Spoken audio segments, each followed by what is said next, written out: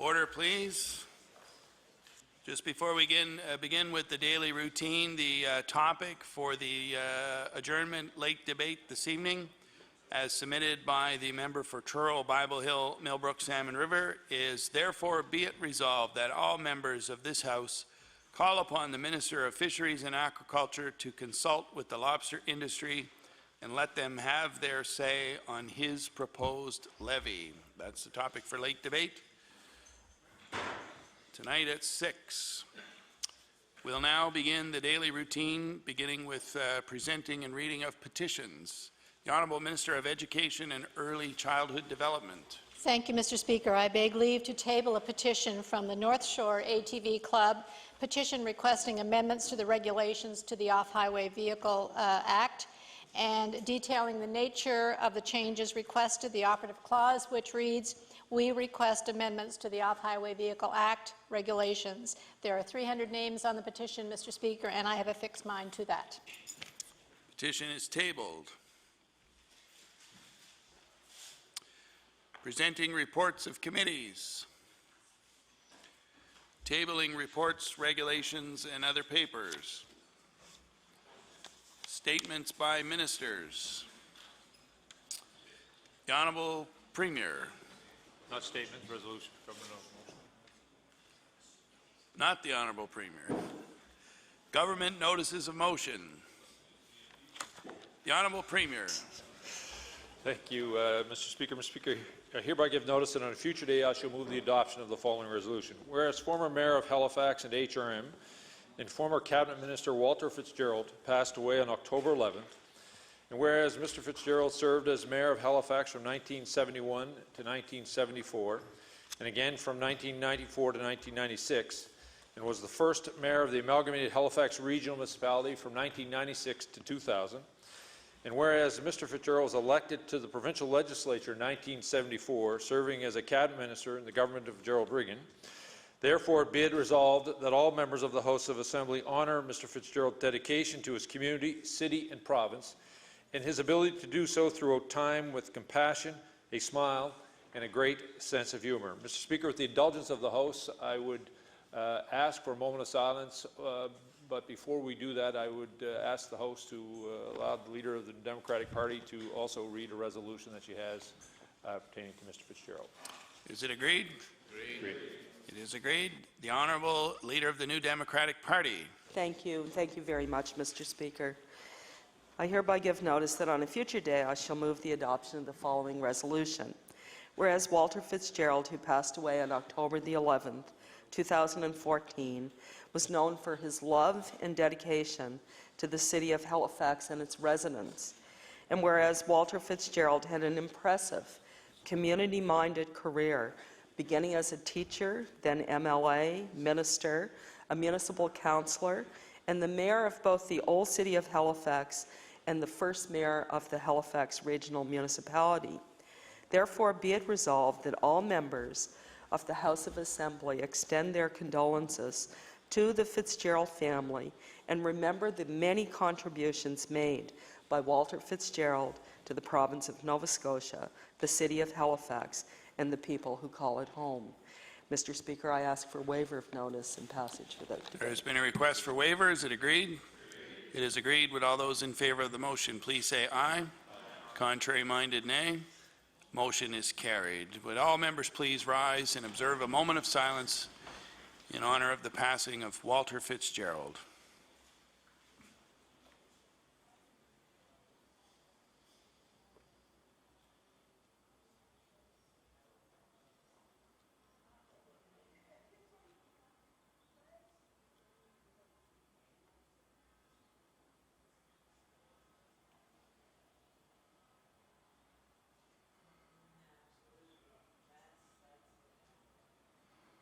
Thank you. The Honourable Government House Leader. Speaker, as Government House Leader, I hereby give notice on a future day I shall move the adoption of the following resolution. Whereas on October 17th, the Province of Nova Scotia and the Nova Scotia Legislature will host the annual regional seminar of the Commonwealth Parliamentary Association. Whereas conference attendees include representatives from British Columbia, Alberta, Saskatchewan, Manitoba, Ontario, Quebec, New Brunswick, Newfoundland and Labrador, Prince Edward Island, Nunavut, Yukon, and the House of Commons. Whereas the conference helps to advance expertise and understanding of parliamentary best practices and procedures for parliaments across Canada and the Commonwealth. Therefore, be it resolved that the Nova Scotia House of Assembly welcomes our parliamentary counterparts and guests from across Canada and invites them to utilize and enjoy our legislature this Friday, October 17th. Mr. Speaker, I ask for waiver of notice and passage without debate. There has been a request for waiver. Is it agreed? It is agreed. Would all those in favor of the motion please say aye? Aye. Contrary-minded, nay. Motion is carried.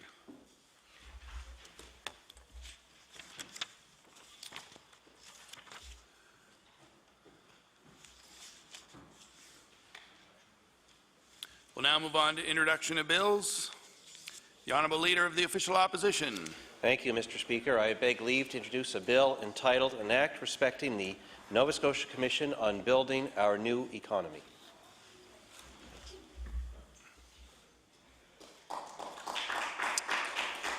The Honourable Leader of the Official Opposition begs leave to introduce a bill entitled An Act Respecting the Nova Scotia Commission on Building Our New Economy. Bill number 32, entitled An Act Respecting the Nova Scotia Commission on Building Our New Economy. Ordered that the bill be read a second time on a future day. The Honourable Member for Queens Shelburne.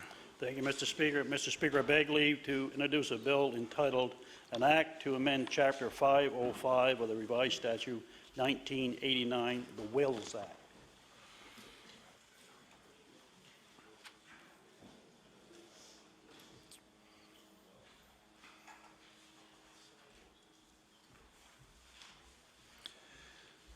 The Honourable Member for Queens Shelburne begs leave to introduce a bill entitled An Act to Amend Chapter 505 of the Revised Statutes 1989, the Wills Act.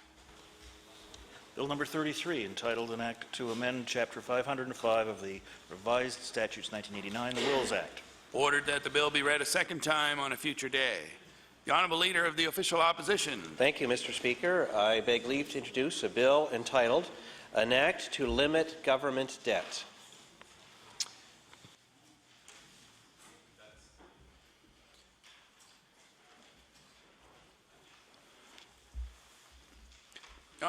Excuse me. The Honourable Leader of the Official Opposition begs leave to introduce a bill entitled An Act to Limit Government Debt. Bill number 34, entitled An Act to Limit Government Debt. Ordered that the bill be read a second time on a future day. The Honourable Leader of the Official Opposition. Thank you, Mr. Speaker. I beg leave to introduce a bill entitled An Act to Amend Chapter 2 of the Acts of 2010, the Finance Act, respecting intergenerational reporting.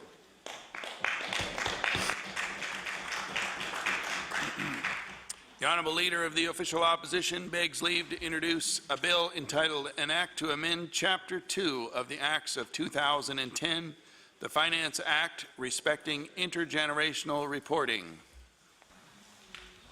Bill number 35, entitled An Act to Amend Chapter 2 of the Acts of 2010, the Finance Act, respecting intergenerational reporting. Ordered that the bill be read a second time on a future day. The Honourable Member for Pictou East. Thank you, Mr. Speaker. Mr. Speaker, I beg leave to introduce a bill entitled An Act to Require Balanced Budgets and Limit Government Spending.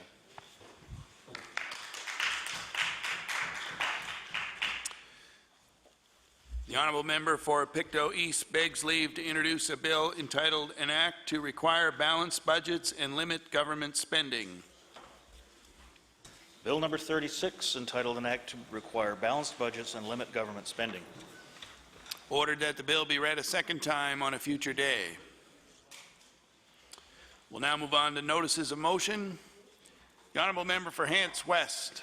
Thank you, Mr. Speaker. I hereby give notice that on a future day I shall move the adoption of the following resolution.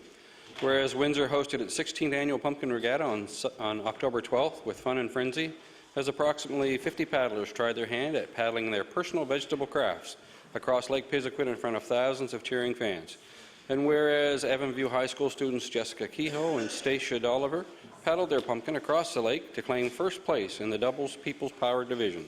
And whereas each year Windsor welcomes visitors and paddlers from across the province and around the globe to its world-renowned Pumpkin Regatta. Therefore, be it resolved that all members of this House of Assembly congratulate Jessica Kehoe and Stacia Dolliver on their precision pumpkin paddling abilities and wish them all the best in future regattas. And, Mr. Speaker, I request waiver of notice and passage without debate. There has been a request for waivers. Is it agreed? It is agreed. Would all those in favor of the motion please say aye. Contrary-minded, nay. Motion is carried. The honourable member for Pictou Centre. Mr. Speaker, I hereby give notice on a future day I shall move the adoption of the following resolution. Whereas New Glasgow native Stephen Conway grew up playing ball in the New Glasgow Kinsmen baseball program, whereas Stephen, along with 17 other fellow Nova Scotians, made up the provincial Nova Scotia junior AAA team, whereas Stephen and his teammates represented our province in the Canada Cup held in Saskatoon, Saskatchewan in August. Therefore, be it resolved that all members of the House of Assembly congratulate Stephen Conway for the years of hard work that got him to the top of his game in our province and for being the only player chosen from our area to attain this honour. Mr. Speaker, request waiver of notice and passage without debate. There has been a request for waivers. Is it agreed? It is agreed. Would all those in favor of the motion please say aye. Contrary-minded, nay. Motion is carried. The Honourable Leader of the New Democratic Party. Thank you very much, Mr. Speaker. Mr. Speaker, I hereby give notice that on a future day I shall move the adoption of the following resolution. Whereas Ceasefire Halifax Communities is committed to preventing violence in North End, Halifax, and other high-risk communities by providing non-violent solutions and raising public awareness of violent acts. And whereas Ceasefire Halifax Communities is based on a program model that has shown success in reducing violence in communities like Chicago. And whereas Ceasefire Halifax Communities celebrated its program launch this summer, therefore be it resolved that the Nova Scotia House of Assembly recognizes the launch of Ceasefire Halifax Communities and offers the organization its praise and encouragement in its goal to prevent violence in our province. Mr. Speaker, I ask for waiver of notice and passage without debate. There has been a request for waivers. Is it agreed? It is agreed. Would all those in favor of the motion please say aye. Contrary-minded, nay. Motion is carried. The honourable member for Hants West. Mr. Speaker, I hereby give notice that on a future date I shall move the adoption of the following resolution. Whereas Dykeland Lodge is a residence for senior citizens located in the picturesque community of Windsor, Hants County, and whereas the first resident moved into the 75-bed facility on December 4th, 1974, which also included 5 independent one-bedroom apartments for seniors and expanded into 1990 when a 35-bed addition was constructed. And whereas with a full calendar of events each month, the residents are free to enjoy bus trips, fitness classes, card parties, music, bingo, bowling, and so much more. Therefore, be it resolved that all members of this House of Assembly congratulate Dykeland Lodge on celebrating 40 years of caring and wish them all the best for many more years to come. Mr. Speaker, I request waiver of notice, passage without debate. There has been a request for waivers. Is it agreed? It is agreed. Would all those in favor of the motion please say aye. Contrary-minded, nay. Motion is carried. The honourable member for Colchester, Musquodoboit Valley. Thank you, Mr. Speaker. Mr. Speaker, I hereby give notice that on a future day I shall move the adoption of the following resolution. Whereas Valley resident Chris Gill has released his third album entitled Gone, and whereas a portion of the proceeds from Chris's album are being donated to Make-A-Wish Atlantic Provinces, and whereas the mission of the Make-A-Wish Atlantic Provinces is to grant the wishes of children with life-threatening medical conditions to enrich the human experience with hope, strength, and joy. Therefore, be it resolved that all members of this House of Assembly commend Chris Gill for his charitable contributions and commitments and wish him success with his latest album, Gone. Mr. Speaker, I request waiver of notice and passage without debate. There has been a request for waivers. Is it agreed? It is agreed. Would all those in favor of the motion please say aye. Contrary-minded, nay. Motion is carried. The honourable member for Sackville-Cobequid. Thank you, Mr. Speaker. I hereby give notice on a future day I shall move the adoption of the following resolution. Whereas Girl Guides of Canada Carter District includes members from Lower Sackville, Middle and Upper Sackville, Beaverbank, Mount Uniacke, and part of Lucasville. And whereas Carter District Guide or Joy Geyser spearheaded grant applications for Carter District units, raising $2,500 for the purchase of trees for the Lower Sackville Arcadia Park Whereas a tree planting and carnival day is scheduled for October 19th with up to 300 Girl Guides from the Carter District participating in the planting of 12 trees and 8 shrubs at Acadia Park. Therefore, be it resolved that this House of Assembly acknowledge the efforts of Joy Geyser and the Carter District Girl Guides on their effort to plant trees and shrubs for Lower Sackville's Acadia Park and provide a beautiful space for all residents to enjoy. Mr. Speaker, I ask for waiver of notice passage without debate. There has been a request for waiver. Is it agreed? It is agreed. Would all those in favor of the motion please say aye. Contrary-minded, nay. Motion is carried. The honourable member for Pictou East. Thank you, Mr. Speaker. Mr. Speaker, I hereby give notice on a future day I shall move the adoption of the following resolution. Whereas Westville's own Lisa Jordan Haley helped coach the Canadian women's hockey team to Olympic gold in Sochi, and whereas this achievement, plus coaching and playing on other award-winning teams, has led to Lisa being inducted into the Pictou County Sports Heritage Hall of Fame, and whereas Lisa always says she comes from Westville and she'll be coming home to Westville for the ceremony where she will be inducted as a builder, therefore be it resolved that all members of this House of Assembly congratulate Lisa on this wonderful recognition and thank her for her contributions and dedication to the sport of hockey. Mr. Speaker, I request waiver of notice and passage without debate. There has been a request for waiver. Is it agreed? It is agreed. Would all those in favor of the motion please say aye. Contrary-minded, nay. Motion is carried. The honourable member for Queens Shelburne. Thank you, Mr. Speaker. Mr. Speaker, I hereby give notice that on a future day I shall move the adoption of the following resolution. Whereas the Minister of Natural Resources stated on October the 9th, 2014, that firewood used by Nova Scotians does not qualify as an emergency or energy source. And whereas the Liberal government promised in their election campaign to keep energy costs down, and whereas many Nova Scotians, especially in rural Nova Scotia, use wood to heat their homes to reduce their power bills. Therefore, be it resolved that the Minister of Agriculture encourage the Minister of Natural Resources to meet with firewood suppliers to get a better understanding of how the use of firewood can heat a home and reduce power bills. Mr. Speaker, request waiver of notice and passage without debate. There has been a request for waiver. Is it agreed? I hear several noes. The motion is tabled. The honourable member for Pictou West. Thank you very much, Mr. Speaker. Mr. Speaker, I hereby give notice that on a future day I shall move the adoption of the following resolution. Whereas Vincent Joyce chaired the committee responsible for the restoration of the Westville Cenotaph, honoring those who served during the First World War, and whereas the sculpture, made of the highest quality materials, was crafted by Emmanuel Hahn, with a design that is replicated across the country, and whereas the names, etched in stone, had faded over the years, but now look as they originally did at its unveiling in 1921. Therefore, be it resolved that all members of the Legislative Assembly congratulate Vincent Joyce and the Restoration Committee on its fine work, ensuring that the sacrifice of those who served our country will not be forgotten.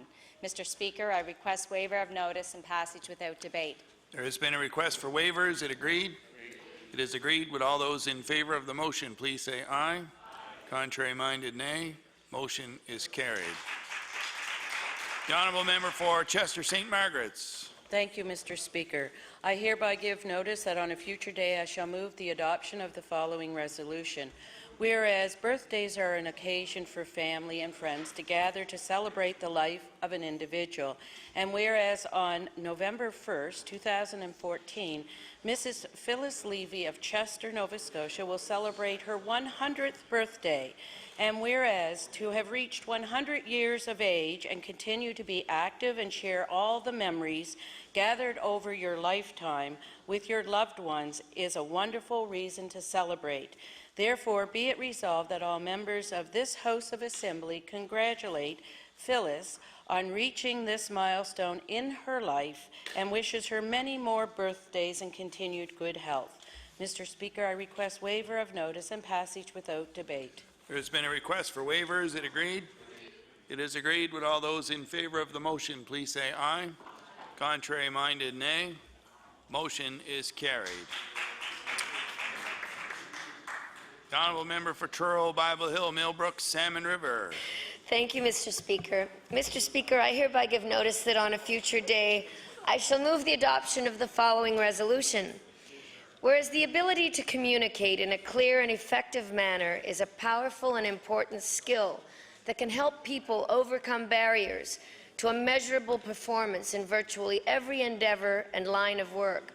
And whereas by assisting in the development of essential communication skills, the Toastmasters International Organization performs a valuable service for its members and for those who hear their message of opportunity, initiative, and good fellowship. And whereas in October 1924, Ralph Smedley held the first meeting of what would become Toastmasters International, and within 9 decades, Toastmasters International has grown to more than 14,650 clubs with 313,000 members in 126 countries worldwide, with more than 480 members in the province of Nova Scotia.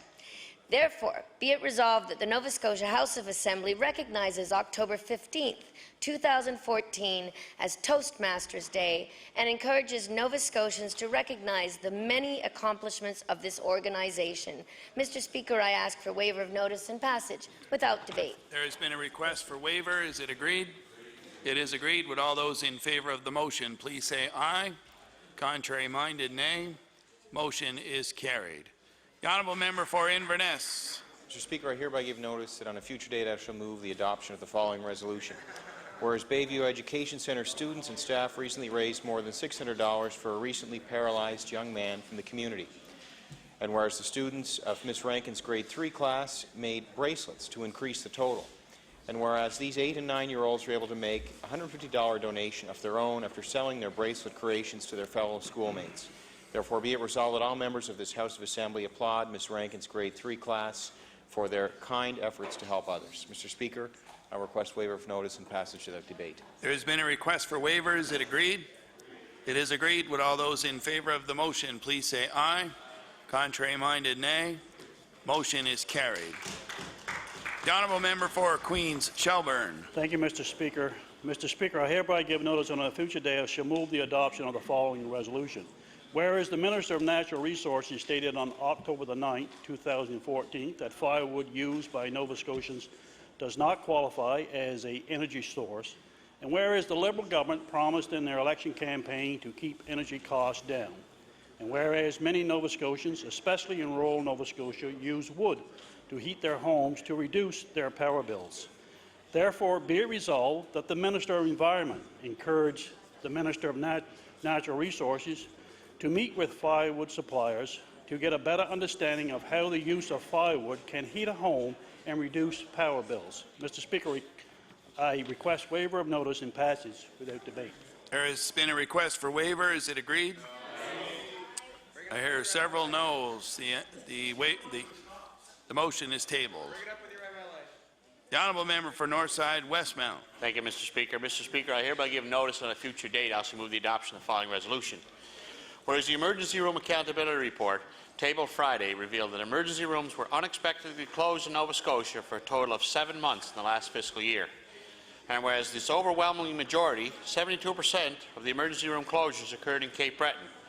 And whereas nurses at the Northside General Hospital are instructed to call 911 if a patient has an emergency because there's no doctor working overnight.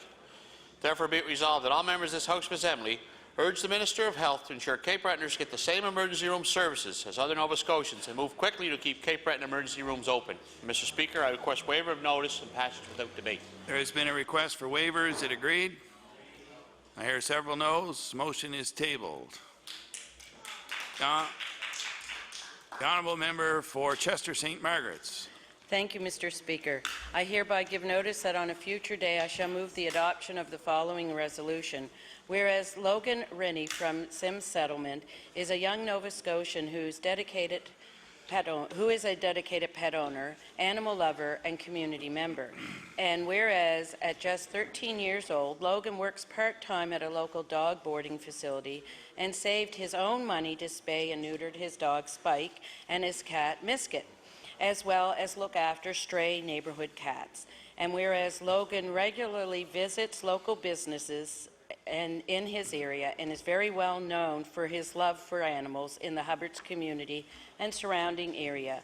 Therefore, be it resolved that the Nova Scotia Legislature applauds Logan for his commitment to animal welfare and his community at such a young age. Mr. Speaker, I request waiver of notice and passage without debate. There has been a request for waiver. Is it agreed? It is agreed. Would all those in favor of the motion please say aye. Contrary-minded, nay. Motion is carried. The honourable member for Pictou Centre. Thank you, Mr. Speaker. Mr. Speaker, I hereby give notice that on a future day I shall move the adoption of the following resolution. Whereas Stellarton native Sandy McDonald has retired at his position at Stellarton Post Office after 36 years of devoted service. Whereas Mr. McDonald has been a valuable and involved individual in his community, spending his days seeing familiar faces at the post office and donating his time to causes such as Big Brothers, Big Sisters. Whereas the type of devotion Sandy has given to all Stellarton residents is a rare thing these days, and he will be sorely missed. Therefore, be it resolved that all members of the House of Assembly congratulate Sandy McDonald on his retirement and wish him well with his plans to continue to give even more time to worthwhile causes in his community. Mr. Speaker, I request waiver of notice and passage without debate. There has been a request for waiver. Is it agreed? Agreed. It is agreed. Would all those in favor of the motion please say aye. Contrary-minded, nay. Motion is carried. The honourable member for Truro, Bible Hill, Millbrook, Salmon River.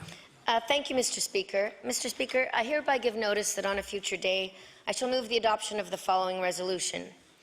Whereas Truro area resident Danny Kavanagh is the current president of CUPE Nova Scotia and also sits on CUPE's National Executive Board, and whereas Danny donated a new lift chair to his lifelong friend Joey Shipley and is challenging all members of CUPE to support ALS fundraising events.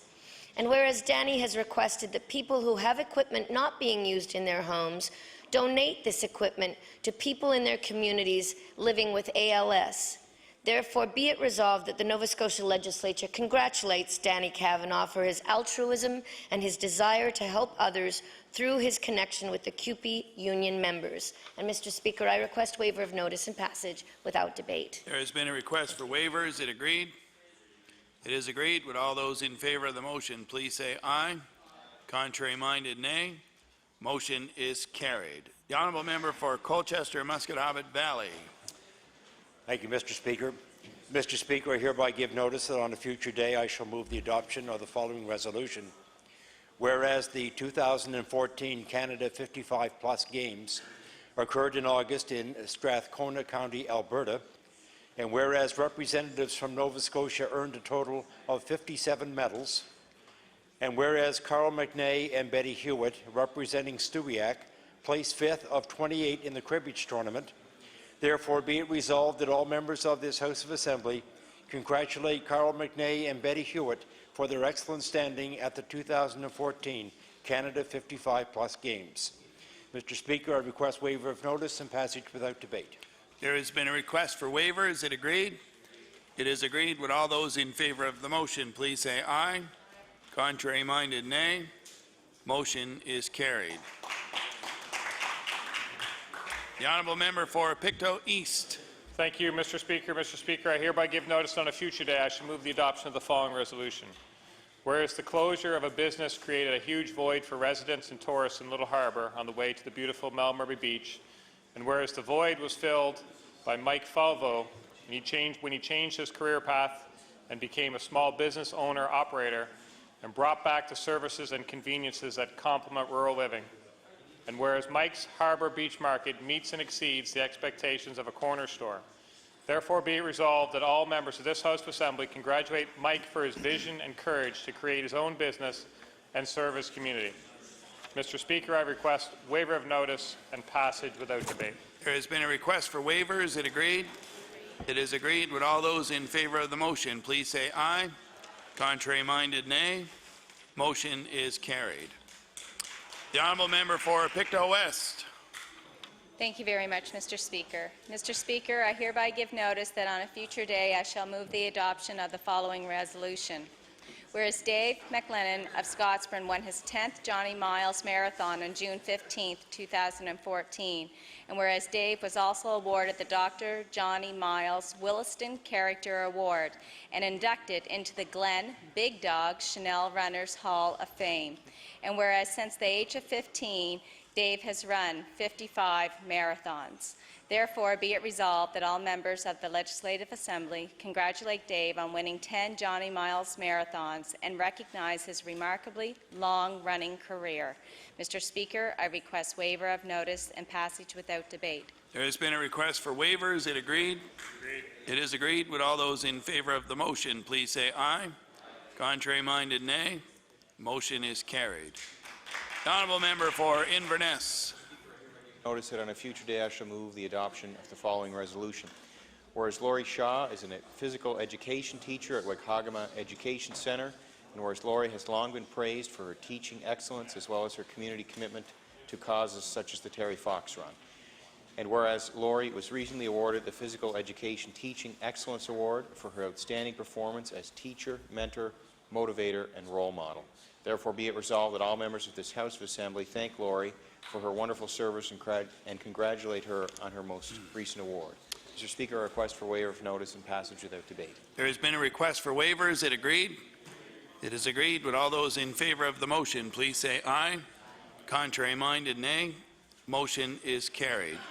The honourable member for Northside Westmount. Thank you, Mr. Speaker. Mr. Speaker, I hereby give notice on a future date I shall move the adoption of the following resolution. Whereas Joanne McNeil and Kelly Carter were proud to officially open the Young Shoots and Deep Roots Garden this September next to the Northside Community Guest Home. And whereas this therapeutic garden was a community project involving many groups such as individuals, horticultural therapist Janice Morrison, Northside Kiwanis Golden K, the Northside Community Guest Home and its foundation, the North Sydney Garden Club, CBRM, students of Monroe Academy, and New Horizons. And whereas residents of the home, walkers and families can enjoy this partnership in caring for years to come along the walking track next to the Northside Community Guest Home, showcasing Monroe Park. Therefore, be it resolved that all members of this House of Assembly congratulate this community effort and the many volunteers that made Young Shoots Deep Roots Garden a reality. And Mr. Speaker, I request waiver of notice and passage without debate. There has been a request for waivers. It agreed? It is agreed. Would all those in favor of the motion please say aye. Contrary-minded, nay. Motion is carried. Barring no more notices of motion, we'll now move on to oral questions put by members to ministers. Time is now 12:37. We'll conclude at 1:37. The Honourable Leader of the Official Opposition. Thank you, Mr. Speaker. My question is to the Premier. Mr. Speaker, we now know that Nova Scotia lost another 8,700 jobs in the past year, and I'll table the report that shows that. Mr. Speaker, that's 8,700 jobs less this September than a year ago September. September is interesting, Mr. Speaker, because that is the same month that the government announced a ban on new ways to create new jobs in our province.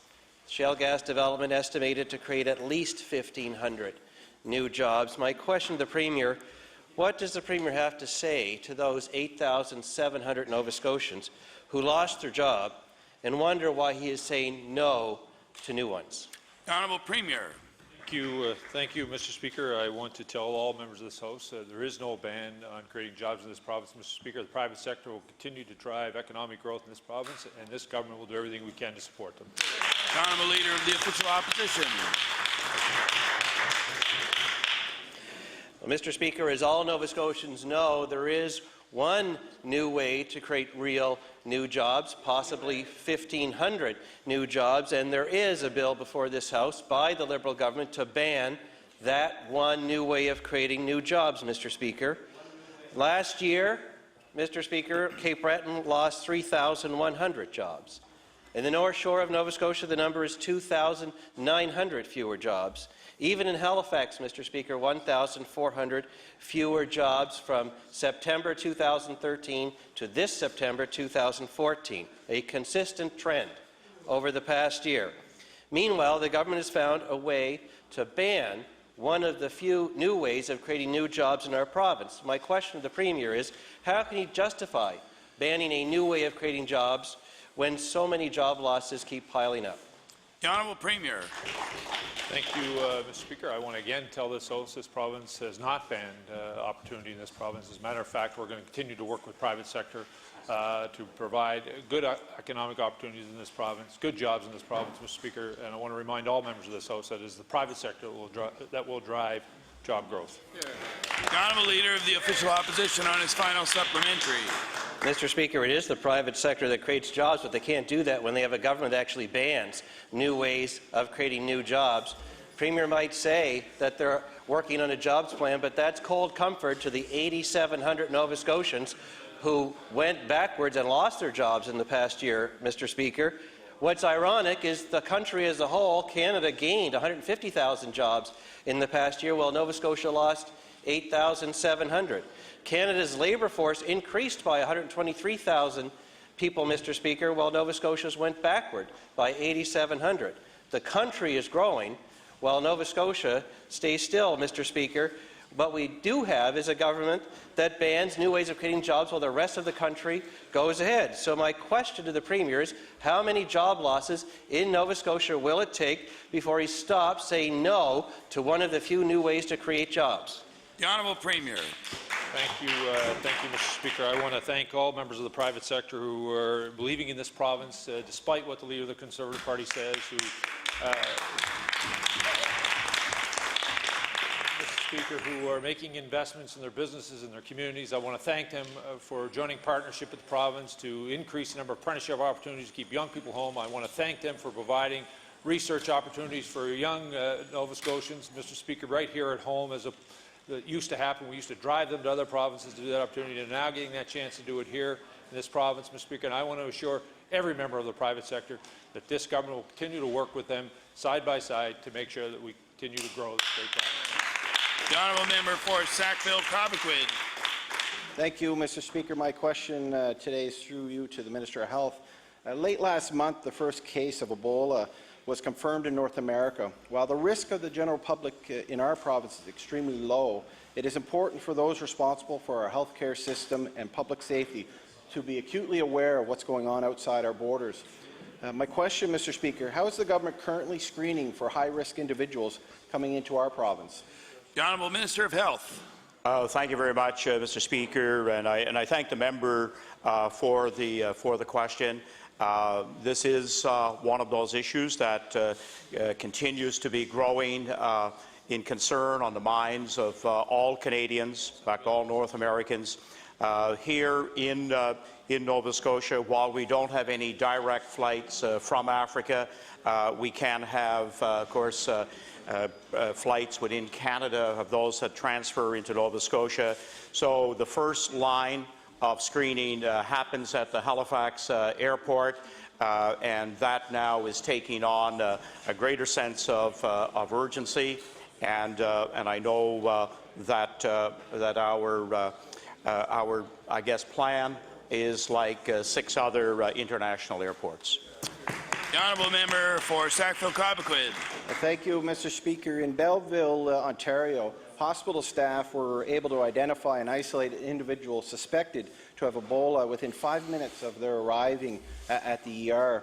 A doctor cited Ontario's updated strict infection prevention and control measures as a reason why this was handled so quickly, Mr. Speaker. So I'd like to ask the Minister, in the rare case an infected individual arrives in Nova Scotia, what protocols has the Minister put in place to ensure that they are quarantined immediately? The Honourable Minister of Health. Thank you, Mr. Speaker, and I know our medical officer is in constant contact with colleagues in Health Canada each week, and in fact I think that has now stepped up just because of a suspected case here in Nova Scotia. Even a suspected case will go into quarantine at the QE2. Those protocols are in place right across the country, and we here in Nova Scotia would have the same type of ability to screen somebody at the QE2. The Honourable Member for Sackville-Cobequid on his final supplementary. Thank you, Mr. Speaker. Sadly, other than family members, it's it is the frontline healthcare workers, Mr. Speaker, who are most at risk when someone is diagnosed and subsequently treated for Ebola. So my final question to the minister is what is the minister and his government doing to train and protect healthcare workers from threats like Ebola? The Honourable Minister of Health. Thank you very much, Mr. Speaker. And the former Minister of Health does raise a really important point. We have seen now what has happened in the United States in dealing with a recent case. And I know that when it comes to having quarantine protocols, it is not just having the space available, it is also having staff trained to deal with it with the latest precautionary measures. And in fact, we'll have Dr. Strang providing an update on all of the measures in relation to Ebola or any other serious medical incidents. The Honourable Leader of the Official Opposition. Thank you, Mr. Speaker. My question is to the Premier. Mr. Speaker, with 8,700 jobs lost in the last year, the government has turned its nose up on over 1,500 new jobs that could come from shale gas development. They justify this based on an 11-year-old estimate of 650 billion cubic feet of gas alone, Mr. Speaker. But the Wheeler report itself, published just this year, estimates that the Windsor-Kennecott Basin alone contains between 17 and 69 trillion cubic feet of natural gas, 26 to 100 times more than the old numbers, Mr. Speaker, and I will table that from the Wheeler report. So my question to the Premier, with so many potential jobs at stake, why is he trying to downgrade the onshore jobs potential? Honourable Premier. Mr. Speaker, we continue to work with the private sector. We continue to work with industries in all sectors to provide good opportunities in this province, Mr. Speaker, and we'll continue to do so. The Honourable Leader of the Official Opposition. Mr. Speaker, of course, it's great that the government wants to thank the private sector and congratulate the private sector. We all do that, Mr. Speaker. What we need is a government that actually listens to the employers of the province when they speak up and say they want the opportunity to develop this resource. Mr. Speaker, that's what's missing, actually listening to what employers in Nova Scotia, the ones that create these jobs, have to say.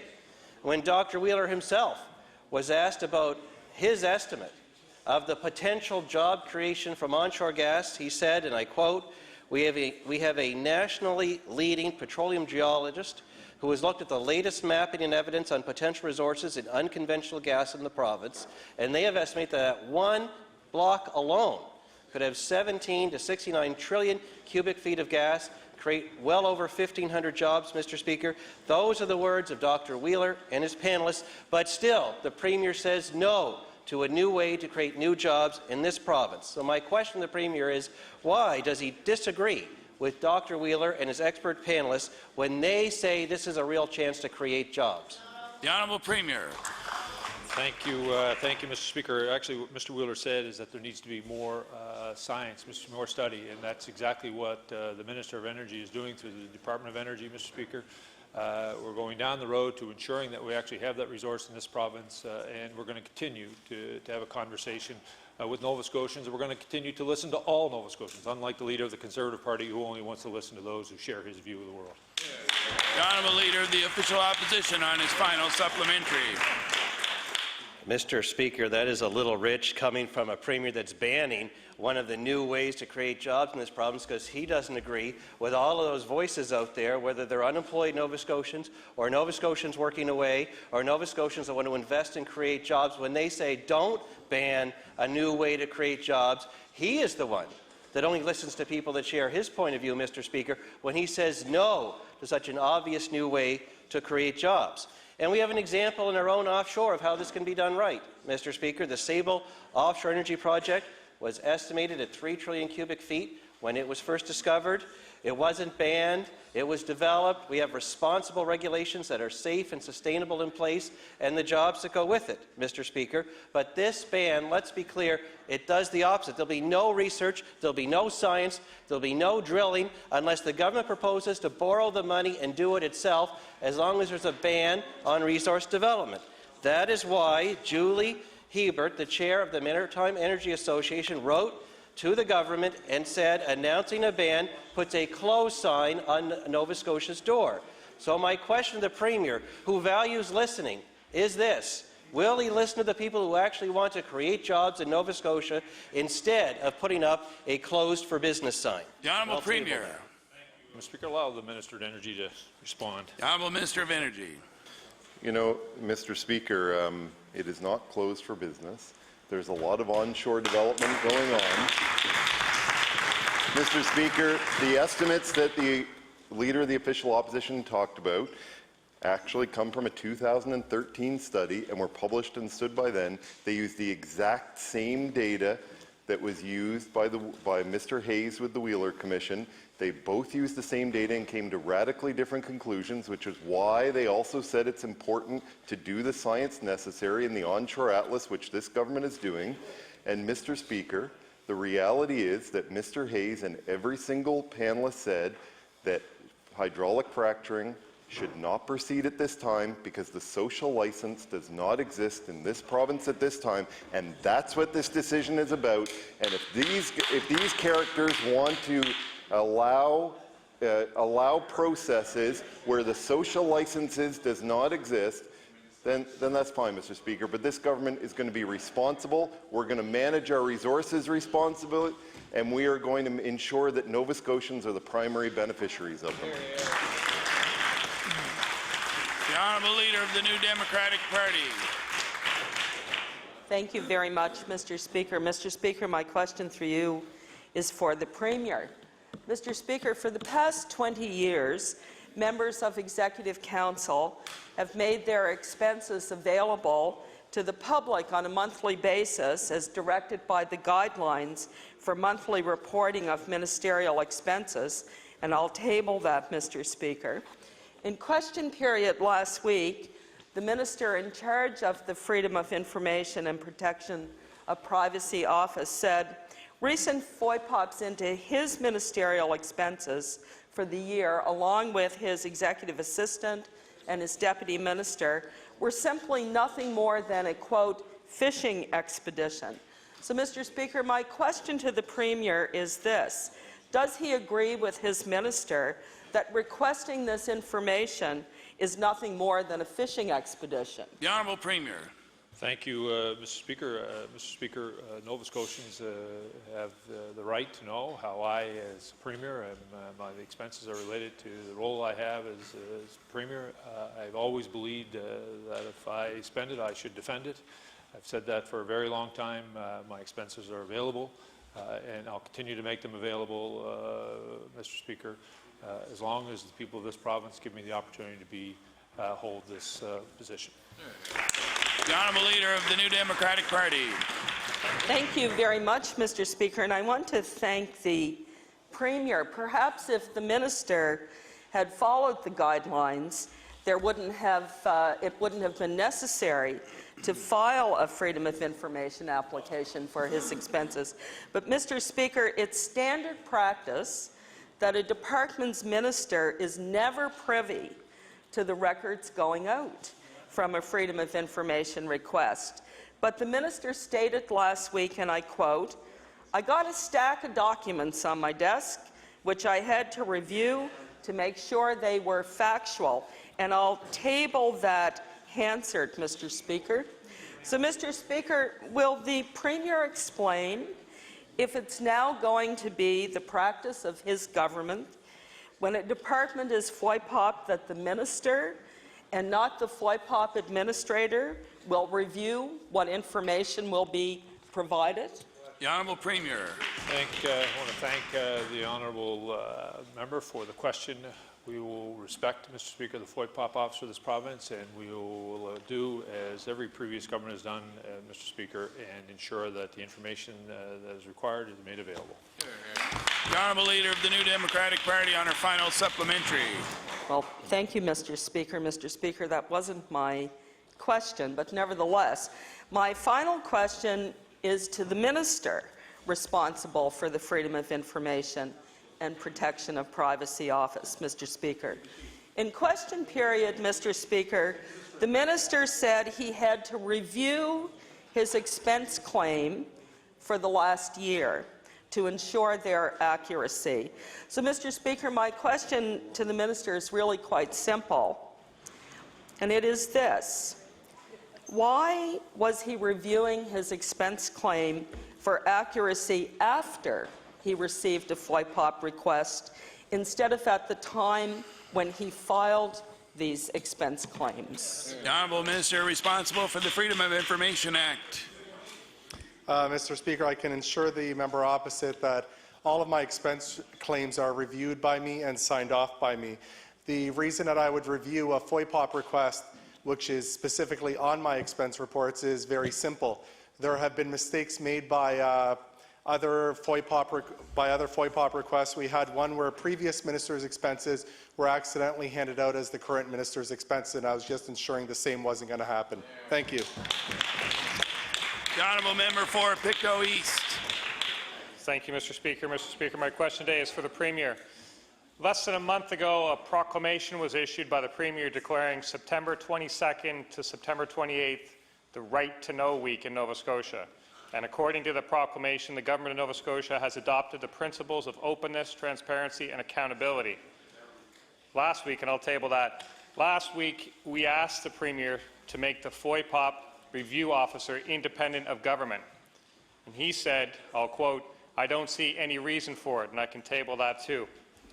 So, Mr. Speaker, my question for the Premier is, when he made September 22nd to the 28th the Right to Know Week, did he in fact mean only that week?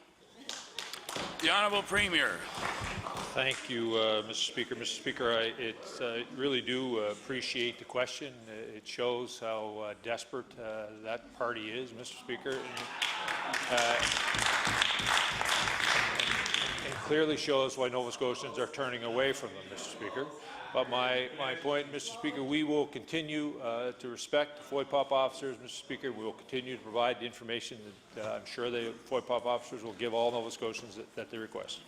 The Honourable Member for Pictou East on his first supplementary. Thank you, Mr. Speaker.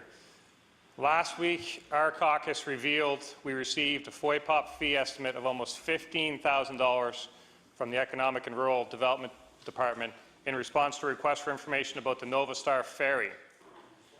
The Chronicle Herald reported that they made a fairly similar request and received a fee estimate of $175. And Mr. Speaker, I'll table that. My question today is, can the Premier please explain, or can the Premier explain such a startling discrepancy? The Honourable Premier. Mr. Speaker, the FOIPOP officers have independence, Mr. Speaker. What more do they want? The Honourable Member for Pictou East on his final supplementary. Well, I think, Mr. Speaker, the issue is that's maybe being called into a bit of question here today. So between the comments of the Premier's comments today and his comments last week that he's too busy to take Freedom of Information requests seriously, the Minister of Internal Services glib remarks in question period last week, and the overwhelmingly large discrepancy in fee estimates, and a multitude of other issues associated with access to information in this province, Nova Scotians are rightly concerned. So my question is, when will the Premier finally take Nova Scotians' concerns about access to information seriously and start by making the FOIPOP Review Commissioner an officer of the Legislature independent of his government? Will he do that, yes or no? The Honourable Premier. Mr. Speaker, what I said, Mr. Speaker, is that as a government we were dealing with the issues that Nova Scotians are bringing to us, Mr. Speaker, the ones that matter to them and their families and communities across this province, Mr. Speaker. Outside of the Conservative Party, Mr. Speaker, no one brings up the FOIPOP officer to the Premier on travel. The Honourable Member for Chester St. Margaret's. Thank you, Mr. Speaker. My question, Mr. Speaker, is through you to the Minister of Health. We've heard many different positions coming from this minister in regards to his stance on collaborative emergency centres, especially the one announced for Lunenburg. In May of this year, the minister told Social News Now that the CEC version is what is looking like what will best serve Lunenburg, and I will table that, Mr. Speaker. My question through you to the minister, does the minister still feel the CEC model is what will best serve people in the Lunenburg area? The Honourable Minister of Health. Thank you, Mr. Speaker, and to the member opposite. We know that the current model needs some change in Lunenburg to deal with hours of closure, and we are awaiting Mary Jane Hampton's report before we put a final model in place, along with going to Lunenburg to meet with medical staff and clinicians at Fisherman's Memorial. The Honourable Member for Chester St. Margaret's on her first supplementary. Mr. Speaker, it was another story when my colleague asked the minister about the Lunenburg CEC in question period. He suggested that he was leaning towards a family practice offering instead of the proven collaborative emergency center model, and I will table that. Thank you. My question through you, Mr. Speaker, to the minister is, why does he keep changing his mind? The Honourable Minister of Health. Thank you very much, Mr. Speaker. As we all know, those who are following the CEC development, there are different versions that in fact have already been put in place across Nova Scotia. We have some with an advanced care paramedic. We have the vast number, however, are primary care paramedics. We have some shortened hours in some locations. We are talking about a family practice concept that in fact would be part of a CEC model going forward as soon as we get the report from Mary Jane Hampton. The Honourable Member for Chester St. Margaret's on her final supplementary. I thank the minister for his answer, Mr. Speaker. Mr. Speaker, not only is the minister backpedaling on opening the Lunenburg CEC, but he also told us last week that he was looking at the family practice model as opposed to keeping their emergency room open. My question through you, when is the minister planning to close the ER at Fisherman's Memorial Hospital? The Honourable Minister of Health. Thank you very much, Mr. Speaker, and I can assure the member opposite and all the good people of Lunenburg and area that we will not be closing the emergency department at Fisherman's Memorial. The Honourable Member for Inverness. Mr. Speaker, my question is for the Minister responsible for the Freedom of Information Act. Mr. Speaker, we have all, I think, in this legislature been in agreement, though it seems usually it's when we're in opposition, that the Freedom of Information Officer should be someone who is independent. And the Premier has just stated that there's a feeling that that position is independent. But the reality, Mr. Speaker, is that we have a recent request from our caucus office going into government, a response that the bill is almost $15,000 to supply the information, and a similar request made by the Chronicle Herald, and the price of that request is $175. So, Mr. Speaker, and the member from Richmond says, have I seen them both? I'd like to see them both. But I'm going to tell you this, Mr. Speaker. I'm going to tell you this. Wouldn't it make sense, and I'll let the minister answer, wouldn't it make sense for it to be an independent person reporting to this legislature so that we could all trust, whether we're in government or whether we're in opposition, that the Freedom of Information process is has integrity? The Honourable Minister responsible for the Freedom of Information Act. Mr. Speaker, I can assure all members of this House and all Nova Scotians that the Freedom of Information person within all our departments is independent of government. If the member from across the aisle would like me to look into why his party's request was $15,000, I can do so. Thank you. The Honourable Member for Inverness. But, Mr. Speaker, I think, again, having it an independent officer of the legislature would create a great deal more of trust by opposition parties. And I'm going to table documents, Mr. Speaker, that show even government members had concerns about this process in the past, and they're in opposition. So, Mr. Speaker, I know the minister himself, when he was questioned about his own expenses, he had reviewed them. I think that's something all of us would want to do. But the point is, Mr. Speaker, we shouldn't be part of that. And I don't think the minister is supposed to be part of that review process. It should be independent. And perhaps the department made a mistake, Mr. Speaker, and made the minister aware that the request has come in. But doesn't this highlight the reason why Freedom of Information requests should be managed by an independent officer of this legislature. The Honourable Minister responsible for the Freedom of Information Act. Mr. Speaker, the reason the Freedom of Information is independent of government, which it is, for example, I'll give you the request that the Conservatives are talking about, $15,000. I have no clue about it. But the request that was done for my expense reports, I was made aware of because it was an actual specific request to my expense reports. And I did review them, and actually what I did find in there was a dinner that was not on my expense reports, and it was actually an expense report from further back to the tune of a couple $100. Surprised me by quite a bit because I had never eaten at Maurizio's and expensed it to the government. So I'm very grateful that I did look at the expense reports that were about to go out because they were not factual. I know everything I've expensed to government. I know that the total of it's only a couple $100, and when I saw one dinner for a couple $100 in there, I knew it was a mistake and it did not go out as factually wrong. Thank you. The Honourable Member for Inverness in his final supplementary. Mr. Speaker, I don't think this is giving Nova Scotians more confidence about how this system is run. And we know that it's not just political parties that make these requests. Nova Scotians make these requests as well. I know we all do expenses in this legislature. I don't know about the rest of you, but I know it's a bit of a pain sometimes. To say the least, but we have to be accountable because it's not our money, it's Nova Scotians' money. And Mr. Speaker, I think we owe it to Nova Scotians. That's why we've taken this position in opposition, but we're also willing to stand by it should we form a government. So, Mr. Speaker, we have members of the government revealing that they are able to review their own expenses for accuracy prior to those expenses being released, and we have different fees being charged for the same question, for the same requests. So how many more examples do we need of this, Mr. Speaker, before the government will accept that we should all be supportive of having an independent officer of the legislature responsible for Freedom of Information requests? The Honourable Minister responsible for the Freedom of Information Act. Mr. Speaker, as I've stated before, the officers are already currently independent.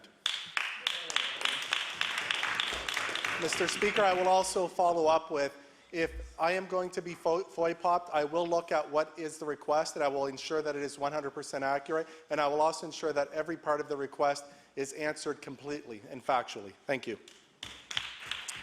The Honourable Member for Chester St. Margaret's. Thank you, Mr. Speaker. Mr. Speaker, my question through you is to the Minister of Communities, Culture and Heritage. Mr. Speaker, preserving the mystery of Oak Island also simultaneously protects future tourism opportunities for the South Shore region. I raised the issue with the Minister in person and in question period last April and introduced a bill in the spring session that called on an archaeologist to be present during exploration. Now I've received a copy of a letter from the Minister, which I thank him for, and I will table that. That was sent to the individuals removing items from Oak Island dated August 2014.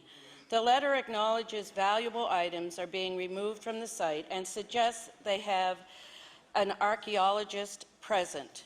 My question, Mr. Speaker, through you to the Minister is, with all the evidence that warrants an archaeologist being present to monitor all future work, why has the Minister only suggested an archaeologist be present instead of making it mandatory? The Honourable Minister for Communities, Culture and Heritage. Thank you, Mr. Speaker. As I've stated, Mr. Speaker, in the past, that the Special Places Protection Act is working. It is doing what it is intended to do. I say that because the licensees who are working on Oak Island have cooperated with us. They have been sending in artifacts and the items that have been of some interest to the province. That being said, I do not have any other control on that particular site.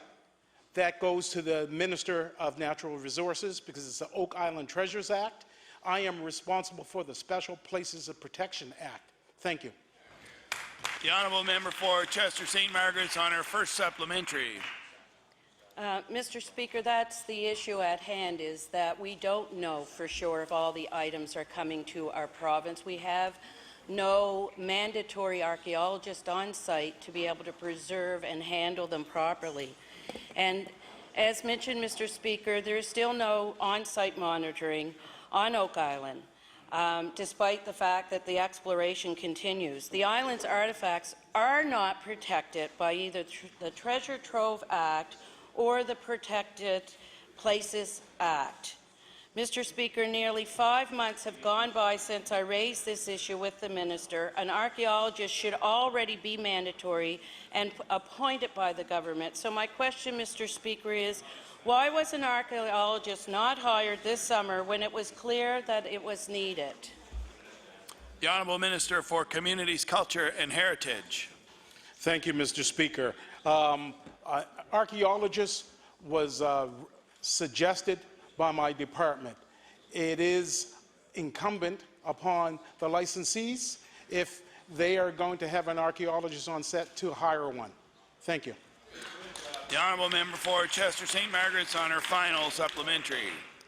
Thank you, Mr. Speaker, and thank you for the minister's answer. That's the issue here, Mr. Speaker, is that it should be mandatory. There is absolutely no protection, and I know that I spoke to one of the treasure hunters last year and asked if they had the professional skills of an archaeologist, and they said no.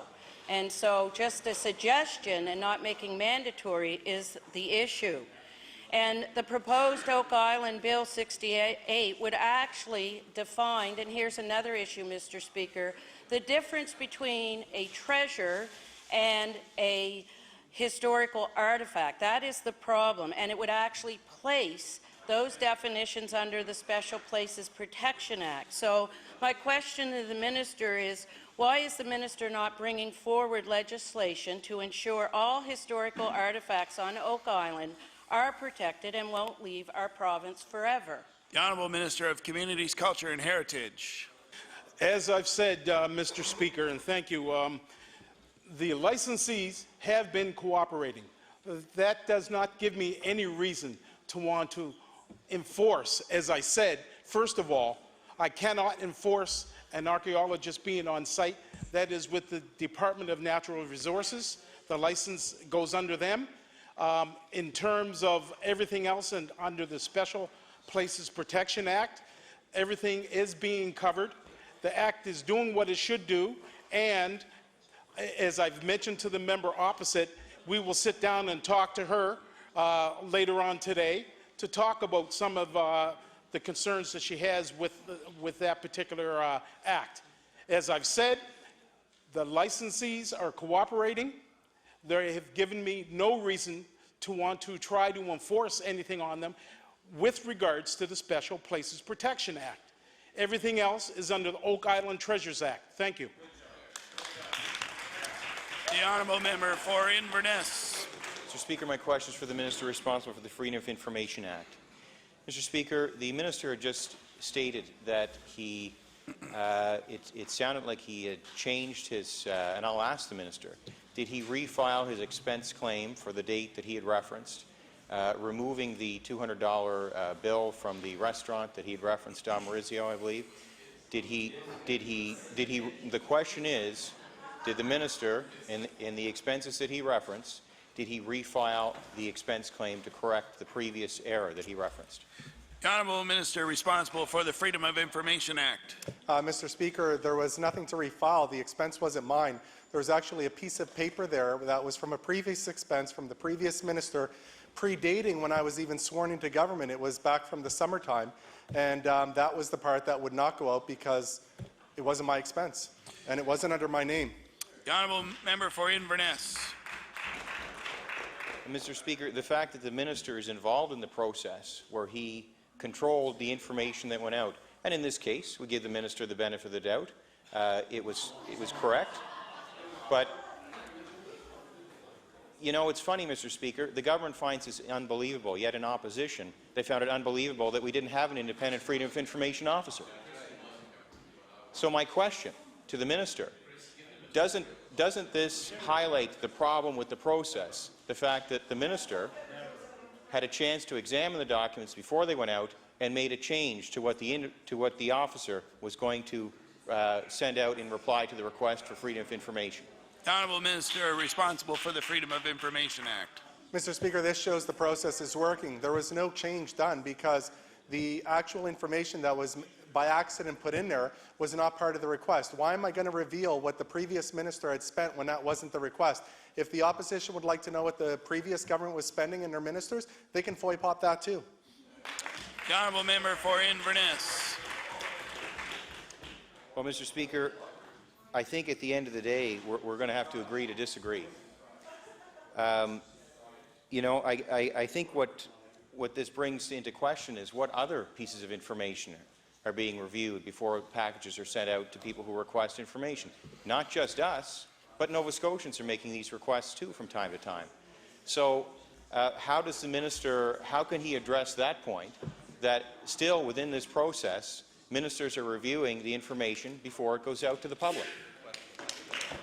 The honourable minister responsible for the Freedom of Information Act. Mr. Speaker, I review no information that goes out other than what pertains directly to me, which is my own expense reports. And that is why when the opposition had FOI popped the Nova Star Ferry, I knew nothing about it. Thank you. The honourable House Leader for the official opposition. Thank you very much, Mr. Speaker. The Emergency Room Accountability Report was released late last week. In the report, the Nova Scotians learned that emergency rooms were closed unexpectedly in our province for the equivalent of 216 days and nights last year. So my question to the minister, does the minister think that Nova Scotians were well served if ERs were closed for the equivalent of 7 months last year? The Honourable Minister of Health. Thank you, Mr. Speaker. I'm wondering, first of all, if that's the 7 months that the former minister was occupying the office, because the year, of course, that the statistics speak to are 2013, 2014, and you know that is an unacceptable number of hours that our ERs have been closed. Many, fortunately, are scheduled hours. And also, as the former minister also realizes, there are the unexpected and the anomalies that show up in that report. The Honourable House Leader for the official opposition. Thank you very much, Mr. Speaker. My apologies to the member for Sackville-Cobequid as well. As I mentioned, ERs in Nova Scotia were closed for 5,200 hours or 216 days or 7.2 months last year. Cape Breton emergency rooms accounted for 72% of those closures. That's 156 nights and days, or that's 5 months. So my question to the minister, why is the minister allowing access to emergency in Cape Breton to be far below the standard for the rest of the province? The Honourable Minister of Health. Thank you very much, Mr. Speaker, and perhaps some of the closure can be attributed to the way in which politics interfered with Dr. Ross's work, and I can assure the member opposite that that won't happen with this government. The Honourable House Leader for the official opposition on his final supplementary. Thank you very much, Mr. Speaker. I guess we'll have to watch that one as time goes on, but we know that 3 hospitals in the province have established regular hours of operation for the ERs, or less than 24. Want to ask a question too? I mean, really? I mean, I'll ask later if she wants to rewrite them, but there you go. So I'll start again. 3 hospitals in the province have established regular hours of operations for the ERs at less than 24/7.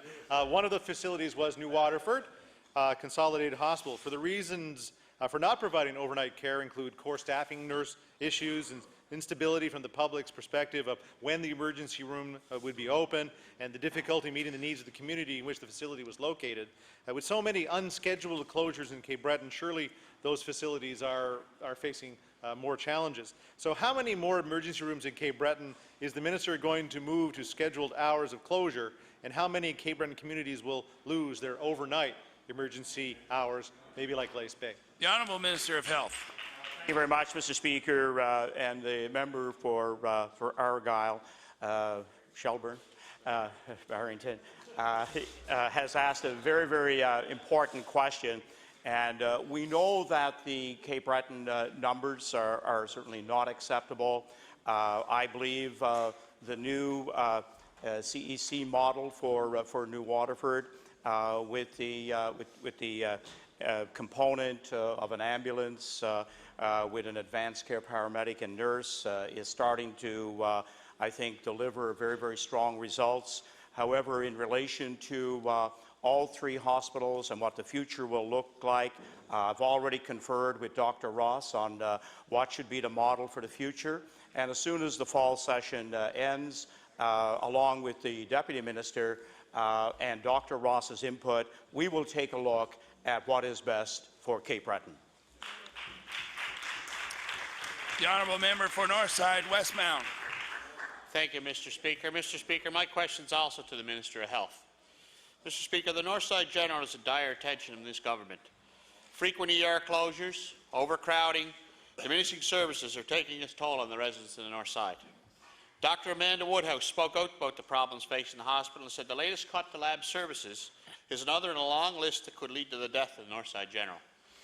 Dr. Woodhouse cites short staffing in lab services, along with the installation of new blood testing machines that she indicates will increase costs and reduce the number of tests. It's a serious problem. And Mr. Speaker, I'll table that document. So my question to the Minister is, why is the Minister allowing important lab services to be depleted at this hospital? The Honourable Minister of Health. Thank you very much, Mr. Speaker. And I know that Northside has been experiencing a number of issues over the last number of months. We also know that there is a new model of care in regards to diagnostic work. Some of that is taking place right across the province.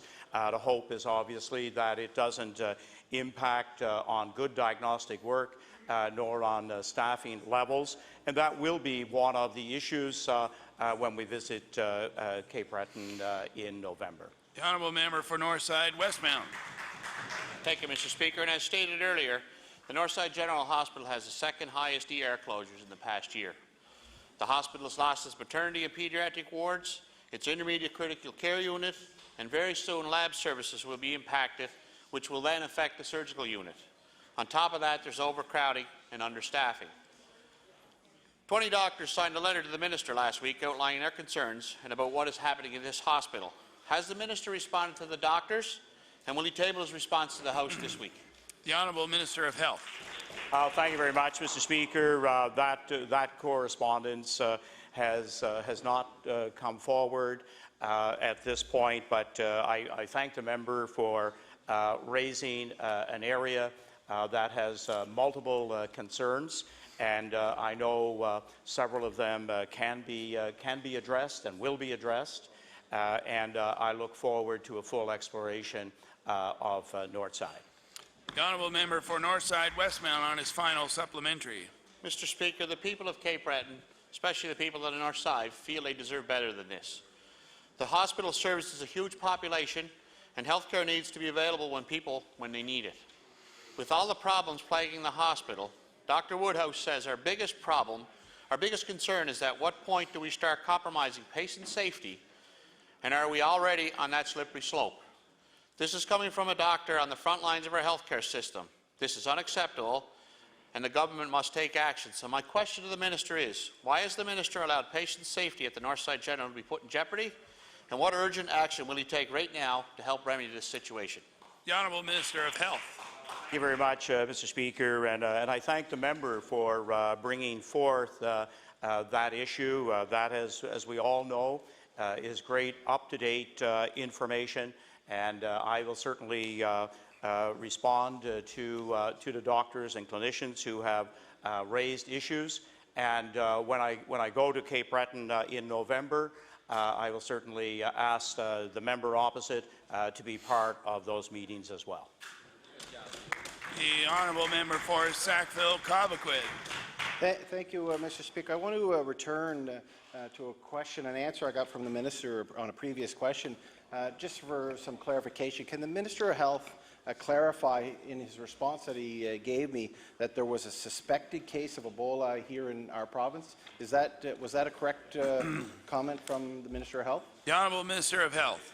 Thank you very much, Mr. Speaker. I certainly made no reference to a suspected case. I know there was a little bit of wonderment maybe earlier today, but I do have confirmation that there is no suspected case in Nova Scotia. The honourable member for Sackville-Cobequid. I thank the minister for that clarification, because it wasn't clear when you answered a previous question.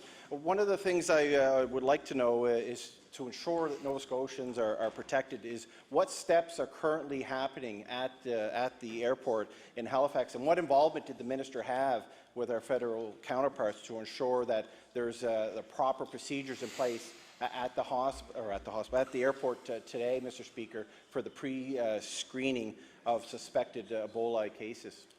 The Honourable Minister of Health. Thank you very much, Mr. Speaker. And this is an area that I have been referring to Dr. Strang, Chief Medical Officer. This is his area of expertise. He's in constant contact with national protocols that are being developed.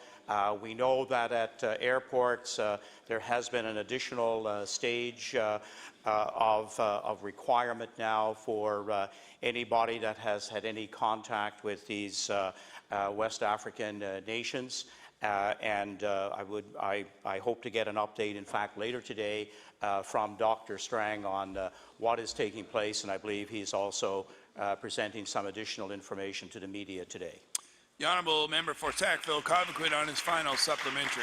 Thank you. As I mentioned earlier, Mr. Speaker, we know the impact Ebola has on an individual and their families, but more importantly on healthcare workers. So I'm wondering if the minister could confirm if has been any alerts given out to all the hospitals and healthcare workers, paramedics, frontline healthcare individuals, men and women who might find themselves in contact with someone who might be able to get through the screening process, because it's not a fail-safe test, Mr. Speaker. So I wonder if the minister could confirm that has taken place.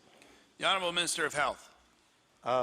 Thank you, Mr. Speaker. And again, the member opposite raises a great point, because we know that there can be many different entry points into the province, and there's certainly at the present time all information has been going out to the medical community on what to look for, but obviously contact with people from the West African nations or having visited there is in fact the primary question that is being asked. And later today, Dr. Strang will give additional information on the issue. The honourable member for Pictou East. Thank you, Mr. Speaker. Mr. Speaker, my question is for the Minister of Finance. New Brunswick, Prince Edward Island, and Saskatchewan are the most recent provinces to become part of the National Securities Regulator System. Concerns with the provincial system of securities regulation has led to repeated calls for a complete national security system in Canada. So my question today for the Minister is Nova Scotia considering becoming part of the National Security Regulator System? The Honourable Minister of Finance. Thank you very much, Mr. Speaker, and I appreciate the question. This is certainly a topical issue and one that we're very interested in. We have not closed the door on any steps to join in the current movement towards a national securities regulator, but at this time we have not made any commitment to do so. The honourable member for Pictou East. Thank you, Mr. Speaker. A national securities regulatory system will provide better and more consistent protection for investors across Canada. It will also provide improved regulatory and criminal enforcement to better fight securities-related crime. Faster policy responses are expected from emerging market trends with a single national regulator. So my question for the Minister is, does the Minister not agree that there are many benefits to a national regulatory system? The Honourable Minister of Finance.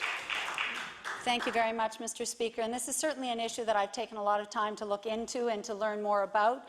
I've held more recently in June a roundtable with about 20 people that were stakeholders of the Securities Commission, both large employers and CDIFs and lawyers that use the Securities Commission.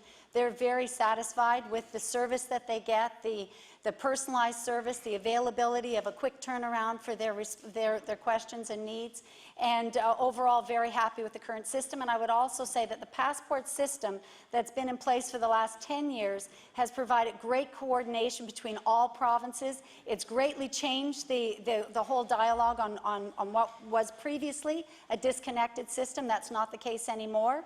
And I do not believe that we have a system that is any way inferior to what the opposition is suggesting. The honourable member for Pictou East on his final supplementary. Thank you, Mr. Speaker. There are many benefits to a national system for both investors and for companies that are looking to raise money. So I appreciate that the minister hasn't closed the door, and I appreciate that the minister is doing some work on that issue. And I wonder if the minister can tell this House when her department will come to a decision on whether to join on with the national system or not. The Honourable Minister of Finance. Thank you very much, Mr. Speaker. And as I said, this is an issue that I've spent time on, that we have discussions on regularly. I would mention to the member opposite, and I'm sure he knows, and all members of the House should know, that we receive about $15 million a year in revenue from having our own Nova Scotia Securities Commission, and that's very significant at this point in time. So at this point in time, we need to look, Mr. Speaker, at whether or not there are benefits to joining into the national system, and we have to weigh that against the cost of lost revenue in the future. And that's a big part of it. We certainly have the door open. We're having discussions at a number of levels, both staff level and political levels. So we have not closed the door on that, and we are certainly going to look at what's best for Nova Scotians. The Honourable House Leader for the Official Opposition. Thank you very much. Thank you very much, Mr. Speaker. I think this is my question. No one wrote it for me. Last week, the minister was asked about the province's plan to design a more supportive and consistent plan around at-home medications for cancer care, or rather than going through the intravenous system for chemotherapy. He indicated the department was looking into it and would have an update soon. We know the challenge for many of the loved ones that we have that have to go through chemotherapy or cancer treatment, and we know the time it takes, of course, to be at the hospital and go through that, as many of us have gone through, or spent a lot of time with my mom when she was getting her services. So now that the minister has had a little bit of time to consult, so I'm hoping he had a little bit of time to ask that question back to his department, can he provide us with any more information on which direction his department is planning on taking? The Honourable Minister of Health. Thank you very much, Mr. Speaker, and I sincerely thank the member for bringing this question forward. It's always a very, very difficult time when any citizen of our province is informed of a cancer diagnosis, and even more concerning if they're not on an insurance program, seniors, pharmacare, or private insurance that will look after paying for oral cancer medication.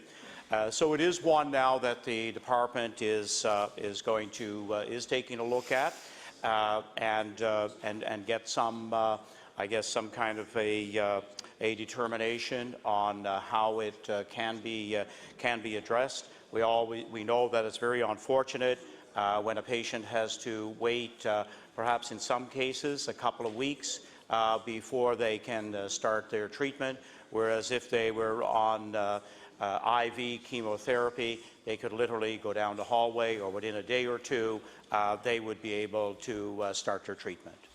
The Honourable House Leader for the Official Opposition. Thank you very much. The CanCertainty Coalition has been very forthcoming with information about the hardship that so many Nova Scotians face with regard to the treatment outside the hospital. And you look at it, it doesn't make a whole lot of sense that if you have cancer, you're picked for a certain run of chemotherapy, you're going to go into that hospital, receive that intravenously without any real question, and at a cost to the province. I mean, there is a cost to all these treatments. There's an overhead, there's space and heat and lights and nursing that goes along with this. If we had a pill and they can go home with it, what better way to be able to be with your family and be at home during this very tough time of cancer treatment. So given that there's so many experts in this area with valid suggestions, will the minister guarantee that he will allow input from those experts as the department moves forward with policy changes? The Honourable Minister of Health. Thank you, Mr. Speaker. In fact, I was very surprised that this issue hadn't been brought forward. I certainly, as Minister, did not know that, in fact, there wasn't a kind of coverage for IV chemo. We've already had a couple of oncologists, Mary Lou Robertson as well. We have had a very preliminary meeting with, but certainly a number of stakeholders that can provide best information, best suggestions on how to deal with this issue is certainly part of the department's plan. The Honourable House Leader for the Official Opposition on his final supplementary. Thank you very much, Mr. Speaker. And quite honestly, this one also falls into the issue of catastrophic drug coverage because by all indication, many of these drugs are extremely expensive as they go home. But it goes to the oddity of our health system that if you're in the hospital, you get to receive all those drugs and treatments for free, supposedly. But if you go home, you have to pay for them. So we just need to find a better way to do that. Our province should be in place with modern technology to make sure that Nova Scotians receive the care that they need in the most appropriate environment. And this should be a top priority for this government and all governments across Canada. Will the minister provide a date for the completion of the cost analysis? I know that these are just getting going in his department, but can he maybe give us an idea how long that might take and when he will make that information public as soon as he has that information as well? The Honourable Minister of Health. Thank you very much, Mr. Speaker, and it is quite an oddity, if you wish, in our system. However, we're not alone. Only provinces west of Ontario are currently covering oral cancer treatments. It is an area now that we will explore. I'm pleased to say that at the present time, about $10 million a year do go into providing oral cancer treatments for Nova Scotians. Really, the big gap is, in fact, the timeline after diagnosis that people are identified as being on some plan. There are actually, again, because of the nature of the disease, we actually have some of the pharmaceutical companies that also have a plan to support treatments.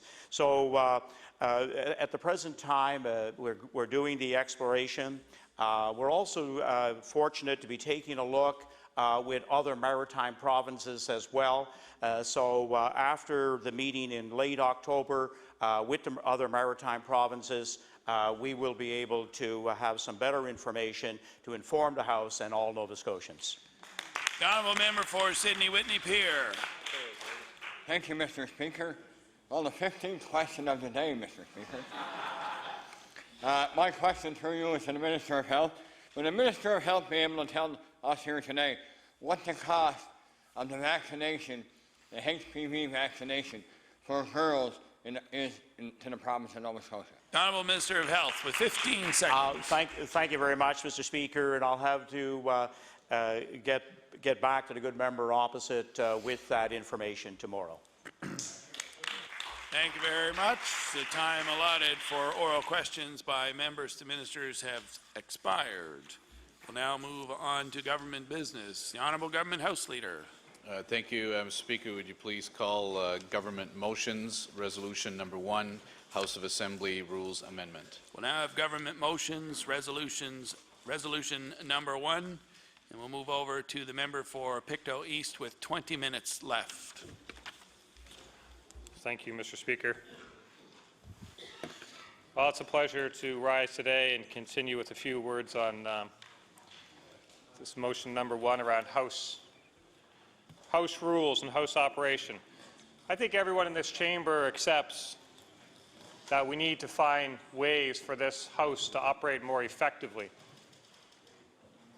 And in fact, we should all be doing that all the time. I know people in businesses are always looking internally and say, how can we do that a little smoother? How can we do that a little more effectively? We probably do that in our personal lives with things that we have to do. Say, hey, what's the most effective way to do that? Well, the business that's done in this House is very important business because it impacts every Nova Scotian. The decisions that are made on the floor of this House of Assembly impact every Nova Scotian, or have have the potential to impact every Nova Scotian. There's no question about that. So they are very important decisions. And I know as MLAs, we have work we do in our constituencies, and we have work we do here in the legislature. And they're both very important to all the people that we impact.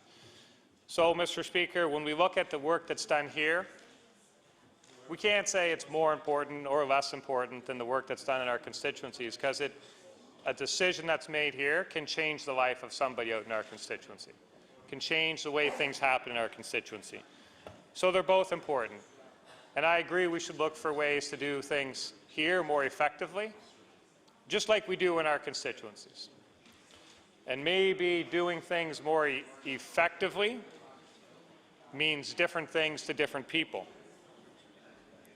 But to me, doing something more effectively means working a little smarter. It means working a little better. But it doesn't mean working less. So when we talk about the hours of this House or the days that this House is in operation, just saying in isolation, well, let's work less days. Well, that doesn't do it for me, Mr. Speaker, and that doesn't do it for Nova Scotians, because we shouldn't be looking at how we spend less time here. We should certainly be looking at how we spend our time here more effectively. But we shouldn't be looking at how we spend less time here. Because it's not about working more or working less. It's about getting the work that's important to Nova Scotians done. And that's all we're doing here. We're all trying to find a way to make the lives of Nova Scotians a little bit better in our own special way, in our own way that we have the power to make change. That's what we're trying to do. So we should be in here bringing voice to Nova Scotians. The work that's done in this chamber can only be done here. And the work that's done in this chamber should be done fairly, and it should be done methodically, and it should be done to get the results that Nova Scotians need and that Nova Scotians deserve. So, Mr. Speaker, what we need to do is find ways to give people more time to stand up in this chamber and bring the voices of their constituents to the floor of this House for consideration. And that's what we really should be doing. We're all representing our constituents, and we all need to be able to bring their voices forward. So, Mr. Speaker, we just went through question period. I asked a question about the National Securities Regulator and that system. So I don't know how long how long I had for my question, Mr. Speaker, but I'm going to say it was probably 3 or 4 minutes back and forth. We had a little chat about the National Securities Regulator. Well, that's a type of a decision that the department, we understand, is looking at, is having some meetings with stakeholders and is talking to people. Now, I didn't know that, Mr. Speaker. I'm sure the average Nova Scotian didn't know that. There's a lot of kind of stockbrokers around the province. If you're a stockbroker here in Halifax and you have a client who's from Ontario or somewhere else, we have to register now with all those different provincial bodies, and there's fees associated with all that. I wonder if all those stockbrokers know that that there is discussion about that and how the government's feeling about that. Maybe that's something they have some valuable information upon. So in the absence of Nova Scotians getting to speak directly to the government, they want to turn to their representatives to speak to the government on their behalf. And we need more of that, not less of that, Mr. Speaker. So just on that issue of the National Securities Regulator, the Finance Minister said the province raises $50 million a year from that program. Well, Mr. Speaker, that raises a couple questions. But before we get into the issues of the costs and the benefits, so the $50 million is a benefit to the province, But what's the cost? What's the cost of getting that benefit? Because there's always a cost and a benefit. But we know that the $50 million comes from somewhere. Do we know where it comes from? Well, it comes from the job creators. The job creators are the ones that are paying that fee, $50 million to the province. It's a tax, Madam Speaker. So if we look at that tax, we say the job creators are paying a $50 million tax for the privilege of doing business here, then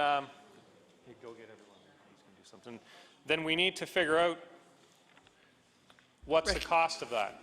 Order. I recognize the Honourable House Leader. Madam Speaker, maybe the member for Pictou East may have missed the memo, but we're currently speaking on an amendment to Resolution Number 1. I don't believe I've heard him even make mention to that amendment, which should be the primary focus of his debate in the House today, not securities regulation in this province. I would hope you would guide him a bit towards what he should actually be focusing on, which is the amendment proposed to Resolution Number 1. I would recommend all members of the House who please to speak to the resolution on the, or the amendment on the resolution. Yes.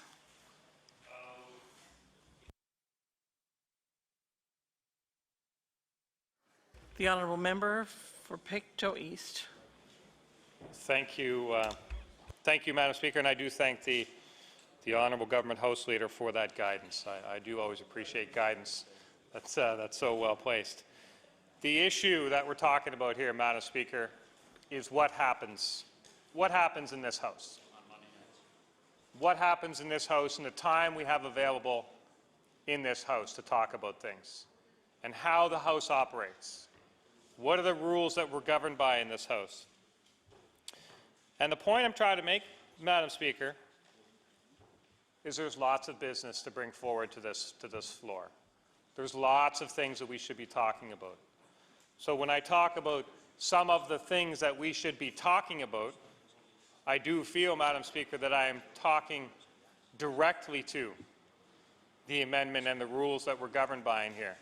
Because I think of many things that my constituents would like me to bring forward and like me to talk about.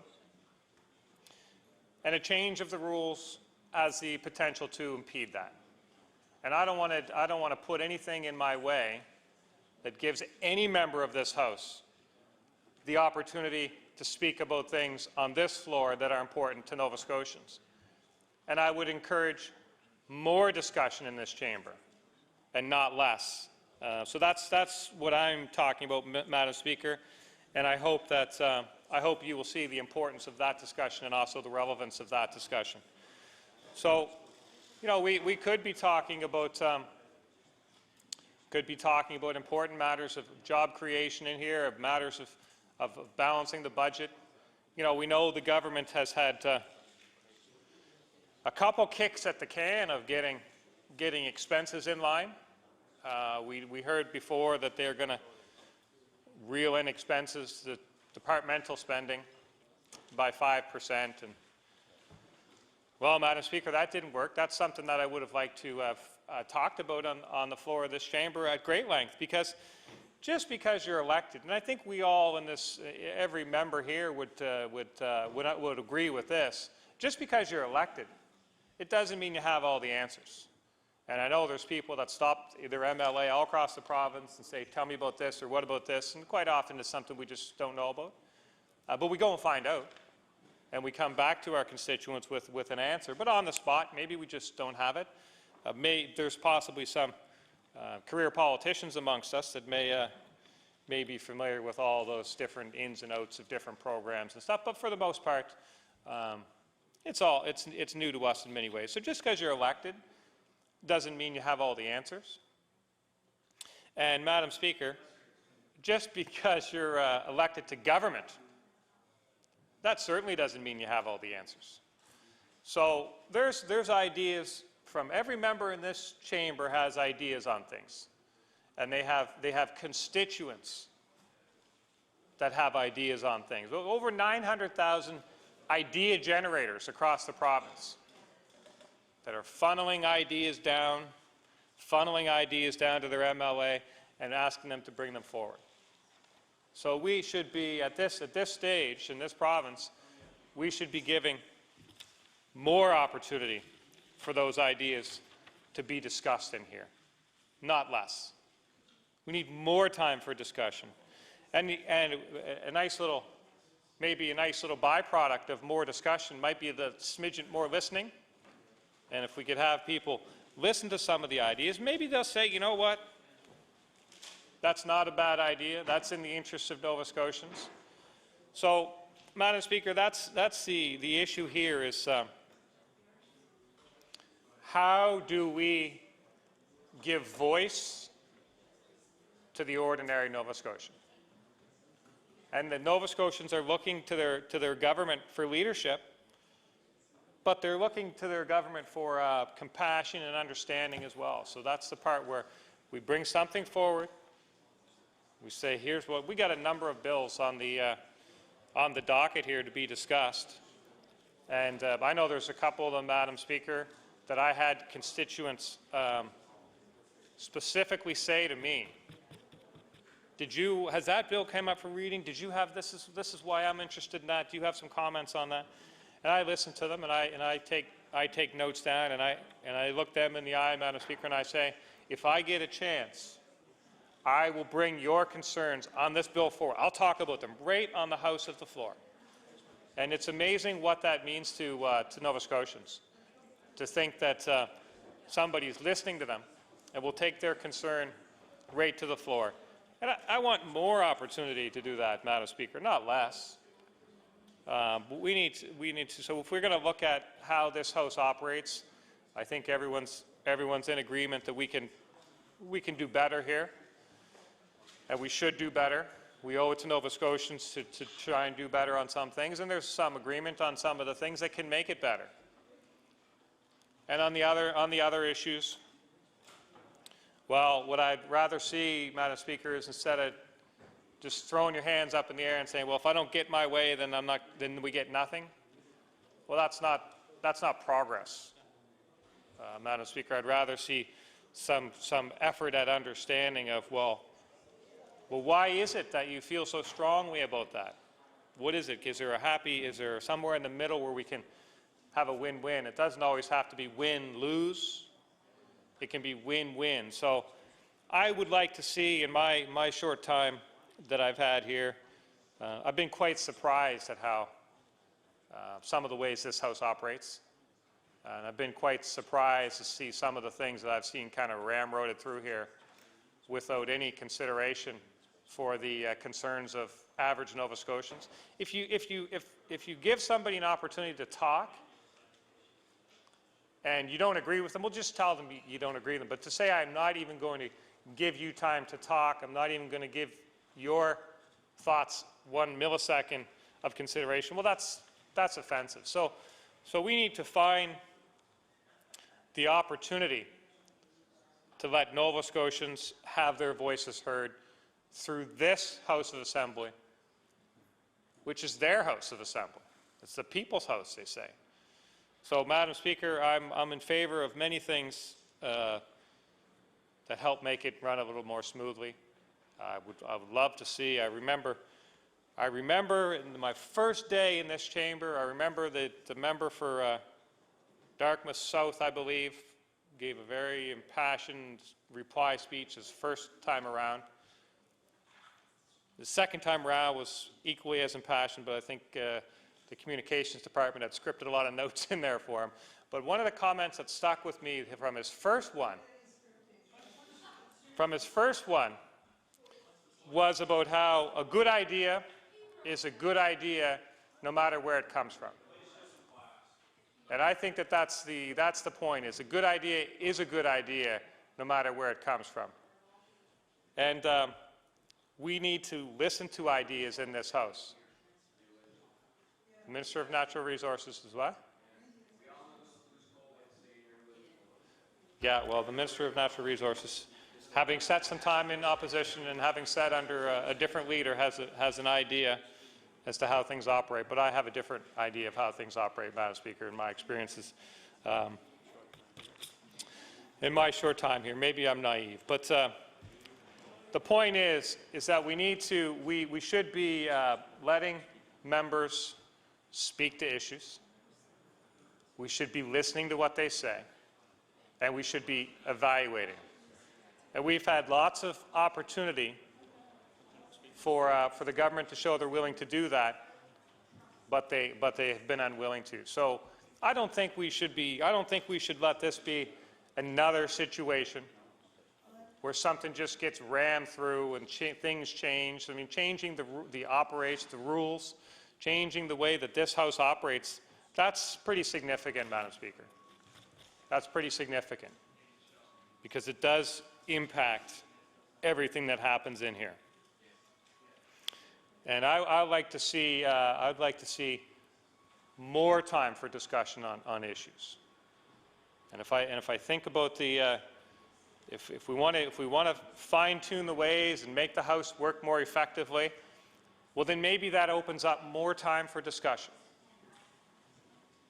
And I don't want to see that time just swiped away. I would rather see that time that we've now done things better, we have more time.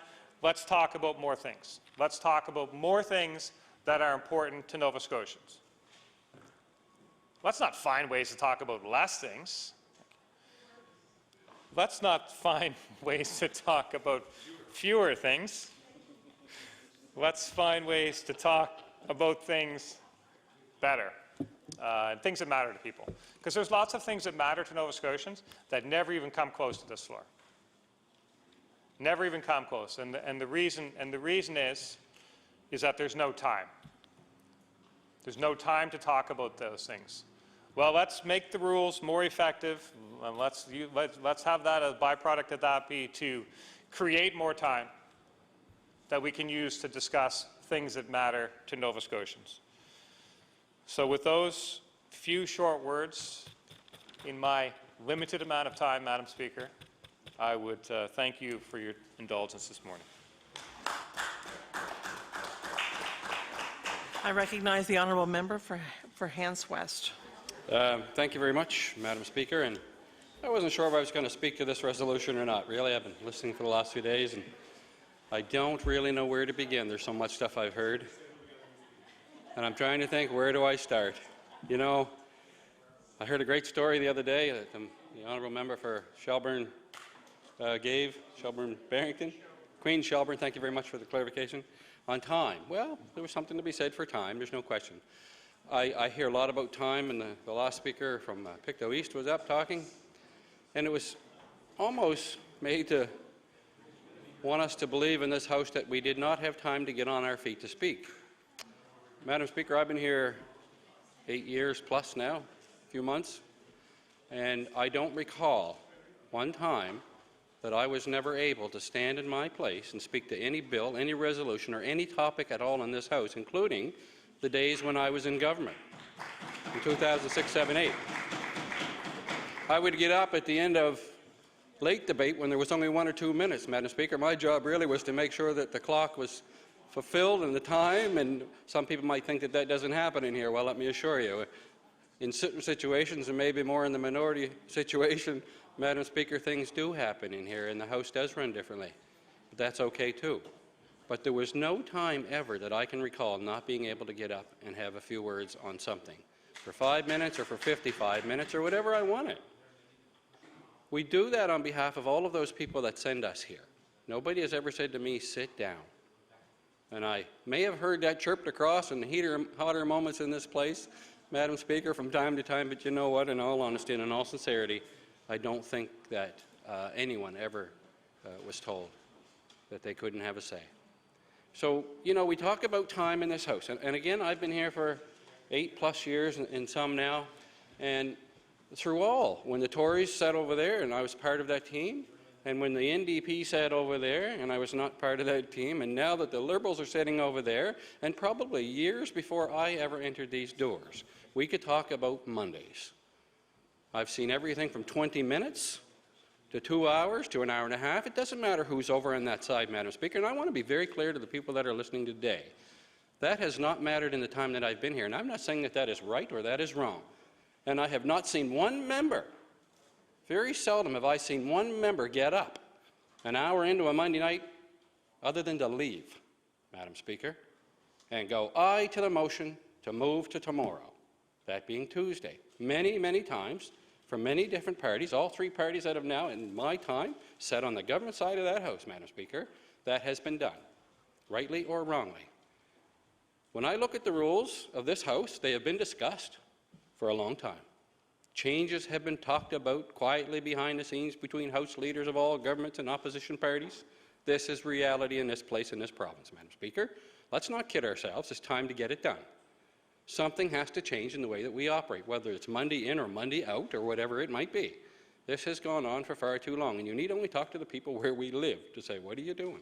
Some people know we're here. Very few, in all honesty. They asked if you're in session or not.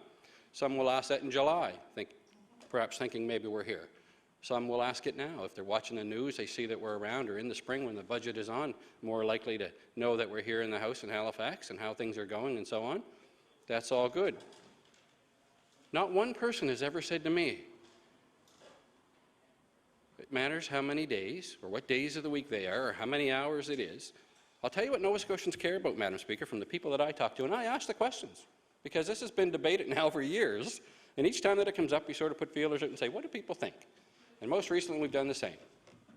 And here's what the people that I've talked to think, Madam Speaker. Some of it I probably couldn't repeat in here. Wouldn't be parliamentary. Others who are involved and who are watching, they expect us to come in here and to make decisions and policy and legislation and resolutions and whatever our business might be in an effort to better this province and the people in it. That's what they expect. Nobody has said, oh, you should only work 4 days or 3 days or 5 days. Nobody has ever said that. Or 7 days. We look at other opportunities throughout the country and the national level. Ottawa sits, I think, 2 weeks on, a week off, something like that. The reason they do that, they need to get work done at home in their constituencies and their ridings. Now, for people in Nova Scotia, I think probably our farthest is maybe 5.5, 6 hours away. You know, that's probably Glace Bay. I'm looking at the Minister of Transportation. Now, well, there's likely one of the farthest drives. Yarmouth would be another one, and they're all long. Some days they're all long. There is a required time. The business at home in our constituencies, just in case anybody doesn't realize this, does not stop when the doors of this House open, whether it be spring or fall or summer or whenever it is. People expect us to be present. They expect us to look after the issues, as we always do. I don't think, again, that it matters to them so long as they're being looked after in an efficient way and in an accountable way. You need only look at what it might cost to open the doors to come in here on a Monday evening, Madam Speaker, and it would probably scare you if you've taken the time to do that. Whether we're here for an hour or 2 hours, 3 hours, whatever it might be, there's an associated cost that goes along with that. It would be a rare occurrence, and I've not gone back through the Hansard, perhaps I should have, but from memory, the amount of times that I've sat in this House on a Monday night from a 4 until 10 or a 7 till 10, unless there was a major debate going on, and that has happened in the past. And even if the Mondays went away or went to committee or whatever is being suggested here, Madam Speaker, you know, there would be an opportunity to still come back to work here on Monday nights if need be for debate, or if there was something important on the go. The government has the ability anytime they want, and we have seen that over the years, whether it be July and a strike issue or the paramedics or whatever the date might be. I remember coming into this House for the first time in the summer, I guess I should say, in the hot summer of 2006, after that election. My first time in here was in July. There's nothing saying that we have to sit however many days, or I guess there is, but as the tradition has continued for, what are we, 255 years old in this historical chamber now or so, thereabouts, we do have to think about the people that we represent. We do have to think about doing the right thing on their behalf, whether that's Tuesday, Wednesday, Thursday, Friday, whatever that is. If there's a certain number of hours that is required, and certainly there has been a number put forward by the government that they would like to see. I listened to the last speaker, and the more I listened, I thought, time. Well, okay, time on Tuesday, time on Monday, time on Wednesday. There's substantial amount. There's 24 hours in every one of them days, and I guess most recently, some of us have sat here near that in past months. And that's okay too. If that's what it takes to get the people's business done in that House and done the right way, fine and dandy. Let's do that. Correct. Maybe. So I'm being asked questions on the side here, Madam Speaker, and well, that's all right. People are free to get up and ask questions if they so like, and perhaps those are questions that should get asked. There's nothing wrong with that. Anybody can stand up when they get the time and they haven't expended their hour. Maybe that question was asked. Bills do go through this House, but you know what, Madam Speaker? I've seen bills go through this House in seconds, minutes. Not one person who has, by the way, all 51 members in this House now have an hour on each part of that, through every session or every section of the bill. Second reading, third reading, committee of the whole, you could all stand for an hour. Talk away if it's important to you. Get up and talk on behalf of your people. Make your points. Nothing wrong with that. How often we have seen, and I'll speak, I won't even say we, I'll say me. I'll tell you this. The one thing that we don't see very often is people getting up to speak to bills at length. On occasion, when they are important to people and they are controversial, as we've seen in past, so be it. They should get up and they should talk, or it doesn't matter how, you don't have to talk an hour. You could talk 10 minutes and be very effective in the message that you are delivering on behalf of the people you represent. An hour has nothing to do with it, but you do have the ability to get up for an hour and speak in every one of those second, third, committee of the whole. And there are other means, as we've seen recently, to even move that time out farther. There are things like hoist. Know the rule book. Grab it. Read it if you haven't. I would recommend that to everybody. I learned by fire coming into this place. At the time we came in here, I was the deputy House leader for the government and knew nothing. But you had to learn in a hurry, because if the deputy or the House leader wasn't here, they were looking at you, Madam Speaker. And I can relate to those who've done that job. Sometimes not so much fun. And if you're going to do it right, you better know the rules of this House and how it operates. And you better know what the team wants and what bills are going to be called and how long people can speak to them.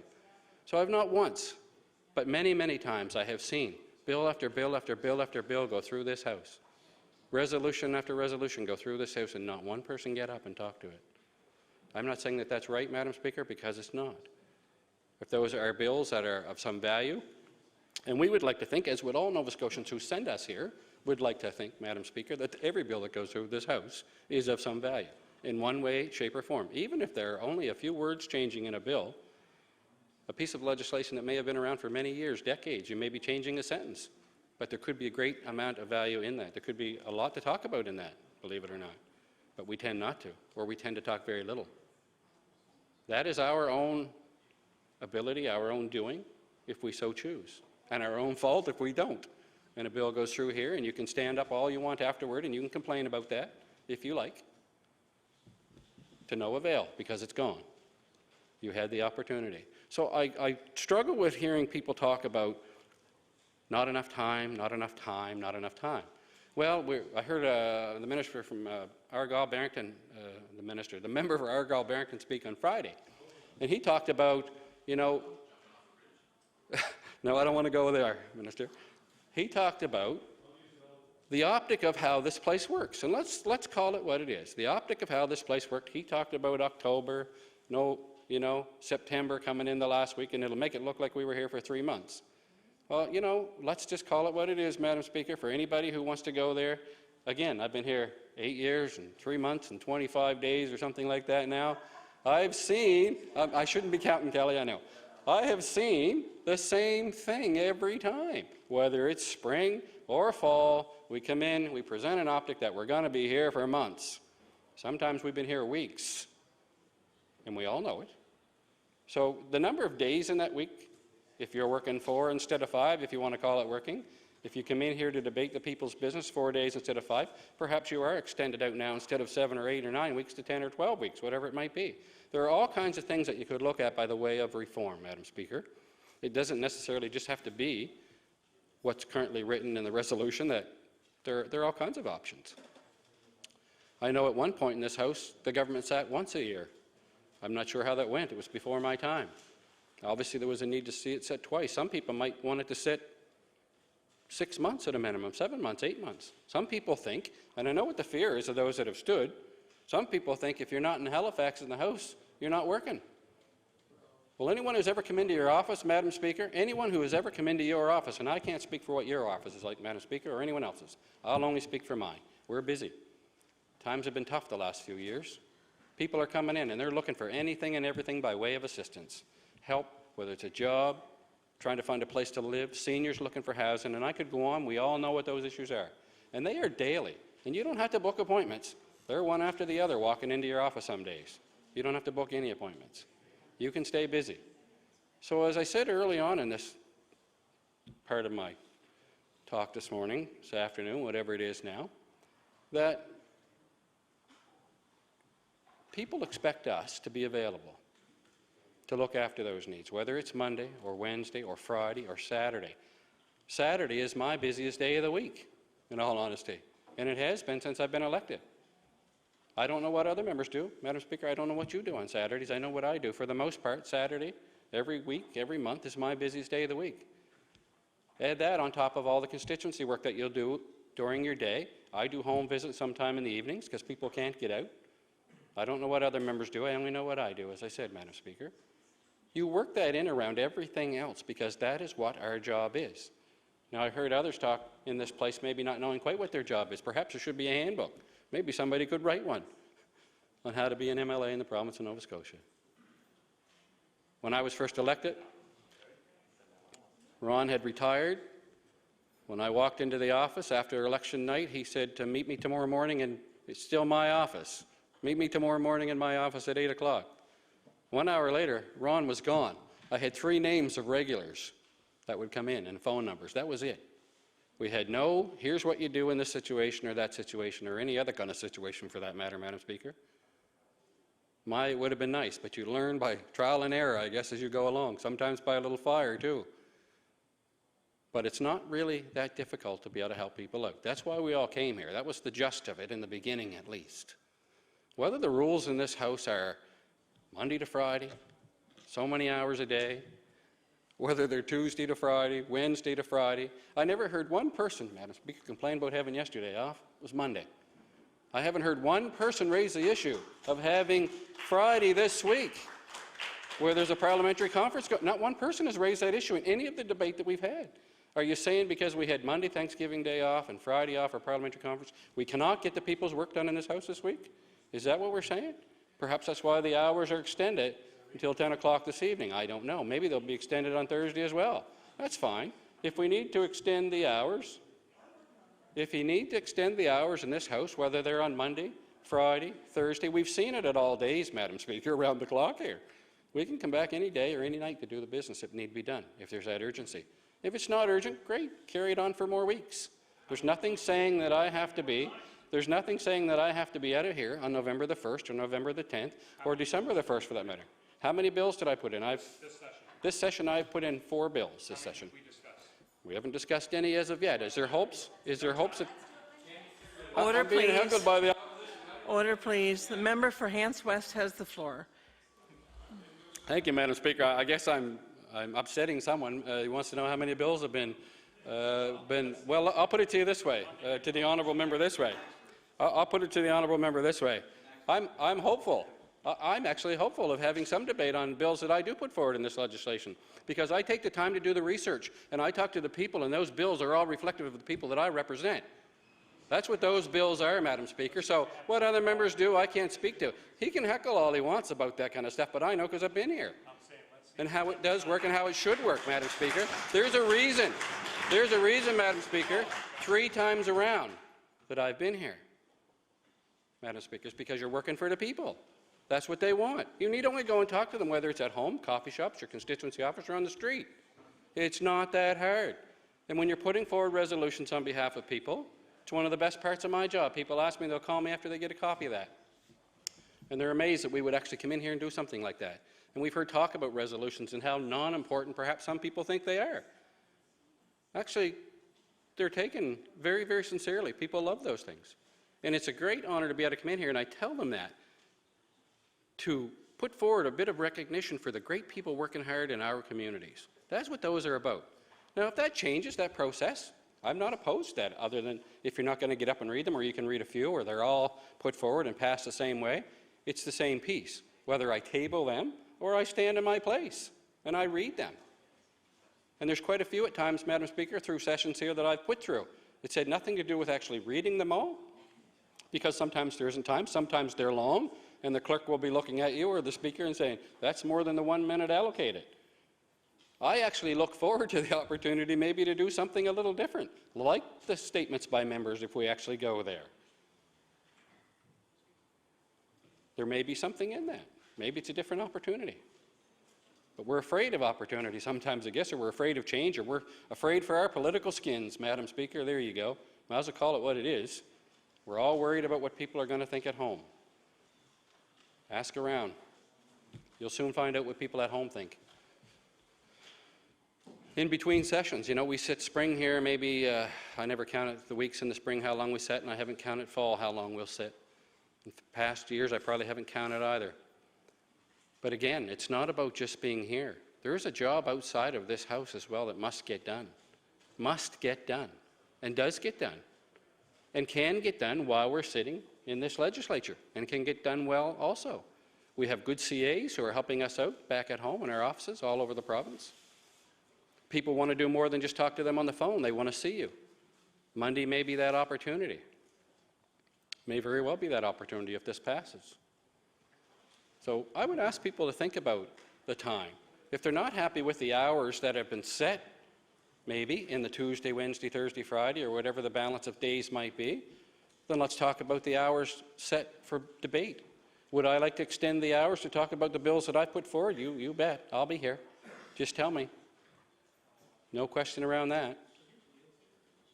Perhaps we should be talking about altering it or amending it that way as opposed to, again, being concerned with the number of days. There's lots of important business that the opposition has put forward by way of bills. I don't think anyone would argue that. I think there's a lot of good bills that go forward from members that stand in their place. I would certainly love to, and I've said this all along, this would not be new to anyone either, Madam Speaker. I've said it would be nice for opposition members to be able to get bills through this House. And we have seen over the years opposition members get bills through this House. Although not the norm, as we all know, it doesn't happen near what it could happen, you know. Perhaps there's too much politics involved in that, and as I've said in past statements, perhaps taking the politics out of this historical chamber, you might actually get something done for Nova Scotians in this House. Maybe not. Maybe the theme would be the same, but I would think there's an opportunity there for change. Change can sometimes be a good thing. I know that people are often hesitant. It's just our nature. We're all human. It's our nature to be worried about change and what it might bring. People, they all worry. It doesn't matter who you talk to, Madam Speaker, but change can sometimes be a good thing, a positive thing. At least looking at it can be a positive change. Maybe we should be saying to the government and to the House Leader in what he's putting forward, well, if it doesn't work, let's try it. If it doesn't work, maybe we should look at something else. I've not heard anyone say that. It's just, no, can't do it because we're worried about Monday. We're worried about Monday. Well, maybe he would. I don't know. Oh, really? I think I've heard a lot of worries about Monday in the optic. That's what I keep hearing. Well, if the hours are the issue, then why are we not talking about the days of the week? Because the days of the week seem to be a problem here. Now, you can't have it both ways, member. In all due respect, you can't have it both ways. You can't get up and say, we're not going to let the change happen and we're going to... Come on. Let's get back to reality here and let's talk about the 21st century. Let's talk about looking after Nova Scotians and our constituencies in the time that's allocated during the House setting and the time that's needed. It needs to be done. They want to see you. Is it enough time? Some weeks it might be. Some weeks it might be. Some weeks it probably isn't. Actually, I know it isn't, because we put them out until the next Monday when we might have an opportunity to be there. So I guess, Madam Speaker, that having said what I've said, most people would say, I guess he's supporting the bill. Well, I'm going to tell you straight up, yes, I'm supporting this resolution. There's no question. I believe it's time for a change in this House and that, you know, we should take advantage of an opportunity to see what it might be. We may find it to be absolutely, it just doesn't work. We may find that the hours continue to get extended through Tuesdays and Thursdays. Maybe we should come back to Monday. The other option is the House Leader has the option not to call Monday nights if he really didn't want to. He could go leave here Friday and call Tuesday, if it mattered that much maybe. Those options could be considered. I think you can do that within the rules. You could run any number of weeks that you wanted to. If there's business to be done, then let's be here to do it. If there's not business to be done, then people would ask, then why are you there? So, Madam Speaker, as I said, I didn't really plan to get up and say too much. I wasn't sure if I was going to speak to this bill or not, or this resolution. I keep calling the bill, but this resolution. And I'm sure that, there'll be others who will get up and they can be as critical as they like of my comments. I'm okay with that. That wouldn't be the first time that that's happened either, Madam Speaker, in all honesty. That's just the way it is in here, and that's okay because that's their right to speak on their behalf and the people they represent and to share their opinions and to take the time. But I want to stress again, Madam Speaker, that I don't recall a time when the government has ever said to us over here that we should pass on a bill, we shouldn't speak to it, or, look, you get 5 minutes. The order paper is full of bills. You could get up and you could speak to anything. The opposition has Wednesdays to call. Maybe we should be arguing more time on Wednesdays if that's going to continue to be opposition day. Maybe as members of the opposition, we should be saying, great, let's extend Wednesdays to noon to 6 or noon to 8 or extend the business of opposition day. Again, I think we're wide open to debate during our time here on our feet of this bill. We might actually make a comment or two that they go, oh, never thought of that. Maybe we could. Instead, maybe we're going to be cynical and just say, well, we're just wasting our time. We're talking about it. It's going to get voted at some point. It will pass anyway, and that will be that. Well, maybe it will. Maybe it will. That'll have to be okay, too, because we'll have to accept that. That's the situation when you're in a minority. And I've been in here into the minority situation and the majority situation, and it is a truly different place. There is no question. There's a lot of things that go different here in a minority situation. You feel like you have more opportunity sometime. You have more say. But one thing is for certain, Madam Speaker, minority or majority, you always have an opportunity to have your say. So with those few words, Madam Speaker, I will take my seat.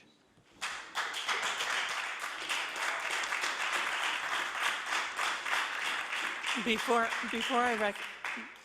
I recognize the next honourable member, I'd like just to remind you that this debate is on the amendment to the resolution, not the resolution itself.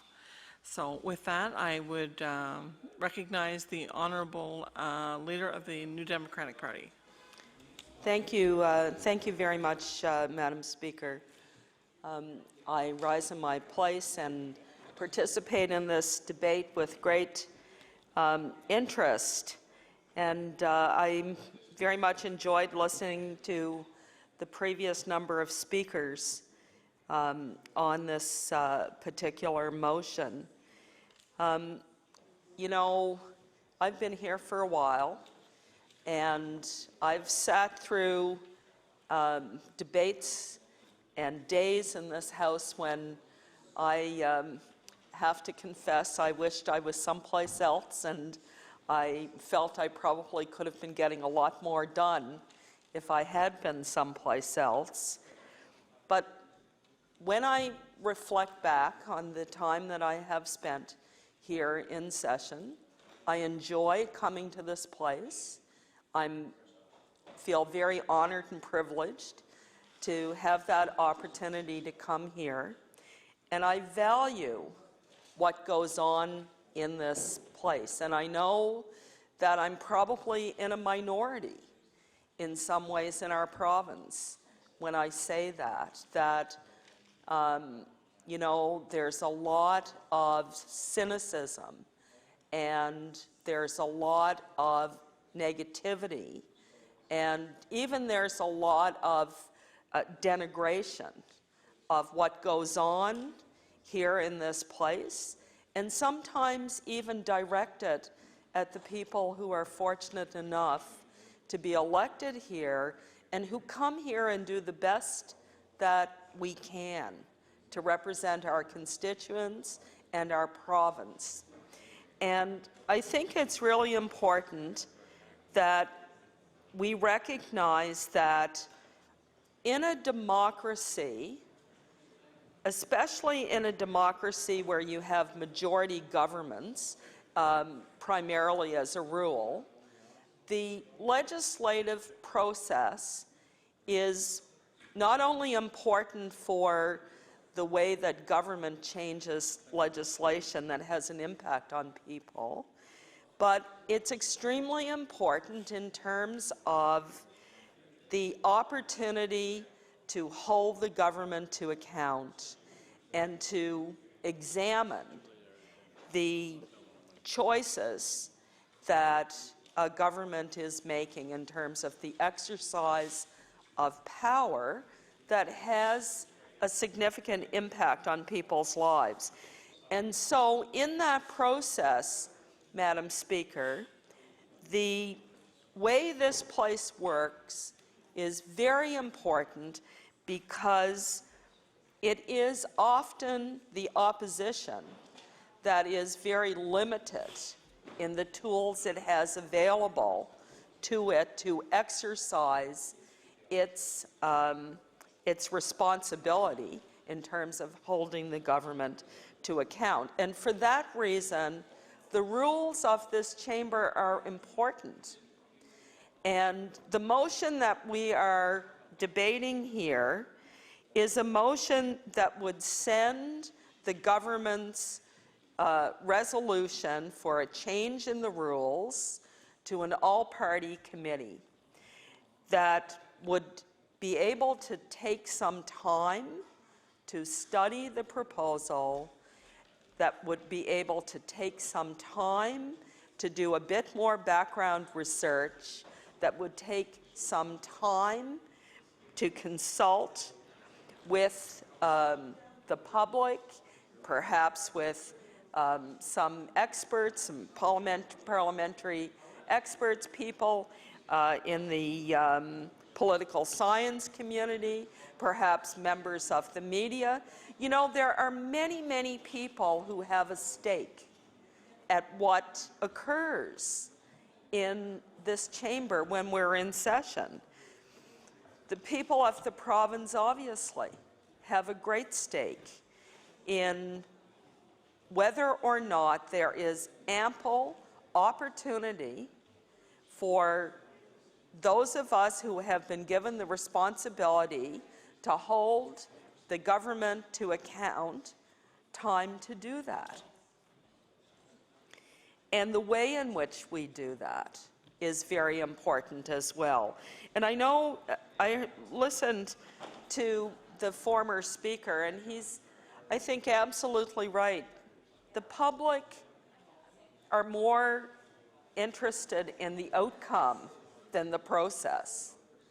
And so should they be. You know, they don't have to come here and work through this process. It's, I think, our responsibility as people who are actually in this place to have a better appreciation, a greater handle on the importance of this process. And I remember when I first was elected to this chamber, Madam Speaker, and I was elected in a minority government.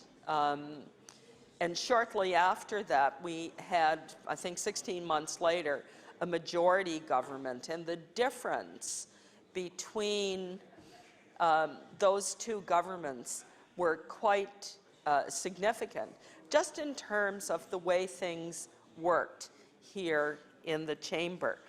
And I can remember on many, many occasions in those early years when the governments were doing fairly controversial measures that were having a significant impact on the people in the province. I remember a budget, for example, an education budget that reduced funding to the school boards, and the streets around Province House being full of teachers and parents and students and other members of our province who were concerned about the impact of these budget changes. And all of the time that this was occurring, the opposition were using the tools available to us to hold the government to account for their decision, but frankly, to slow the process down, to give the government some opportunity to meet with people and have a sober second thought in terms of the impact of that budget. And I remember a person in this chamber who those of us who were privileged enough to serve with her and to have had the opportunity to know this woman, Jane Purvis, who was the member from Citadel and the Minister of Education, I remember so clearly meeting with a group of parents whose children were deaf and hard of hearing. And they had lost, in that budget cut, I think about $500,000 from the APSI budget. And as the education critic for the official opposition party, I met with a group of about 17 parents one evening, Madam Speaker. And I said to them, you need to come to the legislature. You need to meet with the Minister of Education. You need to tell her what the impact of these changes will be on your children and your families. She is a smart woman. She's a decent woman. She's a compassionate woman. And I believe that if she meets with you, she will do her best to address your concerns. And the parents said to me, oh, we can't do that. You know, we're not people who feel comfortable protesting. And I said to them, you don't have to protest. You don't have to be out on the street. If that's not what you're comfortable doing, there are other ways to have, but because we're in the legislature, because all of the focus is on the legislature, and people are there, and we know where to find them. Their schedules are open. Their schedules are only available for being in the legislature at this time. It's the best time to come and meet. You really need to pursue this, and I will help you do that. And I spoke to the Minister of Education, Ms. Purvis, and the parents came down. And she went downstairs into one of the small meeting rooms, and she met with the parents. And when they left that room, she had given them her commitment to restore half of the money that had been cut from the program that they were concerned about. And they were absolutely thrilled. You can only imagine how happy they were at that outcome. And you know, one of the members of that group stopped me on the stairs as I was leaving later in the afternoon. And she said to me, I want to thank you for encouraging and supporting us to come and meet with Ms. Purvis and for arranging that meeting. And then she told me that she worked in a very senior administrative role in one of the minister's offices as an executive assistant, and she had worked for government in that capacity for close to 27 years. And she said, I have been in this job for a long time, and I had no idea how the legislature worked. I had no idea that when people are in debate across the floor in a seemingly sometimes nonsensical, boring, ridiculous exchange, that real work is happening that actually makes a difference in people's lives. And she said, I suddenly understood that there's a lot of activity going on that you don't see, that you need to look deeper. You need to have a deeper appreciation. And I can tell many, many stories to the members in this House that are very similar to that story. You know, when we're in debate in here, it is an important part of our process, but the process is much deeper than the debate that occurs here. And as I said, the tools that the opposition have in a democratic system are limited tools. The use of time in a debate is one of the tools that the opposition has to allow for people, groups, and organizations to be here in our House of Assembly explaining to the government what the impact of their decisions are on people, explaining to the members of the opposition why it's important for the opposition to keep pressure on the government around a whole variety of issues. Now, is it the case that things should just stay the same? There should never be any change. The rules as they currently exist are just fine. I would say no. You know, we need to constantly, I think, be looking at ways to improve our process here in the House of Assembly. And our caucus certainly have had discussions about the government's proposal, and we, like members of the official opposition, are prepared to make changes. However, there are some aspects of the government's proposals that we find not palatable and that could have a really deleterious effect on the tools that the opposition has with respect to holding the government accountable. You know, I was reading a former member of this House, Jeremy Ackerman, has written a book with called What Have You Done For Me Lately, I think. It's a great little read if members haven't read it. It was written quite a long time ago.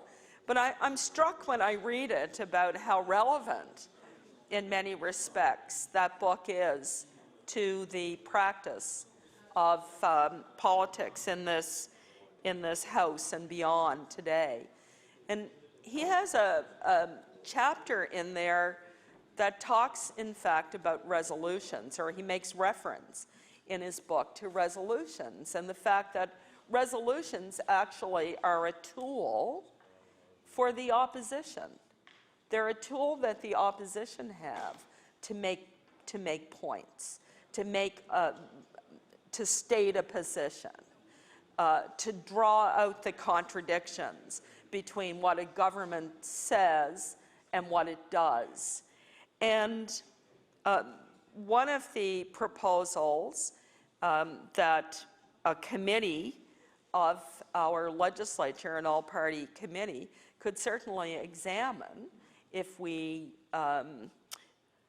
pass this motion and send it to committee would be an opportunity to look at the way in which we do resolutions and the ways we might modify that, I suppose. You know, every one of us, I think, have used resolutions both in terms of the political resolutions, but also resolutions that celebrate members of our community and our constituency for significant achievements. We've had athletes, Olympic athletes and Paralympic athletes and people who have been distinguished because of their work in the arts, film. We had an Academy Award winner here in our gallery at one time with his Oscar and a resolution done. We've recognized just today a former mayor of the city of Halifax and HRM, a former member of this chamber, someone who served in a capacity as minister, a member of executive council, and a man who loved people and loved the province, loved Halifax, and we recognize and honor this individual by resolution. So when we decide as a group that we're going to alter these practices, we need to do it in a very considered way and take into account not just the tradition, but the reason for the tradition, the role that that tradition has played in the work that goes on here. And certainly, one of the central pieces of work that occurs during a legislative session is the question period. It is the time when members of the opposition have an opportunity to get members of the cabinet and the premier on their feet in this legislature, accounting for the decisions that they are taking on behalf of the people of the province. And, if we are seriously thinking about reducing the amount of time that the opposition will have to look at the choices that the government is making and the decisions they're making and the impact of these decisions, as well as all of the things that need to be done that aren't being addressed, then I would respectfully say, Madam Speaker, that there needs to be some quid pro quo. If the opposition are giving up some portion of the tools that they have to hold the government to account, which is our job, then there needs to be some other tools given to the opposition to be able to fulfill that role. And if we had an opportunity to send this to an all-party committee of our legislature, we could have the discussion and we could consult with political scientists. We could look at other jurisdictions and what they might have available for the opposition. There are a variety of things, I think, that we could do. And we could certainly hear from the people of the province as well in terms of what their suggestions might be. And I think we might be pleasantly surprised at some of the ideas that people would bring forward. I think we all get, on a regular basis, very helpful suggestions from members of the public about not only the content of our work, but the way in which we go about doing our work. Not so long ago, we all received emails from a gentleman who is proposing recall legislation, not something that I necessarily subscribe to as a policy, but I wouldn't reject having a discussion about it. And I think that most of my colleagues would entertain at least a discussion. I think we have to have an open mind. The Premier has talked, not recently, but he certainly has talked very positively, very favorably for quite a long period of time about having set election dates.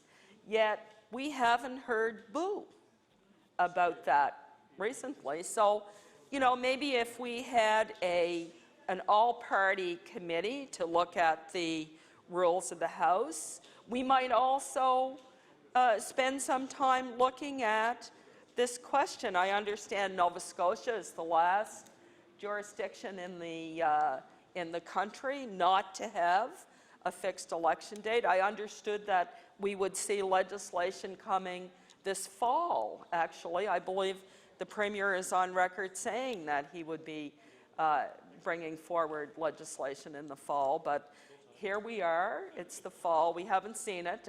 My colleague from Shelburne, Argyll, Barrington, indicates there's still time, and indeed, there is still time. So I think, you know, there is something else that we could spend some time talking about. You know, I remember a time, I can recall a time in the past when I believe the Progressive Conservatives were in government, and there were a number of women in their caucus, and one of their MLAs, who was a member of Executive Council and was also the minister responsible for the status of women, Carolyn Bolivar-Getson, initiated a bit of a process to have women from all parties meet together. And we met at least once. I can't remember if we met more than once, but I know we did meet at least once.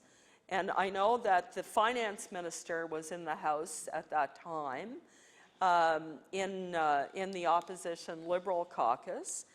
And one of the things that we as women all talked about was more family-friendly hours of our legislature, hours that would accommodate particularly not just women, but men and women who are parents of younger children. And there are quite a number of parents, there are quite a number of members of this legislature who have young kids. I don't know if I'm telling stories out of school, telling tales out of school, but I remember not so long ago hearing the Minister of the Environment saying good night on the telephone out in the hallway to one of his kids, and he's probably had to do that more than once since he's been a member. And so, you know, it's an issue that is worth discussing. How then would we accommodate that and deal with that? You know, there are many, many different issues and many, many different pressures on members of this chamber. And I'm not convinced that the changes that are being proposed by the government have really worked through what are the objectives of these changes, and how can we ensure that if we get changes that are more favorable to government, that they are equally as favorable to the tools that the opposition has available to them in terms of our role in this chamber. So I know that if we look at other legislatures across the country, we will see a range of rules and methods for operating. I have heard that I've heard the government House leader, I guess, indicate that many chambers across the country have gone to a 4-day work week. and that this is a feature that he and his party would like to see as part of the changes that we make. You know, I myself really value the 5-day work week that we have. However, I know I'm an inside member. I live 7 minutes away from the legislature when there isn't road work going on. And so it's not a hardship for me to leave the chamber at 10 o'clock at night and be home in very short order. And I recognize that that is not the case for other members. But at the same time, Mondays are an opportunity, once again, for the staff in the opposition parties to prepare the background research and the work that then members of the opposition are able to use in question period. And we're here Monday evenings. We meet with our staff in the afternoons, and it's a great opportunity, I think, for us to sort of organize our day and get ourselves ready for the remainder of the week. To lose Mondays will leave, it will leave a bit of a scramble, especially if members are involved in committees like the Public Accounts Committee, for example. And so I'm not sure that the options that are being proposed will really work that well for members of the NDP caucus. And again, I could be possibly convinced, but I think we really need to have a working committee where we can have the discussion and we can consult more widely and look at what the alternatives might be and what the trade-offs are.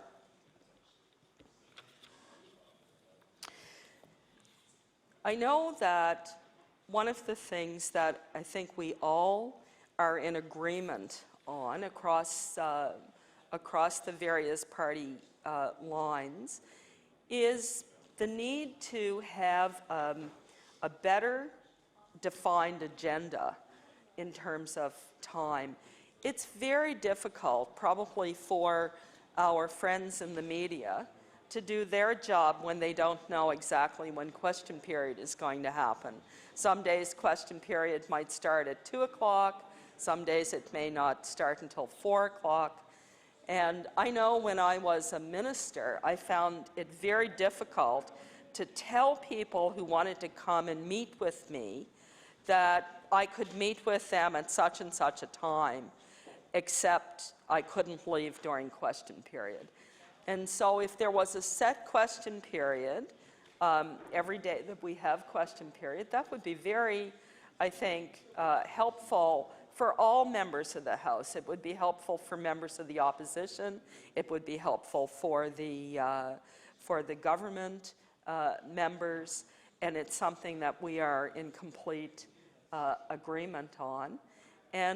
But again, it's something that we could, in a working group, discuss as part of a broader package of reforms to bring forward. You know, we've just gone through a relatively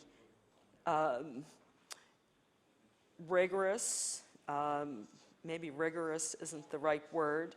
We've gone through the process with Bill 1, where we saw a bill rammed through this assembly by the government, and the opportunity for members of the public to come and speak at the Law Amendments Committee curtailed.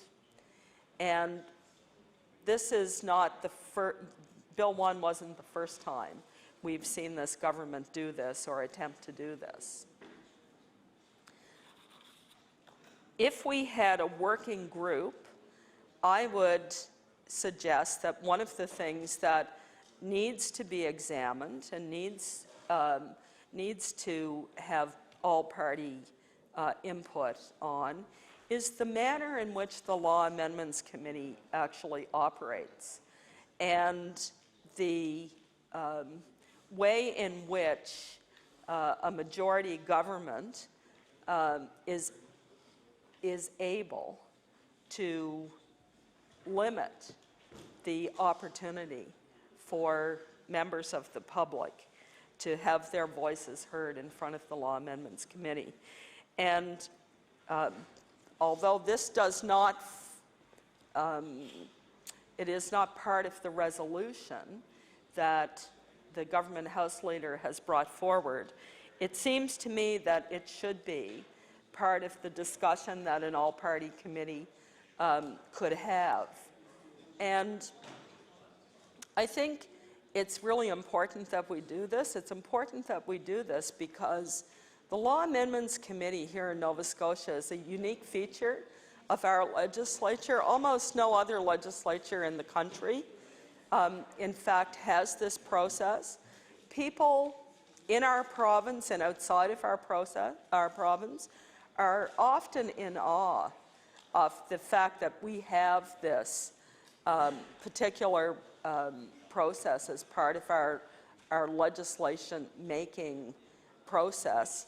And I think we need to look at ways that we can enhance that process. And an all-party committee would certainly give us a very good opportunity to do that. There are a whole variety of other things that we could certainly look at and be talking about. The way we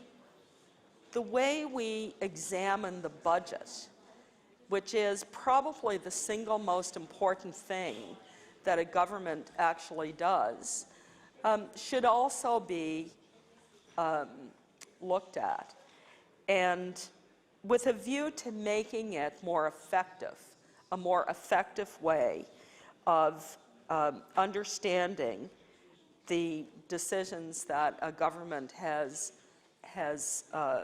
reached with respect to the billions of dollars that we now spend in Nova Scotia on an annual basis.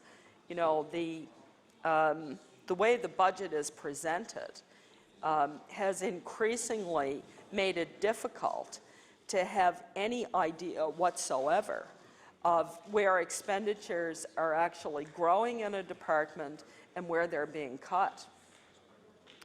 And if that isn't a central piece of the work that both government does and then the opposition holds the government accountable for, I can't think of what else is more important than budget making. And, you know, we really have a process that now is not anywhere as close to being as effective or as functional as it needs to be. And it's probably more important than ever, given the debt of the province, the operating deficit of the province, and the serious financial challenges that our province has in front of it. So we have an opportunity here to make our House function more effectively. But it's not just our House that we're looking at functioning more effectively. It's our democracy that we're looking at functioning more effectively, and limiting the tools that the opposition has to hold the government accountable and to do its work is not the right approach. If anything, we should be providing additional tools to the opposition, additional opportunities to the opposition to hold the government accountable, not limiting them, Mr. Speaker. And that's really the problem with the proposal that has been brought forward.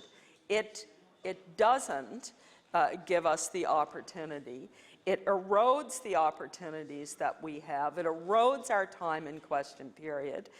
And it takes away a day of work for sitting MLAs. And I'm not sure that members of the public will be too happy about that. I think, in fact, people in our province recognize that when you get into these jobs, you're expected to put in a full day's work, a hard day's work, and that you be here in your place working on their behalf.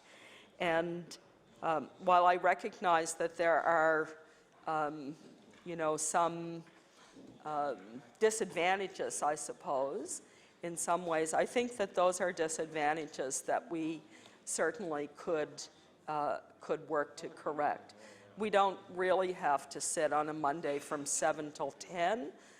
We could sit on a Monday perhaps later on in the afternoon from maybe 4 until 6. And we would have, ample opportunity to deal with some of the business that we need to deal with in the House. Well, I hear the member from Antigonish. He's very upset as he wants Monday free.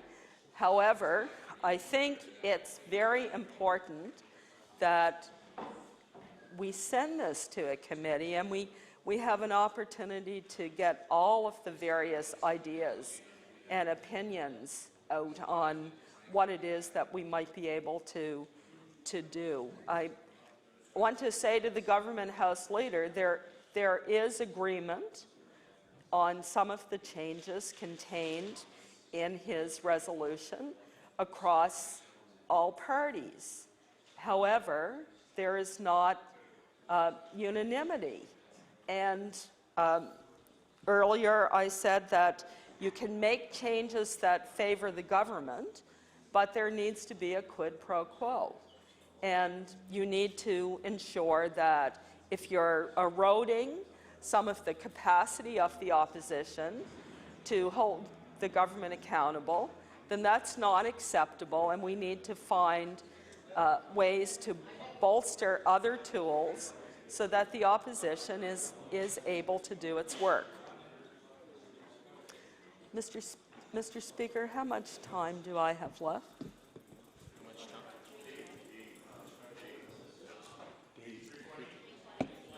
3:20. Thank you. Thank you very much. Thank you, Mr. Speaker. I know that over the last number of years, there have been various proposals and various ideas for how to make these changes, and we've never really been able to move them forward. And the Government House Leader has more or less decided to throw down the gauntlet and use the majority of the government to force these changes through. Something that, Mr. Speaker, our party was in a position to do, but chose not to do that. And we chose not to do it very deliberately. And we had a majority and we could have forced through, much like the government are planning to force through these changes. But we made the decision not to do that. And we made the decision not to do that out of respect for the opposition parties, out of respect for the role of the opposition in this chamber, and we chose not to do it because we think This chamber does not belong to one party. It does not belong to the government alone. This chamber, in fact, belongs to the people of the province. And the people of this province sent 3 different parties into this legislature to do the work on behalf of the people. And so, out of respect for the people of the province, it was our decision that it would not be respectful to use the government's majority to force rule changes that we liked, that would have been favorable for the government. We have no control over what the government decides today or what the government members decide today. But I thought it was important, Mr. Speaker, that I point that out. I mean, we're not naive. We recognize that the government has the majority, that they have the numbers, that eventually this resolution, no doubt, will come to a vote. We also recognize that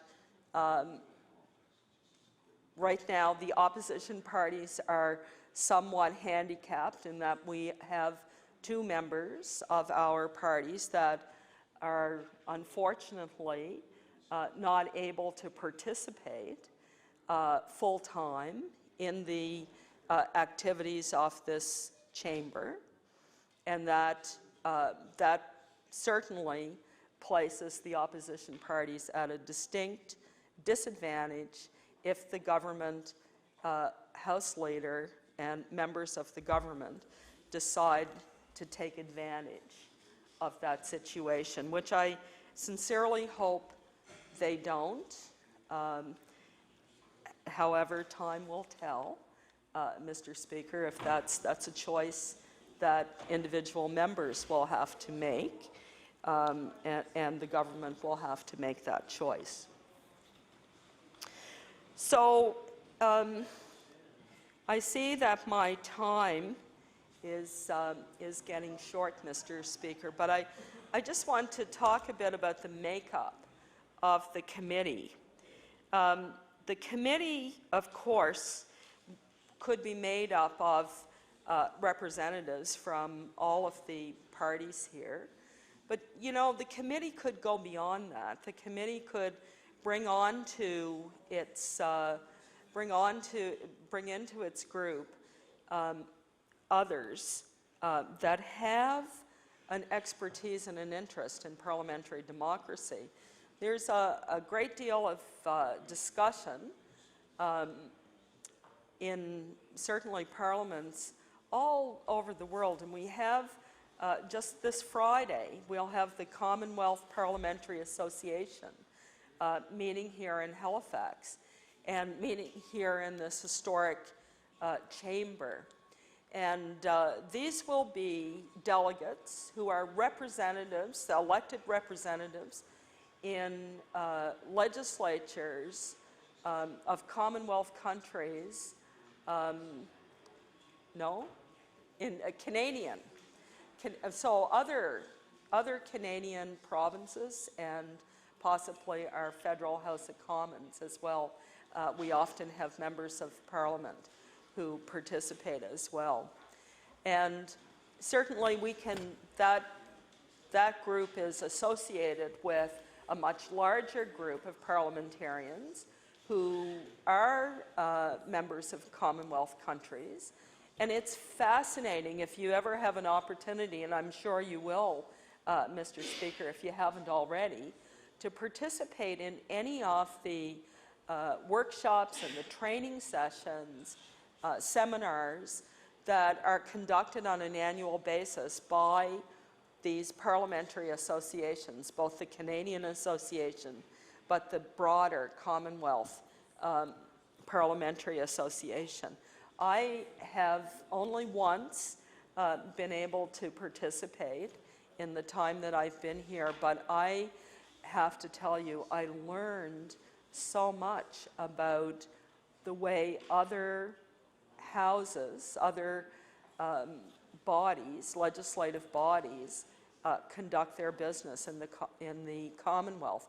And it was particularly interesting to talk to elected members of the Australian Australian state governments, the various state governments, Western Australia, and so on. They have a very interesting system. They have lots of rules that are similar to ours, but also lots of rules that are different than ours.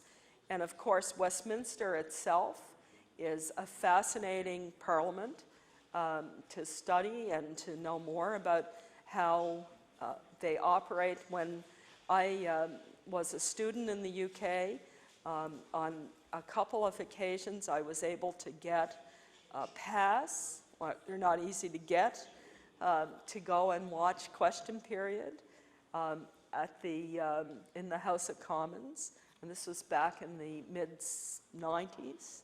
And John Major was the Prime Minister, and Tony Blair was the leader of the opposition, and led the Labour Party, who were a government in waiting. And it was a very exciting and interesting time to be a student in the UK. Not nearly as much fun, I have to say, as the night of the Labour Party's election, which I was privileged to work on, that campaign, the Blair campaign. So, you know, we could look at a lot of different houses of parliament around the world, and we could learn about the rules that they have that help them make their democratic system work better and more effectively. There's no need for us to reinvent the wheel, Mr. Speaker. And, you know, we don't only have to have the Commonwealth countries to look at. We certainly can look at some of the emerging democracies, and also perhaps democracies that aren't part of the Commonwealth tradition.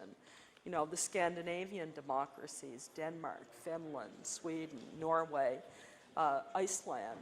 I'm sure the rules that exist in many of these representative bodies would be interesting to have an opportunity to understand a little better.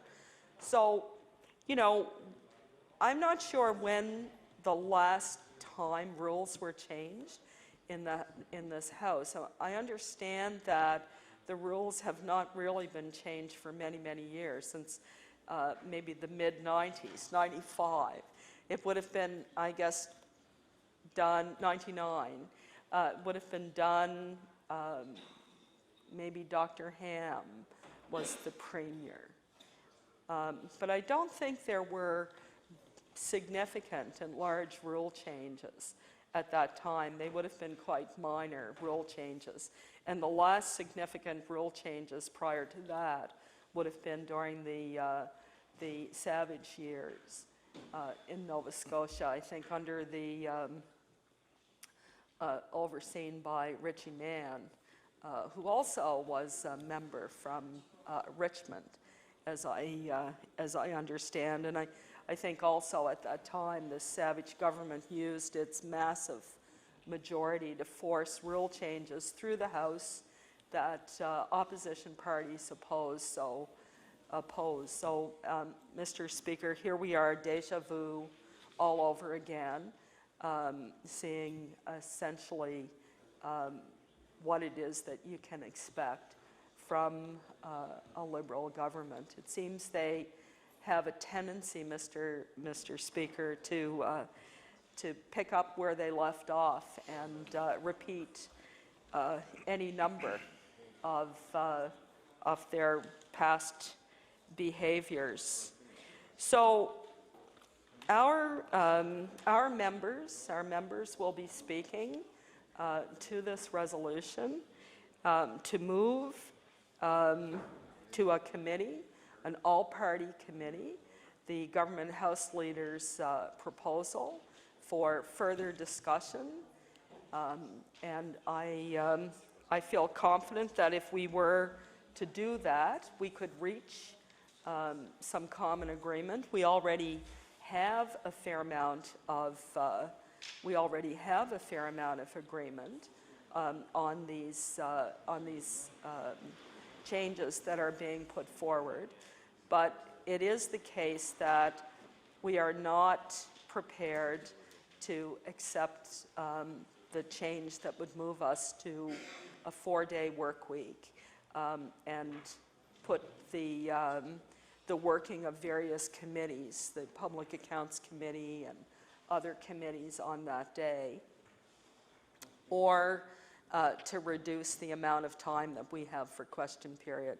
We quite like the idea of having a 4-day question period, and we are prepared to give up 10 minutes of our question period, not a half hour of question period. And I think my colleague, the member from Shelburne, was very clear when he spoke earlier on this resolution, that over a period of time, that would see the reduction of 5 or 6 hours of question period for the opposition when they get to ask questions and they get to hold the government accountable for certain decisions that they are making.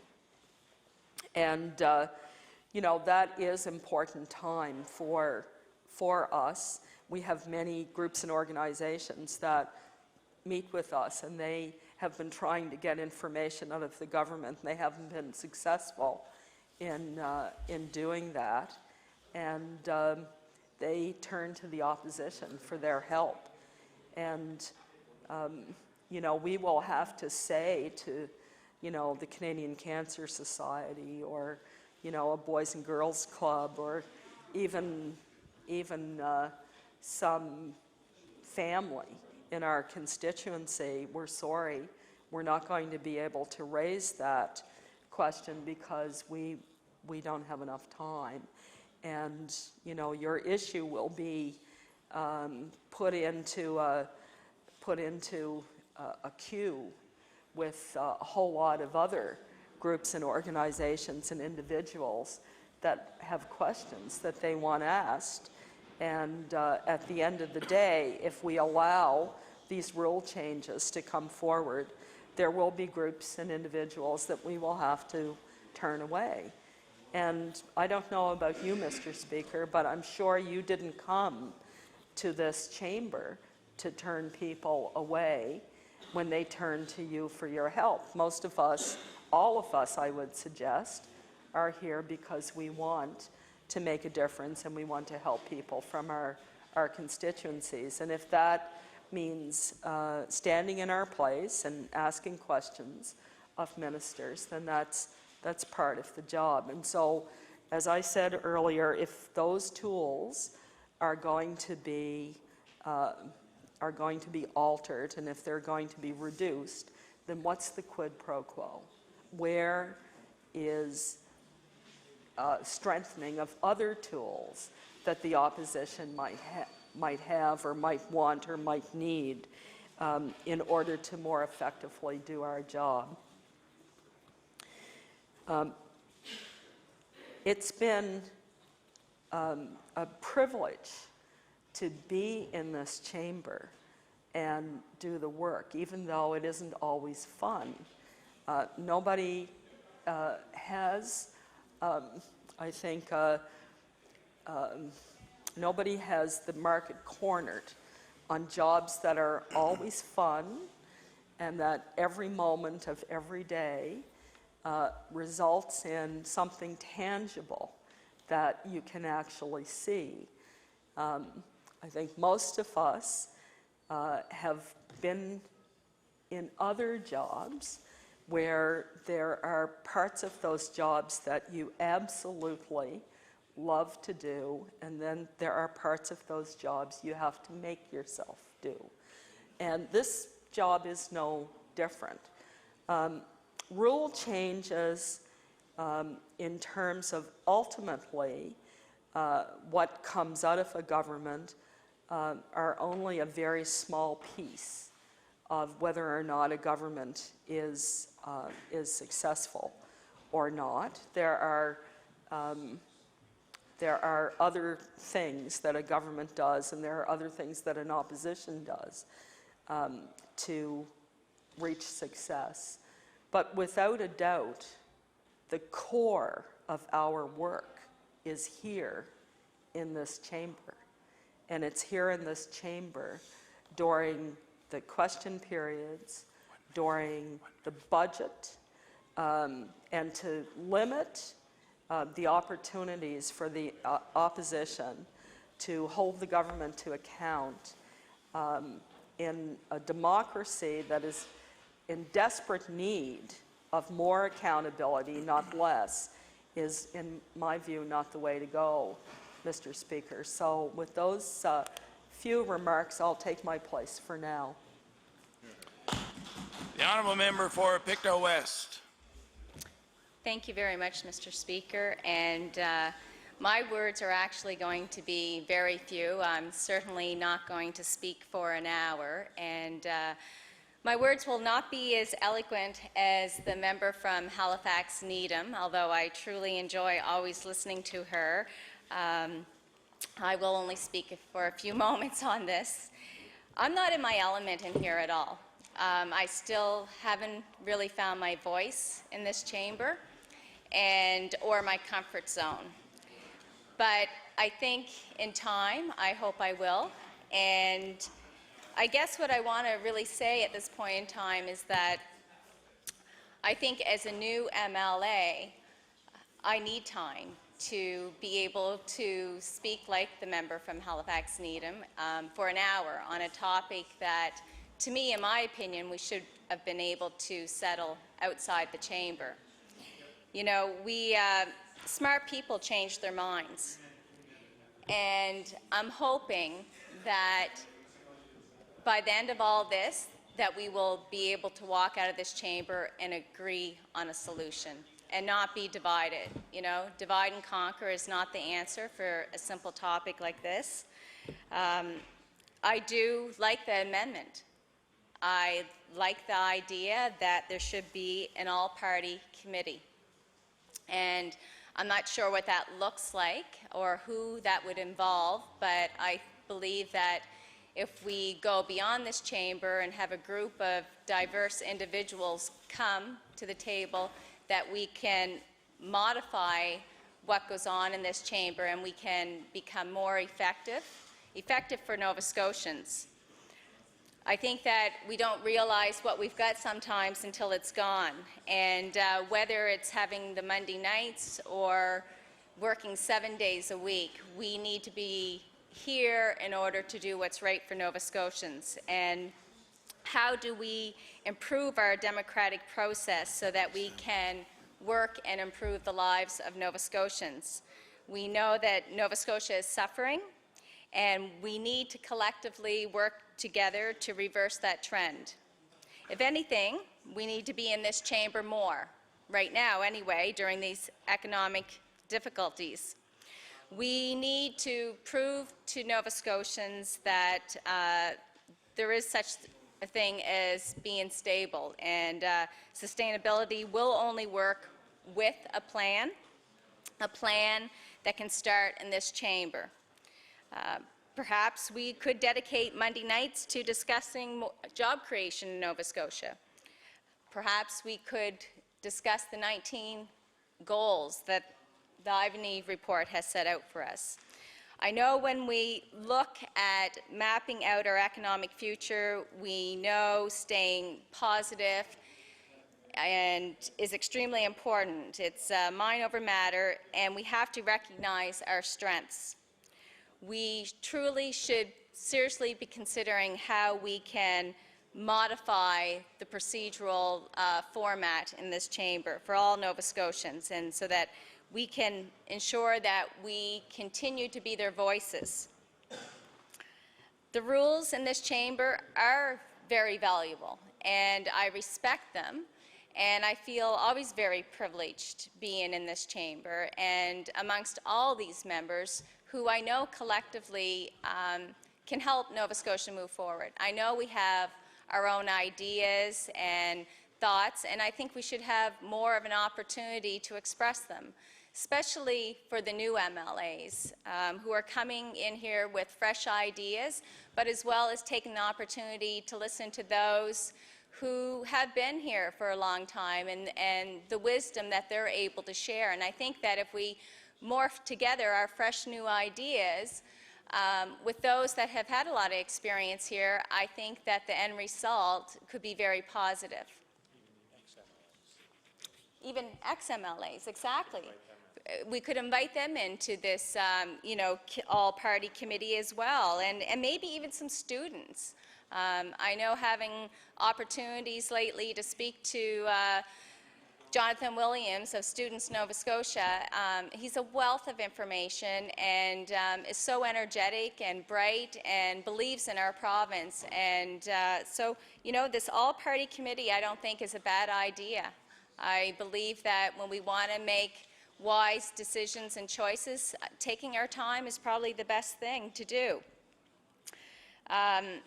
I know that we need more time from all of us to speak and listen, to allow our voices to be heard. And I think what I always notice when having discussions or doing something is people buy people. They truly don't buy what you're doing, they buy why you're doing it. And, I'm here, and a lot of people stop and ask me, the whole transition of having 2 young children. I know the member from Halifax Needham spoke about the member from Antigonish and overhearing a conversation saying goodnight to his children. Well, we all make choices. And I made a choice, and to be honest, I saw my kids this weekend, but it was 2 weeks that I hadn't seen them. 2 weeks.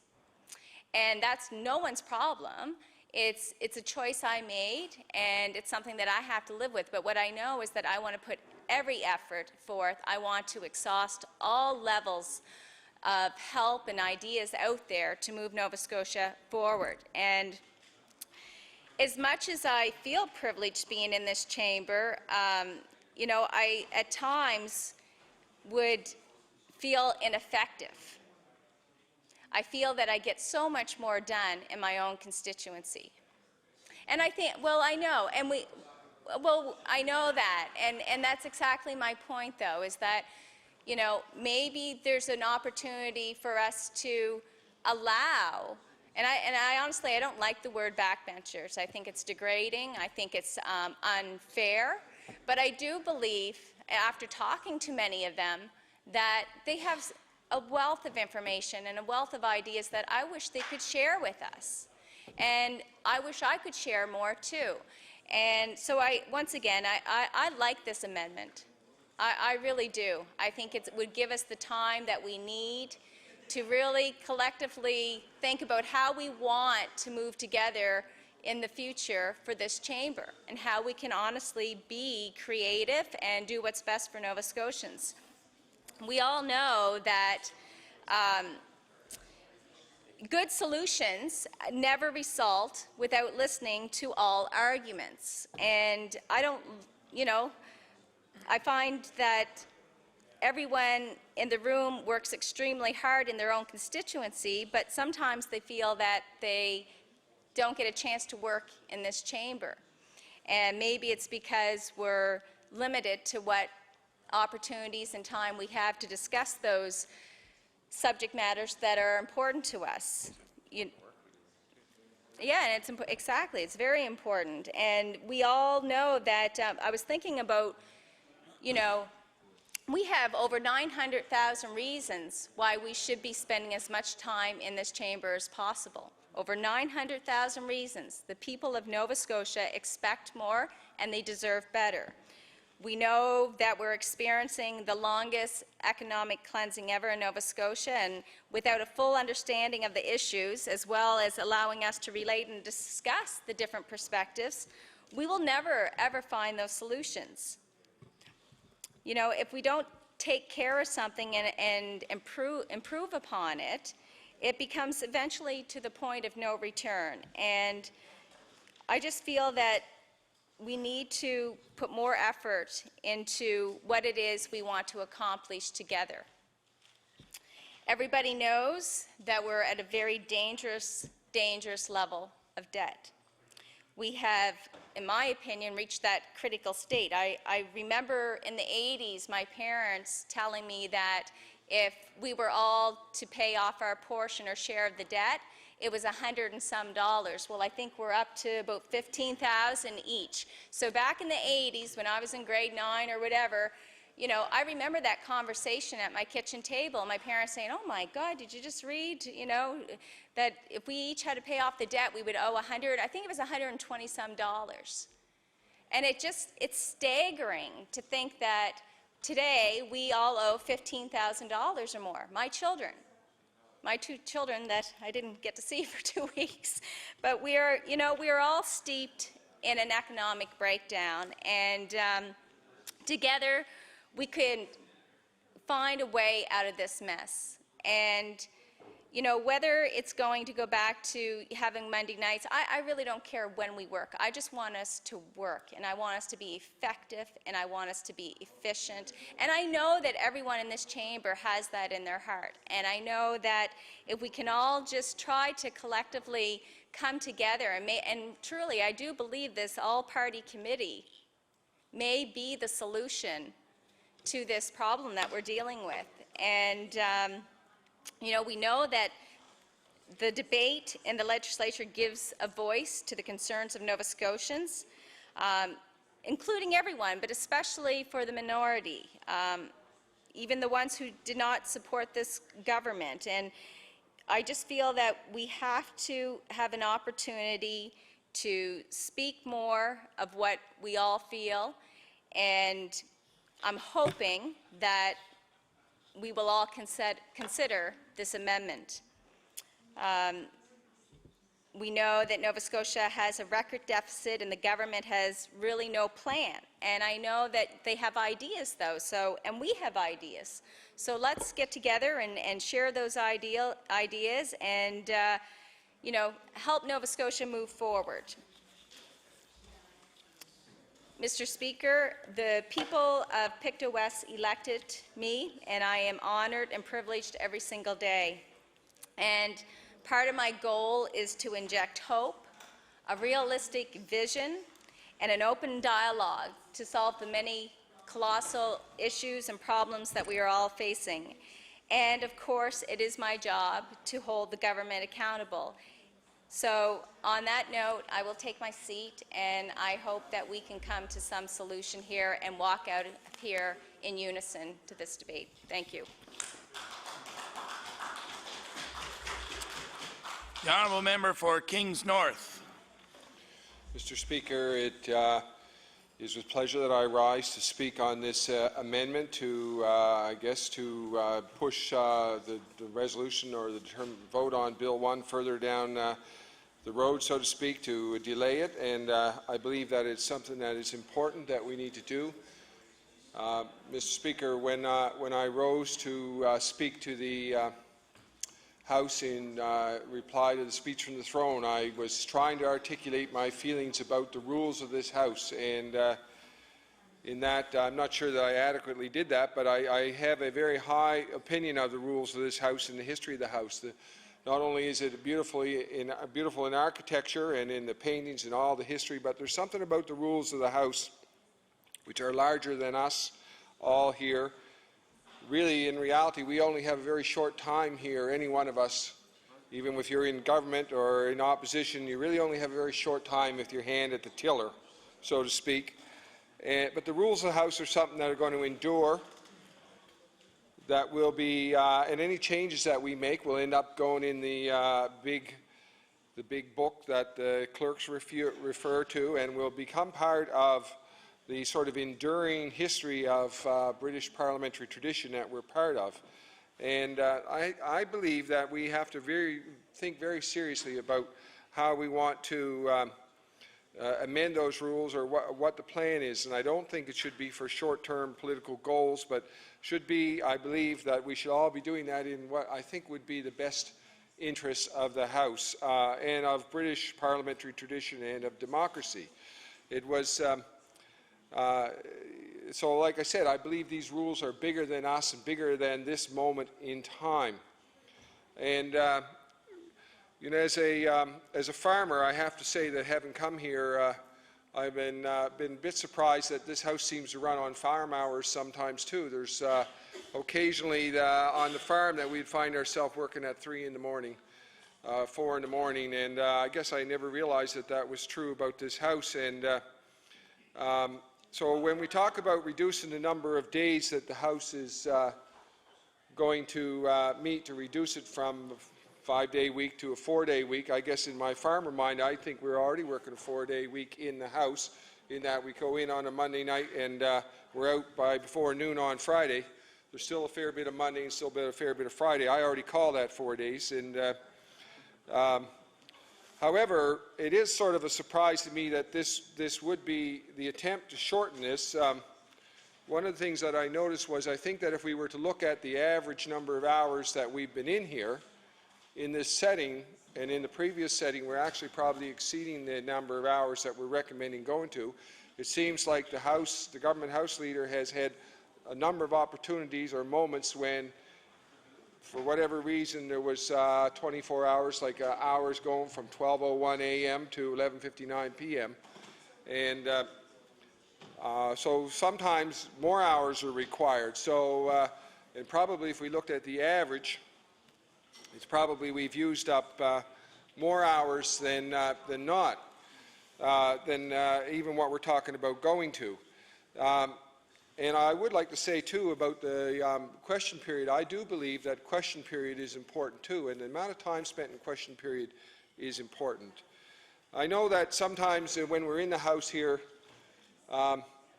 things can be mundane, and there are moments when you know, maybe as I am speaking, maybe some are only half listening. But I don't believe that that is actually not necessarily even a bad thing, in the sense that there are what's that? Life is like that. There are mundane moments in life, and there are moments in family life when things don't happen quickly. You know, we live in what's called the age of entertainment. People are entertained. Likely most of your constituents have a much better idea about Tom Cruise's current marital status than what's happening in this House. And the age of the trivial, you could call it too, because in my opinion that is a fairly trivial thing to be well informed on, but that's probably true. So when we're in the House, sometimes things go slow, and but I believe there's going back to my opinion about the rules, there's a certain brilliance to that too. If you look past them, if you can tolerate for a moment that there are times when it's not that interesting, there is a brilliance to it, and I'd like to sort of drill down into that, why I think our time spent here is valuable, even if it isn't always riveting. Well, first of all, I think the value in being in the House is that it is, and I know the other speakers have all alluded to this too, or drilled down into this, is our opportunity as opposition to hold the government accountable. We have, I believe, in our government system, we have in effect, we have a very powerful government. If you have a majority, you pretty well can do, and if it was a large enough majority, maybe even talking to this, if there was a 2/3 majority of members on that side, maybe we wouldn't even be talking to this. But we have a system where the government has broad power to act, but need to come to this House to get bills passed, and there's a certain amount of things in this House which happen. I guess if I was to think about it, I believe this is a better system than, for instance, our neighbors to the south, where the government has, the power resides in 3 different bodies, and they're in a perpetual state of gridlock over who gets to do what. At least here we have a powerful majority.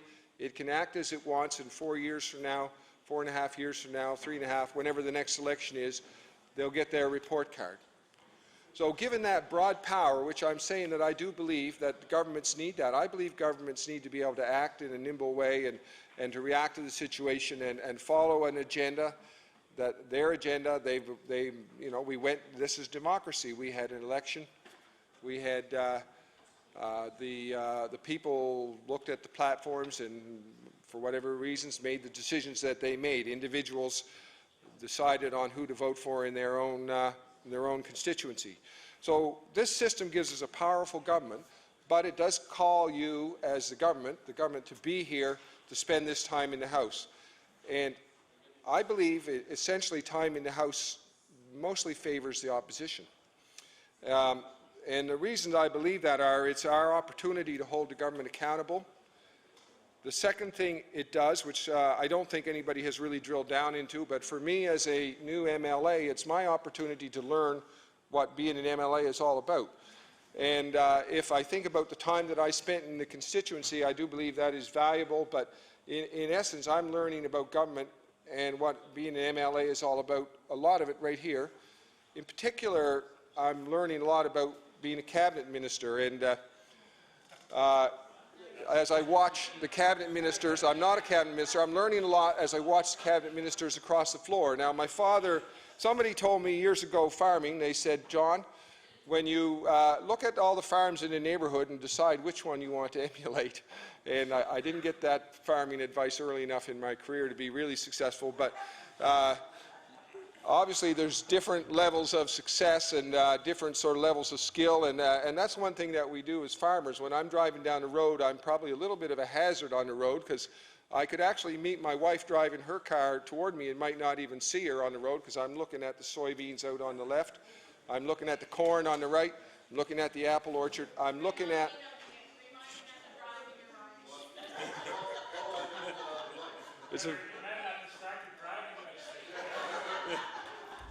It's a very common farmer thing. We're interested in, because when you look at, I'll tell you, when you look at a farmer, as you might see a field driving by, but I see what they did. And I see the plan that they're on, and I'm interested in what was the agenda there on that piece of ground. And I can see in an instant, sometimes even I can know what the previous activities were that are there's very small clues, but we see them. And when I'm in other countries, I'm doing that too. So I'm very interested. But this whole idea that as an MLA, one of the things, and I believe this would be true for the backbenchers too, they get a different view of this, but they're seeing the same thing too. They're learning what it means, and maybe one of the Liberal backbenchers will someday be premier. It is the opportunity for you to see in action a number of ministers and think, how would I handle that, or was that minister well prepared, or you know what I mean, and all these sorts of questions. But you're sort of learning as you go. So this House is training ground for us as the opposition on how to become a minister of the government if that opportunity presents itself, which it may or may not. You never know. So like I said, I believe that the structure of the House, which promotes a very, very powerful government, and yet gives us time here, not all of the time, which is always extremely exciting, but all of which I believe has value, because it is teaching us, we're learning as we sit here, what to do, what not to do. Hopefully we're learning good habits. I don't know if we're learning. Maybe we're learning how not to answer a question sometimes, and maybe you're... So I believe all of those things have merit. Another value of the time spent in this House, which I think that the members of the government would recognize, is that effective use of the House will give the opposition the opportunity to roll over the government, to sort of to cause the electorate to realize that there needs to be a change. So it's part of democracy that if we use our time effectively here as an opposition, we'll increase the chances of being government 3.5 years from now. So I think that's an important part of our time spent in the House. Another important time, and again, this is why I will say that I don't think that we should think that the ordinary moments, the mundane moments, the boring moments are all lost, is that, and again, this might go well down to my previous comment on the fact that for the opposition, time in the House is educational in terms of how to operate as government. But one of the things that happens in this House in the wee hours of the morning is that we end up in side conversations, and I'd like to comment on a couple of them. I had an opportunity during one of those really late nights to talk to a former Minister of the Department of Community Services from our NDP opposition, and I gained a lot of insight as to what it was like to be a minister, and she was able to tell me what sort of things had happened, and you know, I don't think she betrayed any state secrets or anything like that, but just to sort of get an idea of what is that world like, or what are the challenges in that. And I believe that if the time in this House was just quickly done, then those opportunities would not exist. So there is value in the slow moments, in the long moments. Another conversation I had a few days ago with the Minister of Energy, and I got a great deal of insight into the sort of dilemmas of wind power, the situation. And even though I don't think there will be any question in the House coming out of it, and maybe I didn't learn anything that I couldn't have learned some other way, it was very informative for me, and I really appreciated that. Likewise, I've had that type of conversation with the Minister of Health. Minister DTIR, one of the things about time in this House is you begin to build a personal relationship with people on the other side of the House, and one of the things that came out of that was I had a constituent a number of months ago who was a truck driver, long haul, and he had an issue that when he went into the weigh scales, he would like to know the weight on each of his axles on his truck. And he was, for whatever reason, the weigh scales in the previous government, the weigh scale operators, whether there was a decision of the government or it just happened, I don't know, had decided not to give out that information. And this truck driver would travel into the U.S., and knowing the weight of each axle was important to him, because in the U.S., even though his total weight could be fine, if he was overweight, if his load balance wasn't correct, he could be fined going into the U.S. into different jurisdiction, of course, different rules on that. So just through conversation, because there's this relationship in the House, and I sent the message to the Minister DTIR, and we got that changed. And I can tell you that it's a small change, but it is very much appreciated by truckers. It sends, I think, a few signals. It does send a sort of a trucker-friendly signal. If you have a trucker and he stops or she stops at the weigh scale and asks, they will get that information of their per axle weight. And it sends a signal of friendliness to the trucker, I think, and it is extremely useful information for that trucker, as I said, as they drive and they know they're going into another jurisdiction, they're well aware of the rules of the next jurisdiction, they know right then and there if there is an issue. Now, I understand that the main reason that I was given why that rule was, why they were reluctant to give that information out, was because you could get stopped in Halifax, get your weight scale information, drive to Amherst, and have a different weight, and then there would be a conflict between the two scales. The reality is scales go out of calibration easily and would seldom precisely agree, but I don't believe that would be a good enough reason to say, no, there are tolerances built into those things to allow for that. So I believe that that is one of the values of time in this House, even if it is moments like this when it is mundane and you know that across the room you're not really hearing anything new on this subject. After 15 minutes, I don't know if anybody can really tell you anything new on a subject, but we can try. I would like to also speak in terms of favor of taking more time to look at this resolution. And one of the things that we need to consider in this House is having set times for when we will sit and when we will rise as a House, so that And I believe there should be a calendar published that tells us the times the House will sit and rise for the next 4 years. We should know that. We should know that on the 2nd of October 2015 the House will sit, and on the 20th of November the House will rise, if that's what we want. And we should know the times for the fall sitting and spring sitting, and there's a number of reasons why we should know that.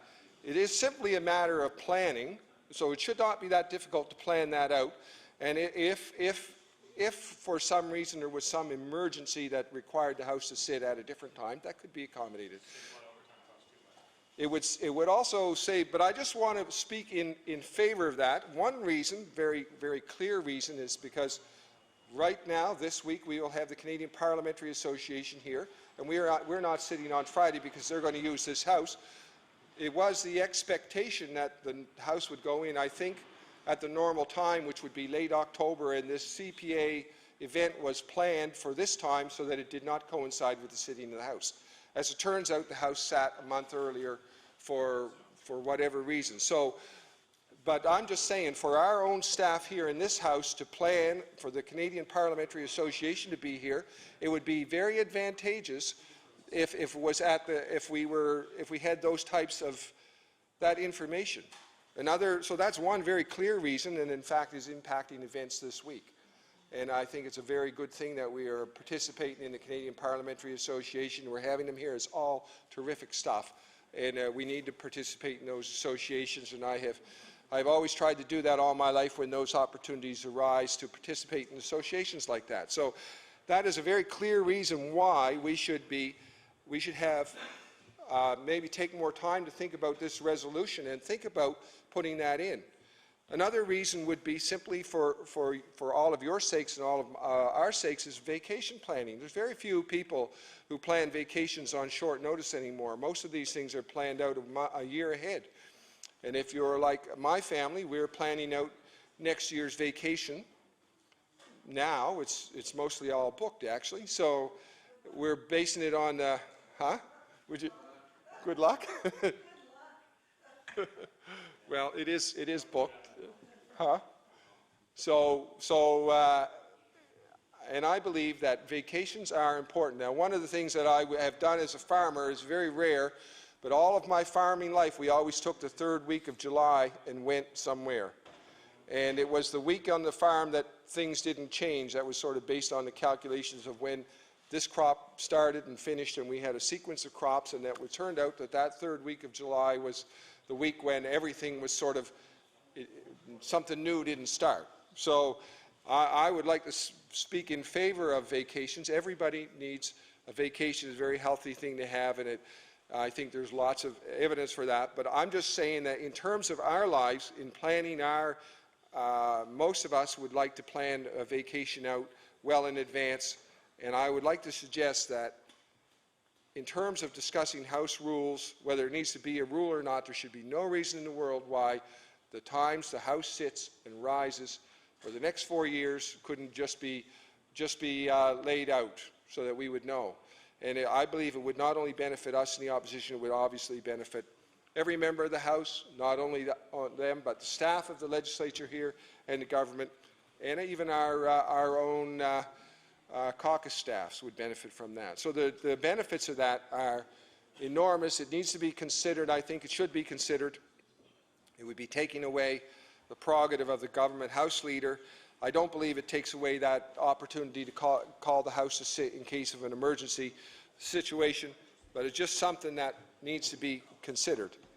And while I'm on that vein, obviously, and this has already been mentioned, but set election dates also would likewise save our government money, our province money, and just make planning a lot more easy for the returning officers and the polling clerks and all of the people who are involved in that election process, and even our own volunteers. If I recall correctly, during my campaign trail, my campaign manager had a vacation booked.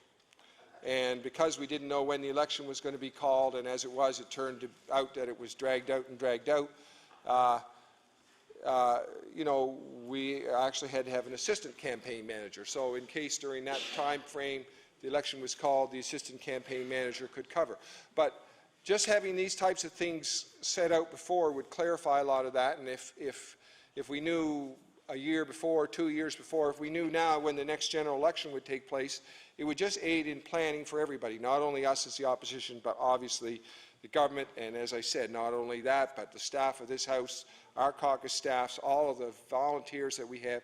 And I think that is something that, when we talk about the rules of the House and times of sitting, that we should be considering that too. Now, it's my understanding that some of the other legislatures in the country do that. I understand that PEI has set times when it sits and rises, and that's all known well in advance. So I have a very high regard for the Islanders, and I think if they can do it, we can do it. However, I did understand too that actually, in terms of the length of time, that we're not exceptionally long in terms of the number of days that we sit now, and there are legislatures that sit considerably longer time than we do. And as I said, I believe that time. I've said for a number of reasons why I believe time in the legislature benefits the opposition, but also benefits the backbenchers in exactly the same way it benefits the opposition. Backbenchers both. And I believe it is good for our province.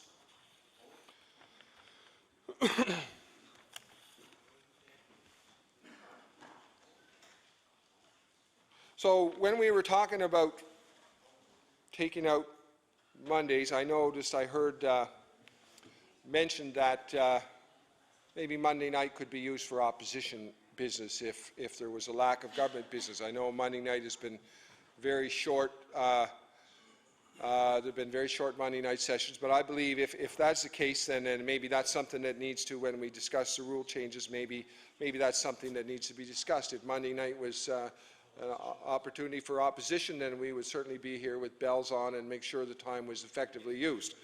And there are a number of things that have not come up in the House that I would like to see addressed if I had an opposition Monday night. I can tell you that on Friday I had a fellow farmer call me. His name is Art Wolliver, Basin View Farms in Blomidon, and Art was calling me about the fact that he believes that Quebec is dumping cabbage into the maritime market. So interprovincial trade.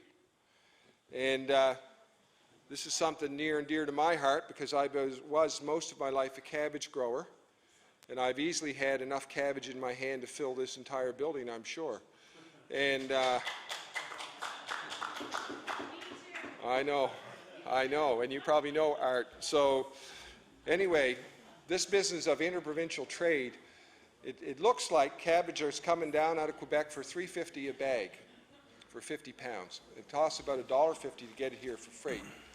And I can tell you that if you think you can grow cabbage for $3.50 a bag, the bag is going to set you back about 60 cents itself. And, Order, please.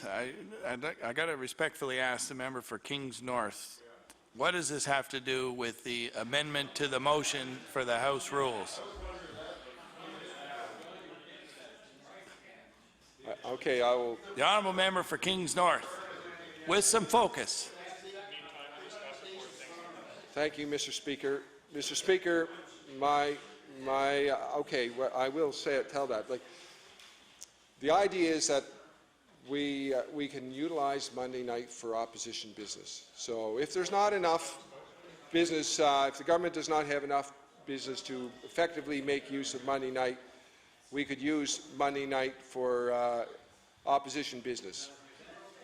That was an example of Monday night's opposition business, and that was a call that I got Friday morning of last week while I was here in the here in the House. So this was a concern that has never been raised on the floor of this House, to my knowledge, is interprovincial trade and dumping. What Quebec does is they grow cabbage for the U.S. market, and if there isn't enough sales in the U.S., this area is looked upon as a dumping ground for their cabbage, and We live in a very good part of the world to grow cabbage. We should be able to grow cabbage, but we can't compete with $3.50 a bag. So this is an example of something. Well, I would like to have this discussed on a Monday night. This is my first chance to bring this issue up. So, so maybe I can ask the government House Leader to call something about this on next Monday night. But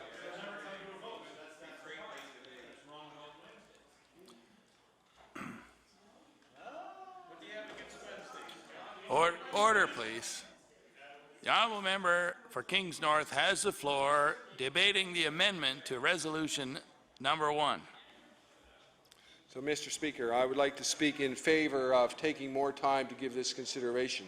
I think that we have to recognize that there are many issues which face our province, and a number of them which have not come up on the floor of this House.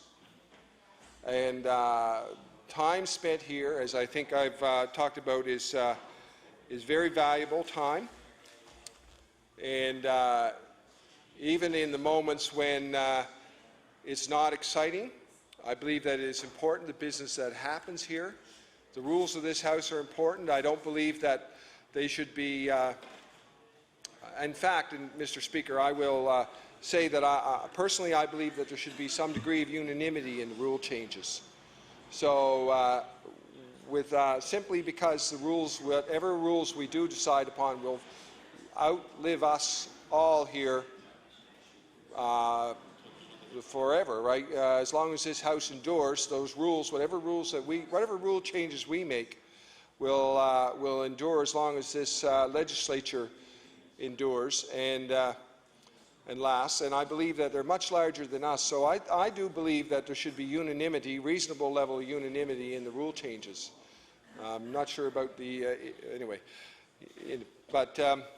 So I just think, Mr. Speaker, that there are a lot of uses that we could put Monday night to, and I know that that's one of the things that this amendment to put this decision off for a period of time. I would like to speak in favor of that. I think that there's an enormous number of issues that face our province that we could make use of Monday nights for. I recognize the government is as entirely able as we are to bring forward business on a Monday night. I will remind the House that the times that we've had very short sittings on Monday night it's in the hands of the government House Leader to call forth business and adequately make use of the time. And I believe that the government House Leader can do so, should they choose to do so. There are certainly a large number of issues that we face. Other issues, there's a number of Kings North issues. There's not only farm issues, the interprovincial trade issues that we could be dealing with on a Monday night, but there are very local issues. For instance, the issue that I brought forward in question period of Joellen Huntley and that issue. I would like to see that debated further. I realize that it's a tragic situation, but it calls for sort of a larger, I think it sort of begs a larger sort of discussion about what is the public policy in this situation.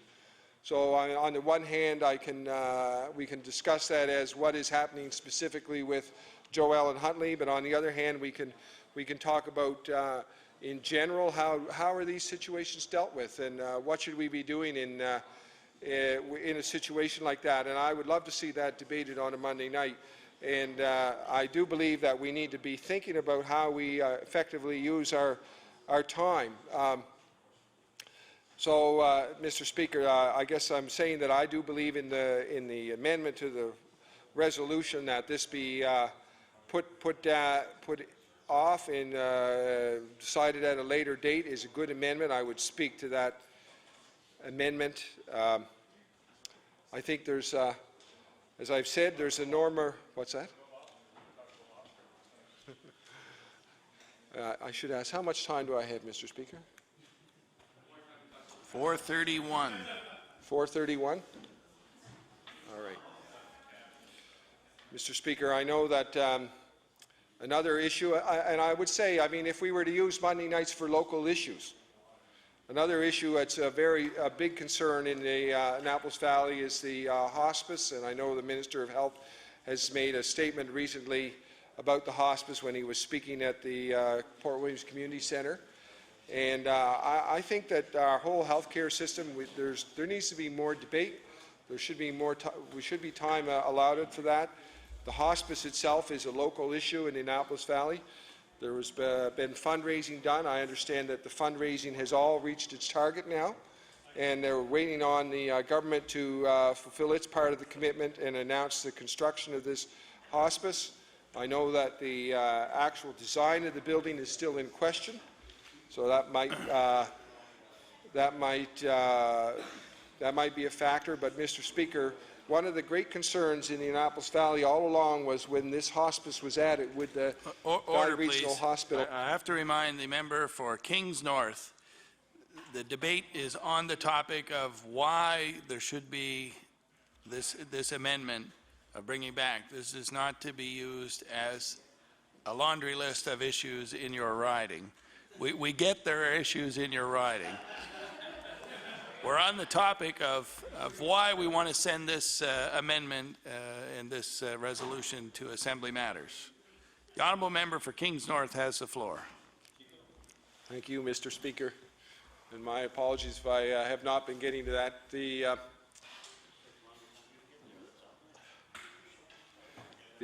amendment to put off Resolution 1. I guess what I can say about Resolution 1 is that I am personally disappointed that this would come forward in this way. I think that in terms of rule changes for the House, I guess in an ideal world I'd like to see that be negotiated between the three parties and agreement reached at that negotiation. And I guess in that sense I'm asking that be there sort of be unanimity at that point. I think in an ideal world that would happen, and the rule changes that are brought forward would reflect that.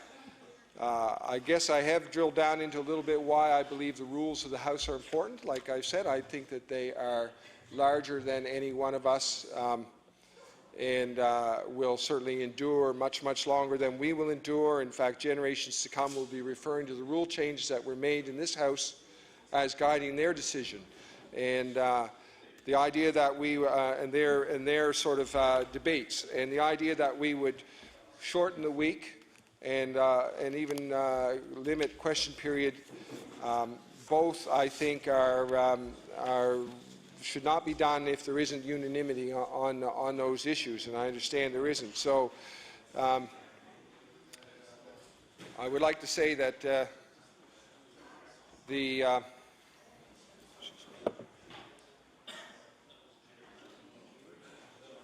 cold tea. Huh? You ready to go? So I appreciate this opportunity to rise to this issue, and I must say, Mr. Speaker, I had a number more local issues that I was planning to raise in this if I had more time.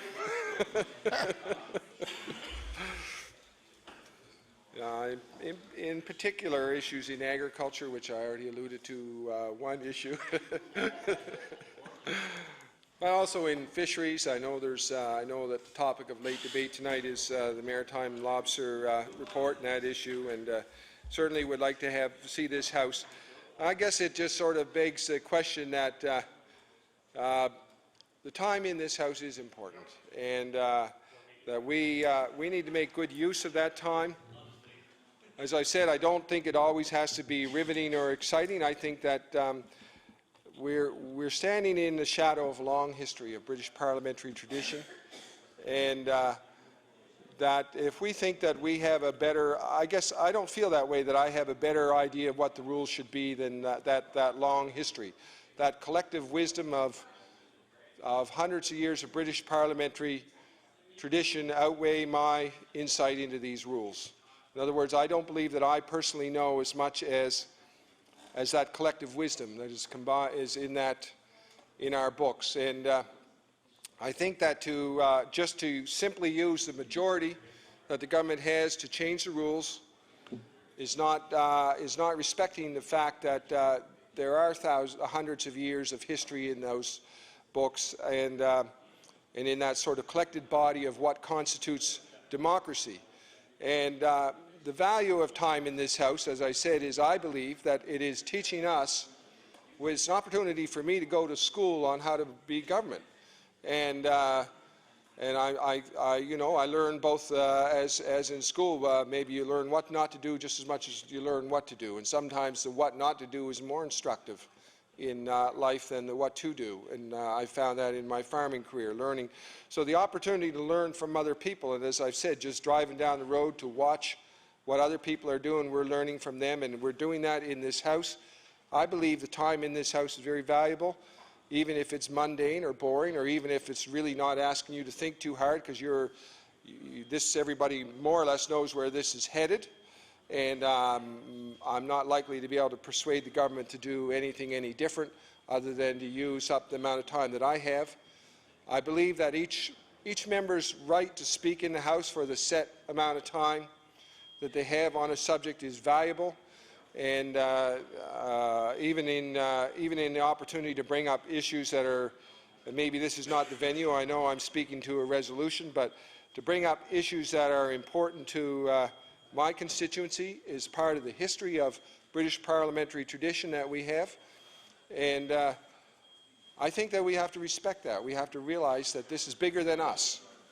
And I would, so Mr. Speaker, I would say that I would like to speak in favor of the amendment to push the decision on the rule changes down the road, but I would like to, more importantly, speak on the idea of rule changes and say that I think that how that rule changes gets done needs to be done with goodwill and unanimity among the parties, I believe. And I do totally respect the fact that the government has the ability to govern with the majority, and even though we may speak against something, the government is going to do what it's going to do in terms of its policies and its agenda that is set out in the general election.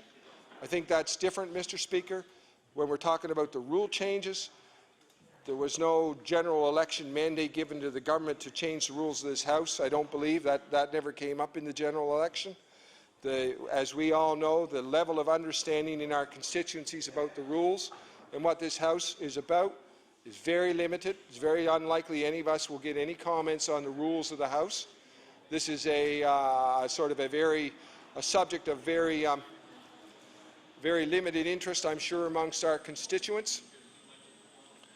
But I believe it's important to British parliamentary tradition, to democracy, that we respect the rules of the House. And as I said, despite the fact that the government has a majority, that we would seek to see unanimity in the way that the rules are dealt with, and patience, which I would also believe, and again, speaking to this amendment, that there be patience in the way that we are dealing with these rules. So I'm not sure that I have really explained my point adequately, but I would like to, with those few words, I will take my seat. The honourable member for Sackville-Cobequid. Thank you, Mr. Speaker, and I want to thank my colleague who just spoke. Over time, it'll get a little easier to make sure that you stay on topic and don't get asked too often from the Speaker to bring your comments back to what's in front of us. And what's in front of us, Mr. Speaker, is a motion that would see this resolution move to a group of MLAs that I believe would have the opportunity to really look at trying to come to some consensus in the legislature. Mr. Speaker, it's no secret that any rule changes in this House need 2/3 of the House to have them passed. It's not just simply the government with their majority can pass it unless they have over 2/3 of the seats, which they don't, Mr. Speaker. The government today, the Liberal government, does not have enough votes to pass rule changes in this House just with their own caucus.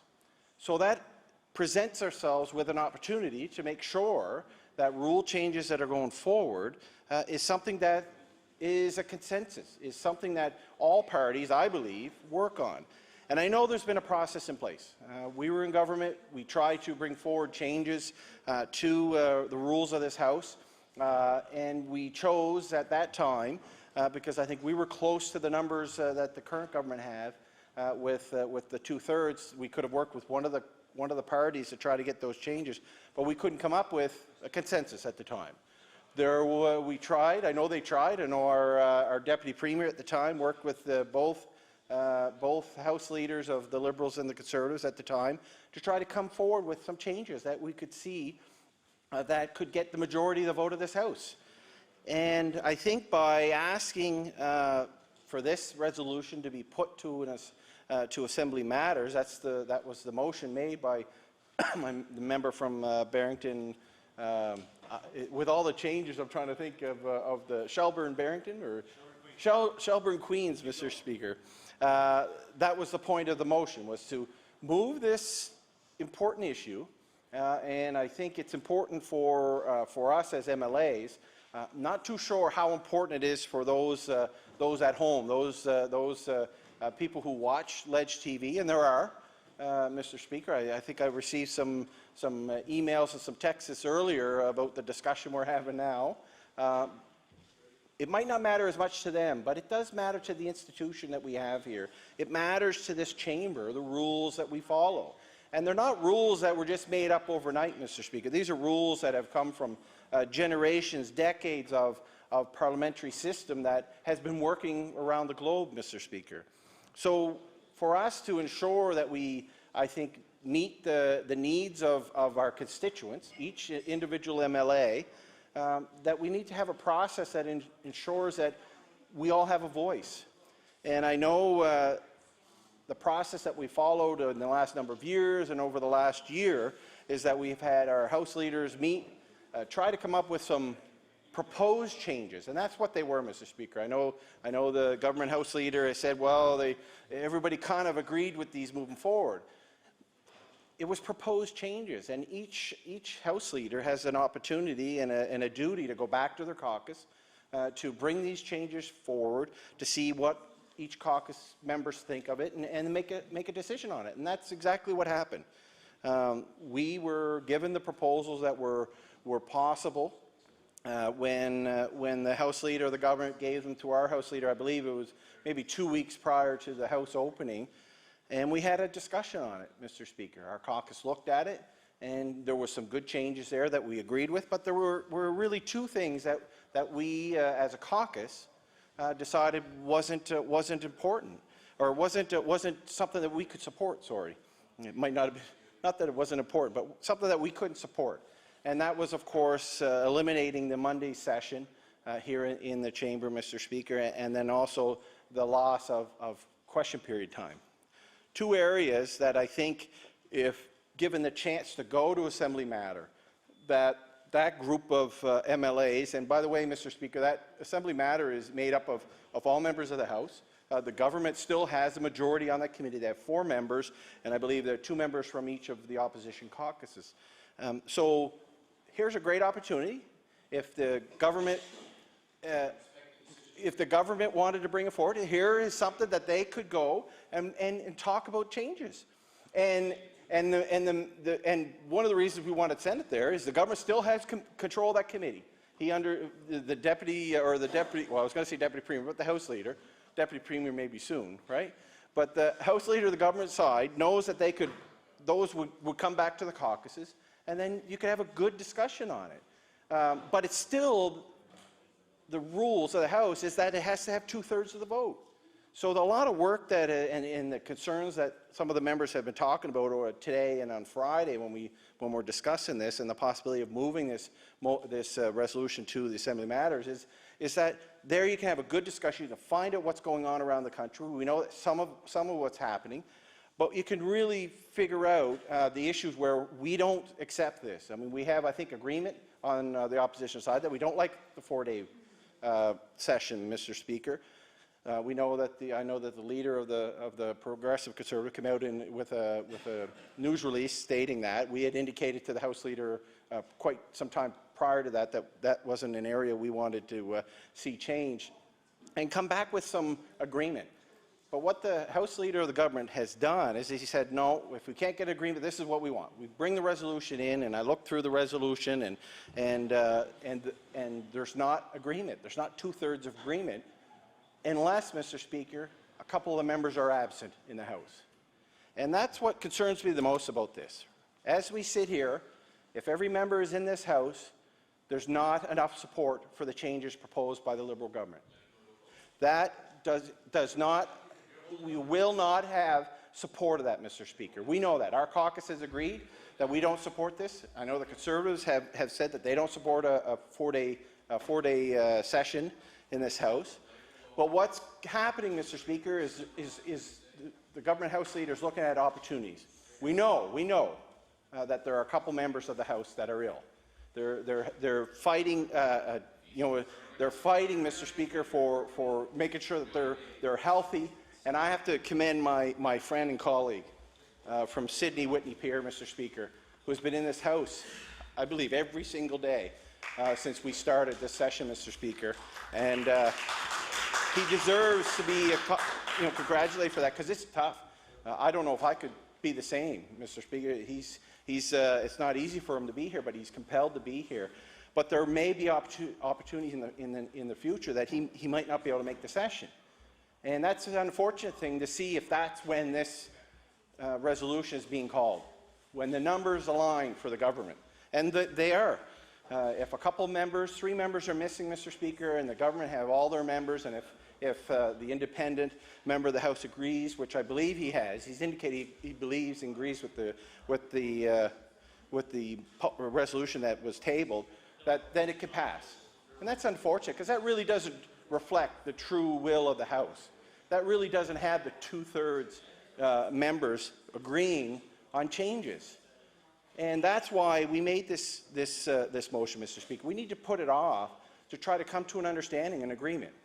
And I hope the government House Leader recognizes that let's get back talking, trying to figure out what exactly we can agree with and move it forward, and get the support of the House. I mean, if there's only 2 real areas that have areas of concern, and that's really what I've been hearing from our caucus and from the Progressive Conservative, is about the loss of question period, Mr. Speaker, an important component of the process that we have here in the House, because that's the opportunity for us to hold the government accountable. Maybe they're afraid. Maybe they don't want to be held accountable. I don't know. I know the government House Leader stood on his feet all the time when he was in opposition and wanted to hold the government accountable. Well, that opportunity is during question period, Mr. Speaker, when we're allowed as members to ask questions. I know the government House Leader asked many questions in the 11 years that I've been here, and he was here prior to that, and I'm sure he asked questions in that time. So that is one of the concerns areas we have, is we don't want to lose time. Now, we agreed to limit the time over question period on Wednesday. I think we all agree that an hour and a half is too long. And we suggested some changes to that, and that we would be okay with maybe 50 minutes, but 50 minutes throughout the rest of the week. And that would only limit or lower the question period time by about 10 minutes, Mr. Speaker. And that's something we said, okay, we'll be willing to do that. The other thing was the Monday hours, Mr. Speaker. And we feel that with our caucus and my caucus colleagues that we couldn't support that, and for a number of reasons. It's something that I think we take criticisms a lot as an elected official, Mr. Speaker, that we don't meet often, that we only work when the House is in session, and we all know that's not true, Mr. Speaker. I know it's not true. We all work extremely hard. We work long hours, Mr. Speaker, on weekends, and I'm sure this weekend, long weekend, MLAs were still attending events and going to things, even though you would think it would be time off and time with your family. So what I've heard from people in my community about it, Mr. Speaker, and I would hope that what I hear and what other members here could be broadened or talked about at Assembly Matter when they're dealing with this, if this resolution or this motion was accepted, is that they don't feel that we need an extra day off through the week. And it's not an extra day off. I understand that. They're trying to work it in, Mr. Speaker. But Monday evenings, for the last 11 years plus that I've been here, is an opportunity for members to stand up, hold government accountable on bills that they have, for example. That you can debate those bills, and it gives an opportunity for all members of the House to do that and to bring forward resolutions that may be warranted at the time. And that is why I think the committee structure of Assembly Matters is there to look at that. That's the mandate of the committee itself is to establish or may examine the rules, procedures, organizations, and facilities of the House Assembly and may recommend changes for members. I mean, that's really where this should be. So those and if you come to an agreement there, it's recommendations. It's not, well, the committee agrees to this, that's just over. It's recommendations to the House, right? So we come back to the House and we do it over again, Mr. Speaker, so that then you at least hopefully have a dialogue, and it's not just one way. And right now, Mr. Speaker, the way this is unfolding, it's a one-way discussion. It's the government saying, this is it, take it or leave it. Some say it's a one-person discussion, but it's not. It can't be one way. And that's why the rules of the House is set up that you need 2/3 agreement to make the changes of the House.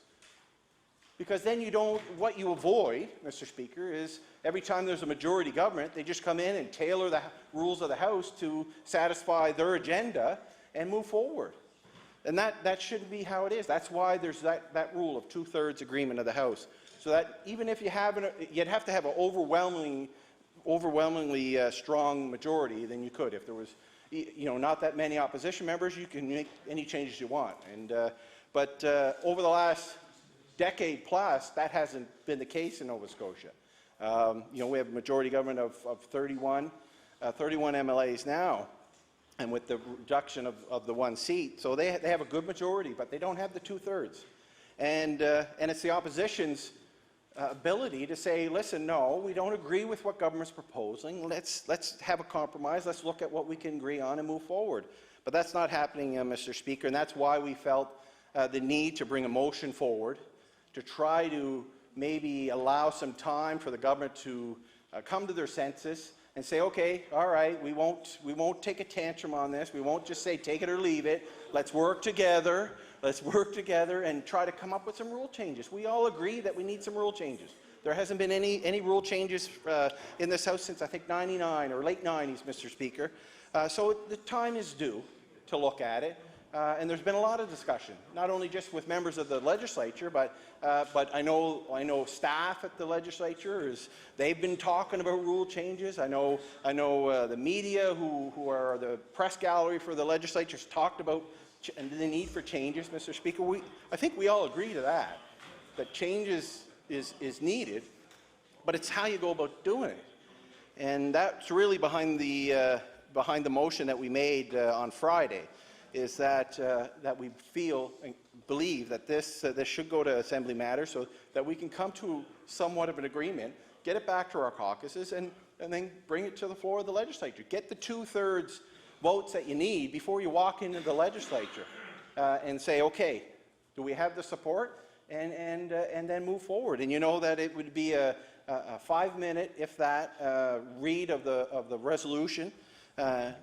You would ask for a vote, and we'd support it, and it would move on, and the changes would come into effect, Mr. Speaker. But the way it's going right now, it's not the proper way of doing it, and that's why the 2/3 of members is needed, and I think it shows that why that rule is there. It's to avoid having just one single party, one single government decide what the rules should be going forward in this chamber. And Mr. Speaker, I think we've all come to the table with different asks. I think I know our House leader, spoke to the Premier after last session, saying he was willing to meet throughout the summer if that needed be to get these changes done. But we needed to have some discussion prior to coming into the House, much more than what we've had. As I said earlier, it was about 2 weeks, maybe 3 weeks over. Just prior to the House coming in, that we were really given the paper from from the government House Leader. There had been some discussions before, but nothing in writing. Nothing in writing, Mr. Speaker. And the House Leader across the way, Mr. Speaker, government House Leader, knows that. He knows that nothing was done all summer on this, Mr. Speaker.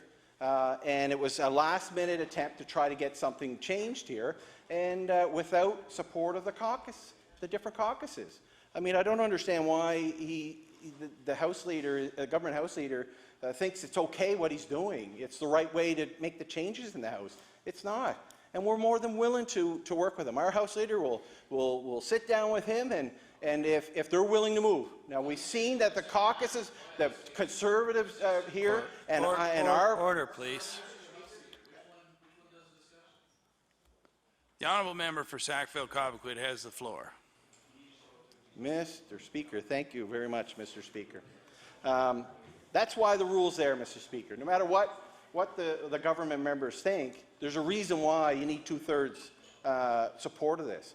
And the House Leader knew, government House Leader knew right before going into the session that we didn't support the changes he wanted to have come before the House, Mr. Speaker. But there was no discussion. Okay, well, all right, let's work this out. Let's try to figure out if you can't live with that, then can you live with this? And when you have both parties saying they don't want to see the Monday night evening session get wiped off, Mr. Speaker, then why do you insist that that needs to be there?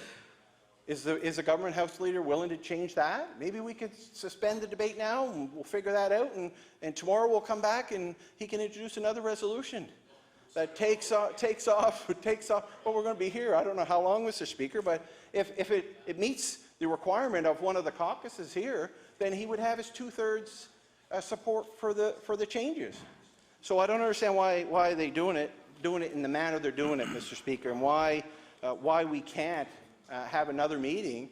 I don't believe there's been another meeting since both caucuses said no, we're not entertaining that. It's just a matter that the government introduced a resolution, and here we are. Just as I said earlier, take it or leave it. And that's not how it should work, Mr. Speaker. The Assembly Matter Committee is a committee of the House, and I believe, Mr. Speaker, you're the chair of it. And those rule changes should be looked at there. And I think you could come up with a compromise and making sure that we move forward with the changes that are needed.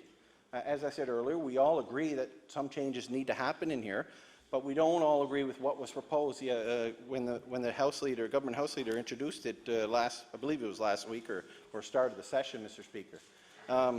It was interesting to bring it forward in that manner. Knowing that he didn't have the support of the House, Mr. Speaker, and the 2/3.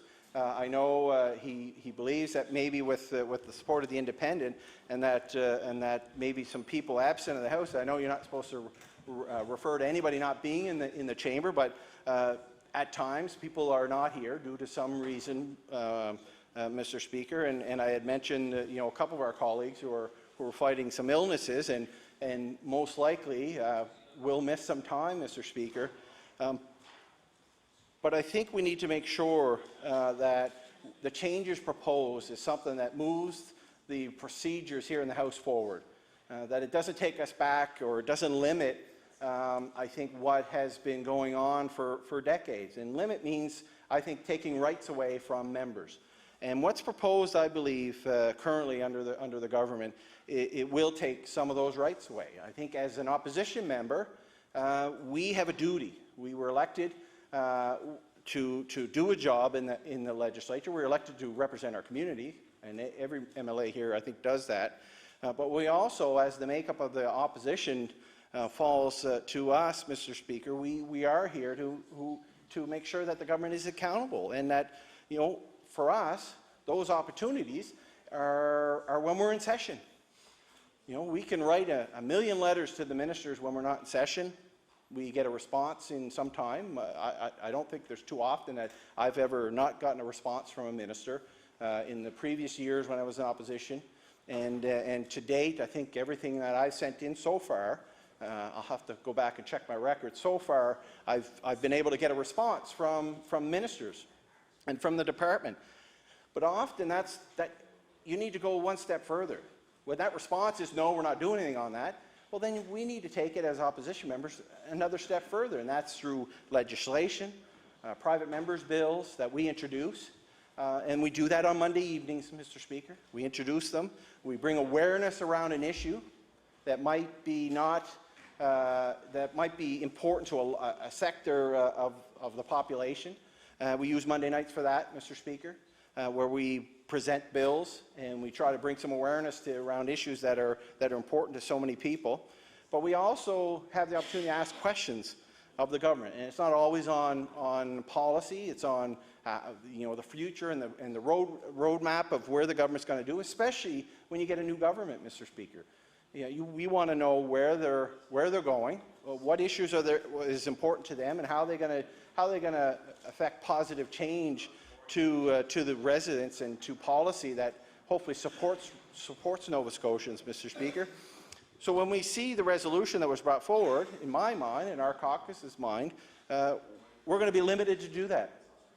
We won't have Monday evenings to present bills, to debate bills that might be a government bill. And of course, there's no question period on Monday evenings. We know that. But Tuesday and Wednesday and Thursday, we had enough time, I believe, over those 3-day period to ask questions, hold government accountable, bring up issues that are important not only in your constituent, but as critics. Many of us here are critics in certain areas and certain departments. And that's an opportunity for us to bring that forward. And it's an opportunity for the government to clarify, maybe, or shine some light on what they're going to do to improve the situation or improve the policy, government policy, or improve legislation. That's their opportunity to respond. And if you limit that, Mr. Speaker, then in my mind you're quieting down the opposition, which I know government members would love to do, especially the government House Leader. But it's an opportunity for us to stand, and here we'll have some rambling here in a minute from the. Mr. Speaker, on a point of order, and I'm sure the member for Sackville-Cobequid would not want to be misleading the House, but I'd ask him to reflect 1 second, being he's been in opposition and in government. Why would any government want to have an extra day of question period? This was clearly something recommended by the opposition parties, which the government was prepared to accept. For him to not understand and somehow suggest that the government is silencing them by asking for an extra day of questions, which we don't currently have under our rules, just doesn't make any sense. And I would hope that he would realize that. It was an opposition proposal. We were certainly prepared to bring that forward, which we have, and it was as well their proposal to move to a 45-minute question period. I offer that simply, Mr. Speaker, in the hopes that it will help the discussion taking place today. I don't consider that a point of order. I consider that a disagreement of the facts. The honourable member for Queens Shelburne. Mr. Speaker, I rise on a point of order because in my speech I clearly pointed out that the time is being erased from this particular system, is that we are losing time in question period. And I suggest it was 26 hours and some odd in a 4-year term. So I ask you to rule on that point of order. Thank you very much for your time. This is not a point of order. It's a further disagreement of the facts. The honourable member for Sackville-Cobequid. Well, Mr. Speaker, I don't think it matters on how many days you ask questions. The way we're looking at it is that there's going to be less time to ask questions in this chamber if the proposal that is brought forward is adopted, Mr. Speaker. Less time. So if you look at the whole question period, Mr. Speaker, what we're saying is that we agreed that Wednesday was long, an hour and a half. I think everybody here would agree. You know, once you get down to that 17, 18 questions in the hour and 25 minutes, then it can be difficult at times. But I've never seen in the House in the 11 years I hear nobody not ask any more questions and just give away the question time, Mr. Speaker. There are always people who are willing to give. Well, Junior may have once, but willing to give that up. We agreed with that, but we said we don't want to lose time over the week. And I think by the proposal that we countered to the House Leader was that we would just lose 10 minutes. 10 minutes, Mr. Speaker, on question period. But the government didn't look at that, Mr. Speaker. They went right back to what we originally said we wouldn't agree with as a caucus. As a caucus, we didn't agree with. You know, that's how we do things over here. I don't know how they do it there. If it's just the front bench that makes the decision, I don't know if that's how they do it over there, Mr. Speaker. But I know that's not how we do it, Mr. Speaker.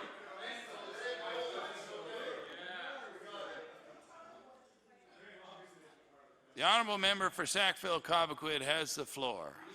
Oh, Mr. Speaker, I touched a nerve there. As I was saying, on this side, with this party, if we have a decision to make, we make it collectively, Mr. Speaker. We make it collectively, and we bring those back. And we did that in this case, Mr. Speaker. We went back to the government house leader and the government and say, listen, this is what we don't want to see. You know, can you come back with something different? Is there a way of getting around this so that we could come forward with an agreement that would see changes, positive changes in here? But that hasn't happened, Mr. Speaker. It stopped. And I think that we need to look past that and try to move forward with getting some changes done here. And I think the motion that we made is one that I think could be supported, Mr. Speaker, in the House, is that we have a Assembly Matter Committee chaired by yourself, Mr. Speaker, that could look at what happens with rule changes, and just as they say in their mandate, they bring that back for the House to consider. And that's not what happened here, Mr. Speaker. We think that would be an opportunity to maybe iron this out, to get past this impasse that we have, where we have both opposition parties standing up here trying to support a motion to move this so that we can have some good changes, I think, to the rules for consideration of the House, where I think you would get the 2/3 number, Mr. Speaker. But the way that it's being presented now is not the right option. It's not the right thing to do, and I think we should do as our motion says, move it off, let people just calm down a little bit. And I think there's a bit of ego at play on all sides maybe, and we're digging in. Everybody's digging in now, saying, no, we're not giving up this, we're not giving up that. But we have to come to a resolution. I think Assembly Matters, since that is the committee that looks at rule changes and procedures, Mr. Speaker, would be the most appropriate way to do it. And I hope that the government would think of that. We're here now, and I think we're about 5 or 6 hours into this debate from Friday and today, and I think it's very clear to the government and government members that we don't support the resolution presented to the House. And we shouldn't be waiting to count numbers to see who might have to step out and have a vote. It should be recognized that the House doesn't support it. You have two parties, opposition parties, who are saying we don't support it. We have both the leaders saying they don't support it, and the caucuses don't support it. So I don't know if the government's just maybe trying to wait to see if they can pick one of us off and have a sympathetic ear, and then all of a sudden they'll vote a different way. Maybe we're waiting, and hopefully someone in the government caucus will realize it, and they'll vote our way, and then it throws it all out of whack, Mr. Speaker, because the 2/3 numbers needs to be there, and it's just simply not there right now. And I think we came forward with a way of everybody saving face, saying, you know what, we fought hard for what we believed in, each caucus believed in, and what changes we want to see. But I think Assembly Matters can be the opportunity for all the caucuses here to have input and try to come to an agreement, and not have what we see now happening in the future, Mr. Speaker. So I hope with those few words, I know I have some more, or other members are going to talk on this, that the government recognizes that here's an option.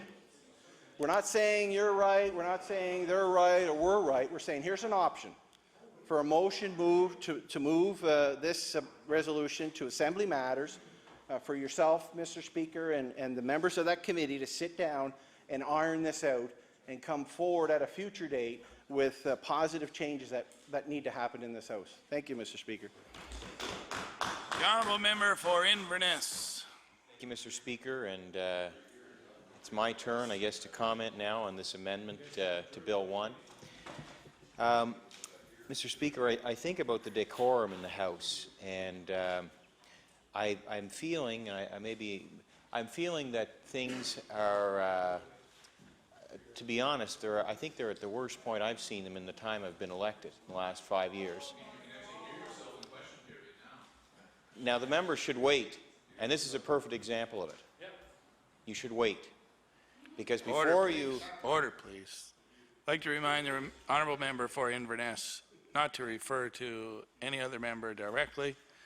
And I'll remind everyone else that even though the topic is sensitive, and it is about our behavior in this chamber, that we please respect the members that have the floor.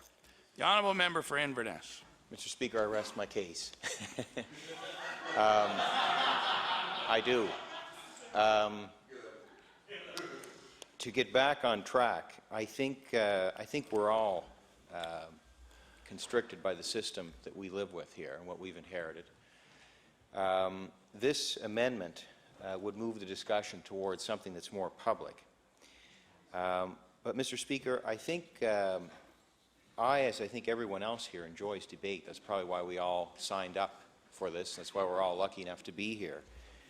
But the spirit of debate seems to have sunk to, as I say, lows like I haven't seen before here in this chamber. That's just my opinion. It's not to put the blame on any one party or one person in this legislature. And if members feel otherwise, they should express how they feel about it. But I think this is actually compromising the ability of members to work with ministers in resolving issues. And that's something that really bothers me, because that is a sign that what we're doing here is really interfering with doing good things for the public, and that's why we're all here. And we, on the opposition side, Mr. Speaker, have to accept some responsibility for that, obviously.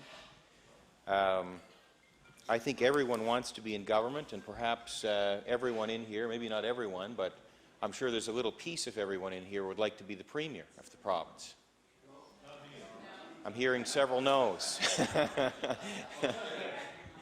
But, Mr. Speaker, I guess I have to ask is what is all this debate producing? And I think if the spirit of debate is well-intentioned, and keeping in mind that we're speaking about the amendment here, but if the spirit of the debate is well-intentioned, and we are asking about things we care about, and more importantly what the people we represent care about, then I think we'd be producing a lot more in here, Mr. Speaker. I know I was at a Celtic Colours concert last night, and I really feel coming back in here that the spirit I felt there is very much at odds with what the spirit is in here.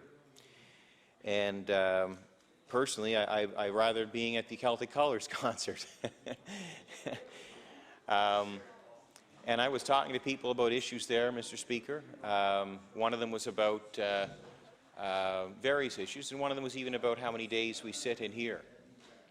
And so I don't know if we can change this, Mr. Speaker. I think what it comes down to, and in talking about this amendment and whether it's moved over to the Committee on Assembly Matters, but I think what it comes down to is we have a responsibility on the opposition side of the House to do our best to try to keep the level of debate high and resist the urge to lash out at the government. And of course, on the government side, Mr. Speaker, the challenge is to try to understand or accept that sometimes things may seem hurtful, but not everybody thinks the same way. And sometimes it's easy to interpret things as being something different, especially once the spirit of the debate has sunk. And I respect, Mr. Speaker, you putting things back on track here when I started my remarks, but I think that was a perfect example of how something gets said and immediately it's interpreted as something else because the spirit is maybe not where it could be. So enough of my moral grandstanding here, Mr. Speaker, but I'm saying it because this is what I'm observing, and I think that we all, including myself, maybe can do a little better. So I think about the time that we sit in the legislature here, and I know the government has made efforts to make some changes, and I know we've agreed with some of those changes. I think about the times that we sit in here, Madam Speaker, and it appears that, as far as I understand, I think the times in here were based on the train schedule for people that would be traveling from all corners of the province and landing in here Monday evening, and you'd come in and for your sitting, and come Friday, yeah, my dad worked in the railway, and he probably could have told me the schedules of the trains. Of course, we're living in a different day and age, Madam Speaker. And so it makes sense, I think, that we look at making changes from time to time. And I think about this amendment, which would send this matter to an all-party committee, and maybe that is the way to best resolve this, in the sense that when the discussion is more public, then we don't have to rely on what's happening behind the scenes, because unfortunately there's less control of things that happen behind the scenes. When it's public, everybody is under the scrutiny of the public, and perhaps that does something to elevate things as well. Certainly, when we speak in here, Madam Speaker, things go on the record. We have to be careful what we say. We are held accountable if we put something on the record, as we should be. And I think that right there is a good reason why perhaps this should move to the Assembly on committee matters. Let that committee come back here with a report on recommendations that can then be reviewed. And I think about, it's no different, Madam Speaker, no matter who is in government, no matter what party is in government, the sole purpose of this legislature for a government is to pass laws. I think most governments are not really interested in debate. I think most governments probably feel the debate ends with the election. And while they may welcome debate on some topics, we see that all governments sit in legislatures for very short periods of time, because the whole purpose is just to pass laws. And once the laws are passed, the government business is done. And I respect that, but I think we have to remember that part of the reason we have this institution is not just to pass laws, but also to have public debate. We have committees. We have committees of the legislature that help to achieve that throughout the remainder of the year, but when I think about the number of days we sit now, we sit about 12 weeks each year, by my estimate. It may be a bit longer than that, Madam Speaker, but that's 60 days of actual sitting without holidays. And when I think about issues that may be before the public, 60 days relative to 365 days in the year is a very short time at which we can debate current issues. And I know the most contentious issue here with this bill is the moving from 5 days to 4 days. And compressing that schedule. Perhaps, Madam Speaker, there could be some allowance to increase the total number of days sat per year, so that we maybe sit more frequently. If we don't sit as extensively through the length of the week and we compress that, maybe we can sit more days throughout the year, recognizing that we should be debating matters before the public. And this is the best place to do it. We have all kinds of forms of technology today. I suppose one could make the case, Madam Speaker, that we don't even need a legislature. We can debate through Twitter. And that's certainly done. And somebody said that's terrifying, and I think that's true. I think we often talk about young people looking at their electronic devices too much. We're all doing it too, Madam Speaker, for that matter. Young people are no different than us. But I've heard people talk about how socially electronic communication has lots of goods and has lots of bads, but that there's nothing will ever replace human contact. And I think the same is true for debate in our world, the best place for it to happen should be in the legislature. And so I think if we looked at sitting more days throughout the year, and I respect recent point was made about having more actual question periods per week as a concession the government is giving up to offer people sitting on this side of the House in return for reducing it by our time here by a day each week. I think that if we do that, our 60 days would then go down to probably about 48 days over the course of the year. And I don't think 48 days gives us enough breath throughout the year to be debating current issues.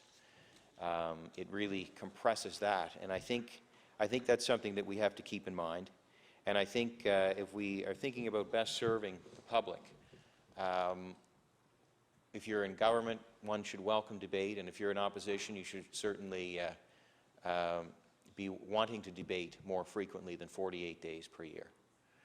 I think that's reasonable. And I'm not going to state how many days it should be, but I think that is something that maybe should be discussed publicly in a committee of the House, the Assembly Matters Committee. So I think that it's very important for members opposite to realize that our job in here is to hold the government to account and maybe to give people some insight into what we're seeing. And that is, of course, if it's done in a spirit that's very negative, I don't blame the government members for not wanting to listen to it. Hopefully we're not always putting it across in that spirit, because if we are, then we're failing. But I think it's important for us on this side of the House to be raising matters and expressing things that we're hearing, and because I think if we're listening and we're willing to budge a little bit on all sides, we're going to come up with better laws, better decisions, and I think the public will be happier, and I think they'll be less cynical of us. I certainly don't blame them for being cynical.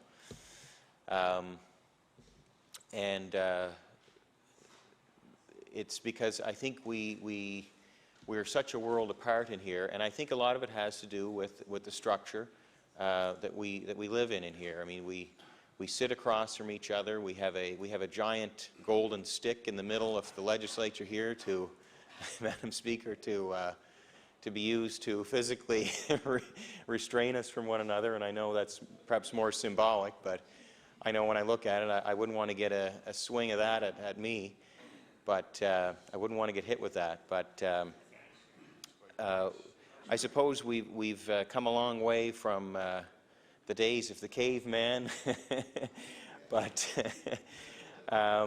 and you know, I think we have a great form of democracy where we can have a debate, but I think maybe I think we all realize that sometimes it becomes too combative, and I don't know if there's ways. Maybe it's something for us all to think about going forward, ways that we could try to work together more. And sometimes that is maybe by having things more public. And I don't know. Sometimes I also think, though, maybe, and I don't want to sound wishy-washy on this, but maybe sometimes it happens better in private when the eyes of the public aren't on us, because there's less posturing. So I don't know. Perhaps I've defeated my earlier points on this, Madam Speaker. But I think whether it's public or more private discussion, the spirit is what matters. And I think about, Madam Speaker, one of the things that I would like to see happen more in this House is a sincere review of opposition bills. And I know some of the members on the government side, it's not that long since they've been in opposition. And I know there was bills that they brought forward that I supported, and ones that I brought forward that they supported, and I haven't seen them put before the House since, Madam Speaker, since the government took office. I hope I do see them, because I think that sometimes, perhaps, Madam Speaker, members may get talked out of putting bills forward when government departments might give other points of view, and that's fine, and sometimes that may be a good thing. But I know members in here, when they put something on the record, they often do it because they have conviction about something. I think if the member from Pictou East put forward a bill on Lyme disease, and I have a cousin who has Lyme disease, and we had a discussion about that last night. So, Madam Speaker, I mean, I think of that bill as something very important that really knows no stripes. It's something that we all have people in our areas, or at least most areas of the province, who have been affected by this. In fact, Madam Speaker, you could have somebody from an area of the province where there may not be ticks that carry Lyme disease that may travel to another part of the province and contract the disease. But alas, Madam Speaker, I must get back to the debate at hand. But the point I'm trying to make is that there are some good opposition bills, and I think that we should be trying to do our best to ensure that we're being open to them. So, Madam Speaker, I know one of the other things that could be discussed by the Committee on Assembly Matters, and this is, and I'm not going to go too much longer, Madam Speaker, because I'm getting a bit tired myself. Perhaps my night at Celtic Colours was a bit too late last night. But one of the things I think about is our late debates in here, and I often think that most of the agenda in here happens at the start of the day because it's trying to make the news cycle. And I often think about the value on late debates has not been that great in my mind because many of the members at that point in the day have done their business, and we know that not much comes of late debate. But some of the most interesting times I've had, times that I've spent in this legislature, have been during late debate, to hear members get up and speak, and I think we should be giving that more prominence. I think we should be doing it at the start of the day, and I think that it gives all members a chance to show themselves in here, and also a chance to bring attention to issues that they might not be top of the charts in terms of what's important in the newsreels, but they might be something that's important to them, or about something that's important in their area. And I think we should be giving more credence to that debate. So, Madam Speaker, with that, I am going to finish by thanking the members for their attention, and hopefully we can move forward and improve relations in the House here. Thank you.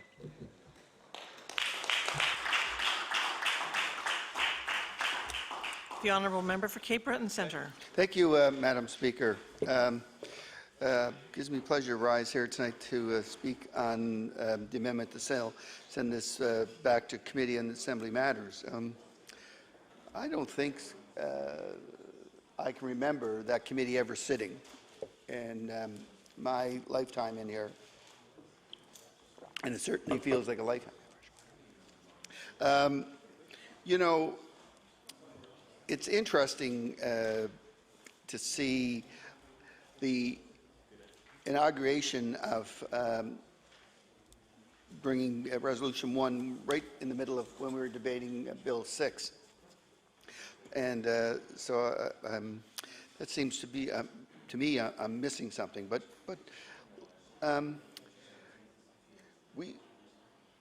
the one thing everybody in this House agrees on is that there ought to be rule changes. And it seems to be stuck at what rules should be changed. Now, should it be a 4-day week? Should it be fewer question period minutes? Should it be a lot of things? The idea of sending resolution back to Committee on Assembly Matters would allow it to be vetted out there, because I've listened to some of the speakers previous to me, and some of the issues they said that could be decided at the Committee of Assembly Matters is things like prescribed sitting days, because part of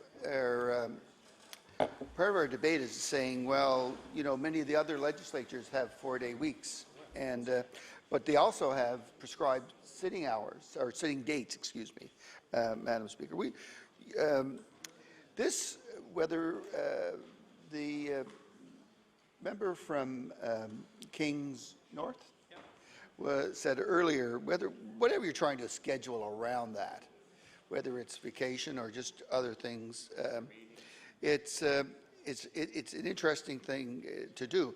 I'll give you my own perspective on that, Madam Speaker. Through the course of this job, I do a lot of appeals at the WCAT, Workers' Compensation Appeal Tribunal, and so I was in the midst of doing a calendar up with them for about 2 to 3 appeals that were in the queue, and now I had to rearrange them because I'm here in Halifax, and you really don't have the time to do them here. Your witnesses are in another part of the province, and it's not fair to ask them to come up here. And so, and then what you did was you took time away from other people. I don't know, one would have hoped that the register would have had those holes plugged, hopefully, that people that were waiting in the queue were able to use those dates. But that's one of the examples of prescribed sitting periods. There's many issues. Like I think of who we should talk to. I know when we were in government, we had asked for a review across the country of some of the best practices, so to speak. Heaven forbid, I can't believe this is going to cross my lips, but should we include the press gallery? These are people that cover the legislature on an ongoing basis. They have a president, and it's set up with an executive, and should they be taken in and talk about best practices? That would be an interesting discussion to have at committee. Have them come in and say, you know, some of the members that have covered the House for quite a period of time, and they see certain dysfunctions of this House, and maybe they could give us an unbiased eye in which to look at. I would say about the clerks, while they're busy enough, I'm not going to put anything else on their plates, but I mean, again, they see how the House operates from day to day. So, Madam Speaker, that seems to be the most appropriate place to go to resolve this. It's interesting that you know, that if we were to hold a vote tonight on Resolution 1, and those, then we would, it would probably go down to defeat, because it doesn't appear that it would have the requisite numbers to see it carry. So we're interested, and I think I can speak on behalf of the official opposition also, that they're interested in changes. It's how we get there. It's, I would quite honestly love to see us finish our debate on Bill 6, a bill that was interrupted by this resolution.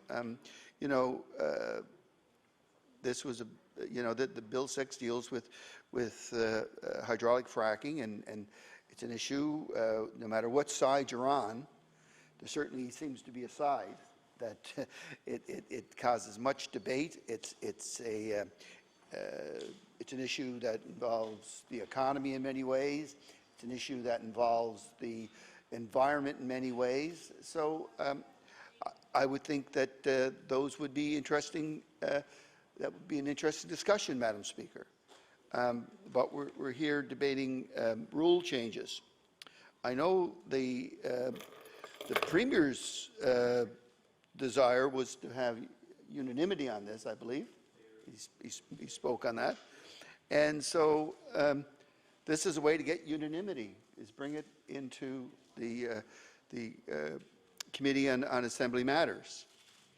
You know, we're left, as an opposition, we don't, except for Wednesdays, and that's for only a very short period of time, do we get a chance to establish business of the House. This is, the business of the House is established by the House, the Government House Leader, and in consultation, one would assume, with the Premier and other members of the Executive Council, of what they're going to do. And I would, I have not seen that fulsome debate from the Premier of why he wants this to fall the way it is, after saying at an earlier date that the way to proceed would be by unanimous support. So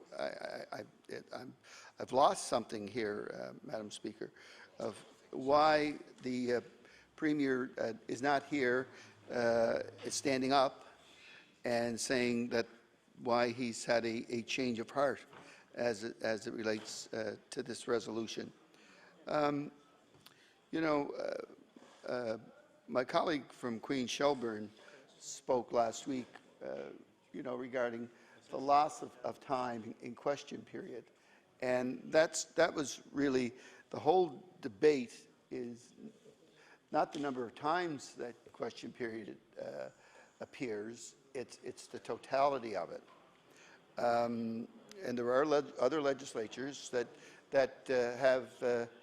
have fewer hours, fewer moments given to question period. I believe in British Columbia, for instance, I don't even know if the Premier's even in the House for most question periods. I don't believe she is. I mean, I don't, if that's an historic thing or if that's just the way that this Premier does, the Premier of New Brunswick, or excuse me, British Columbia does business, but she's she's very seldom in the House for question period, where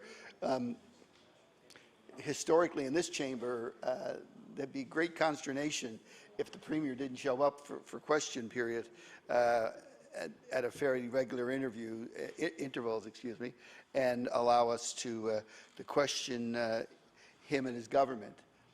But so the idea of when question period takes place is not so much as the amount that takes place.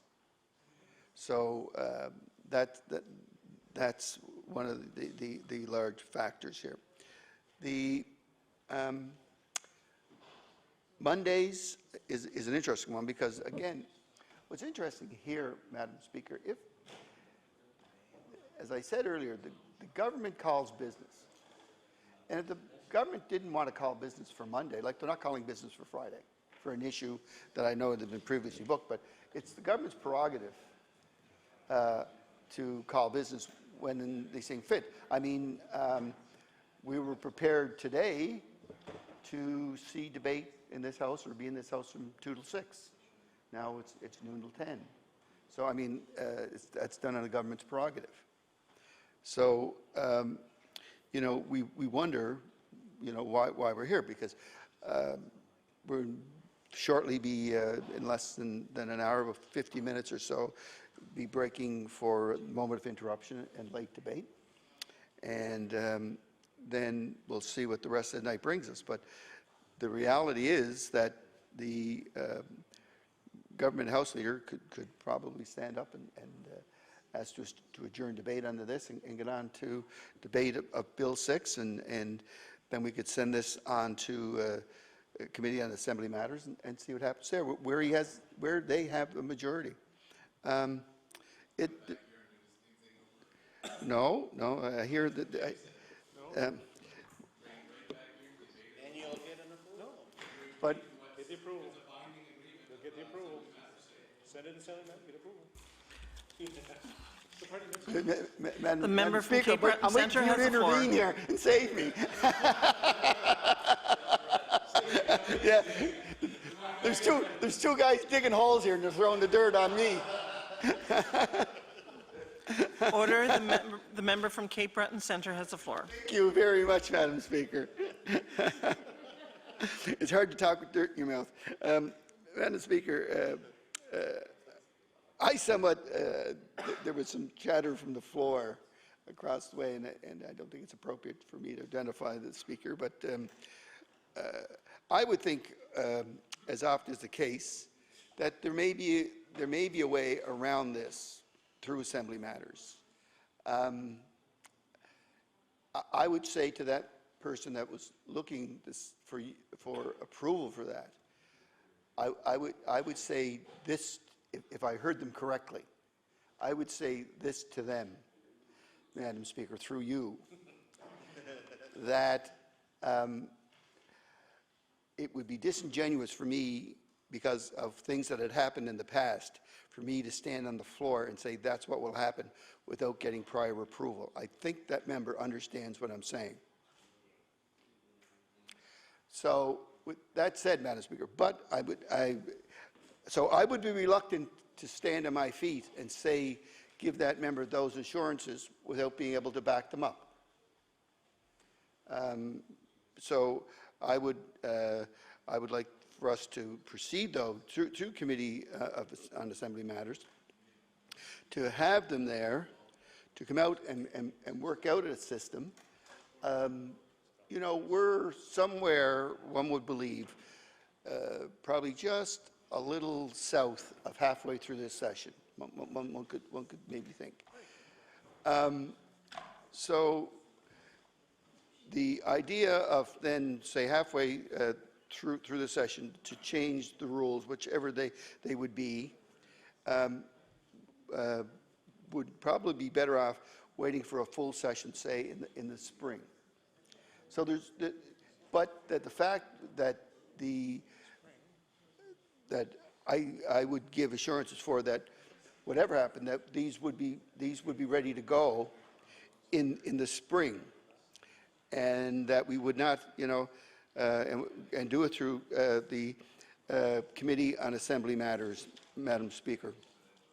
These are as I said,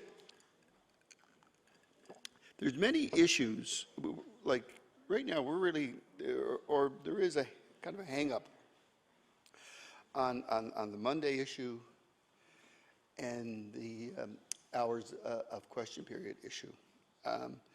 But there is other issues too.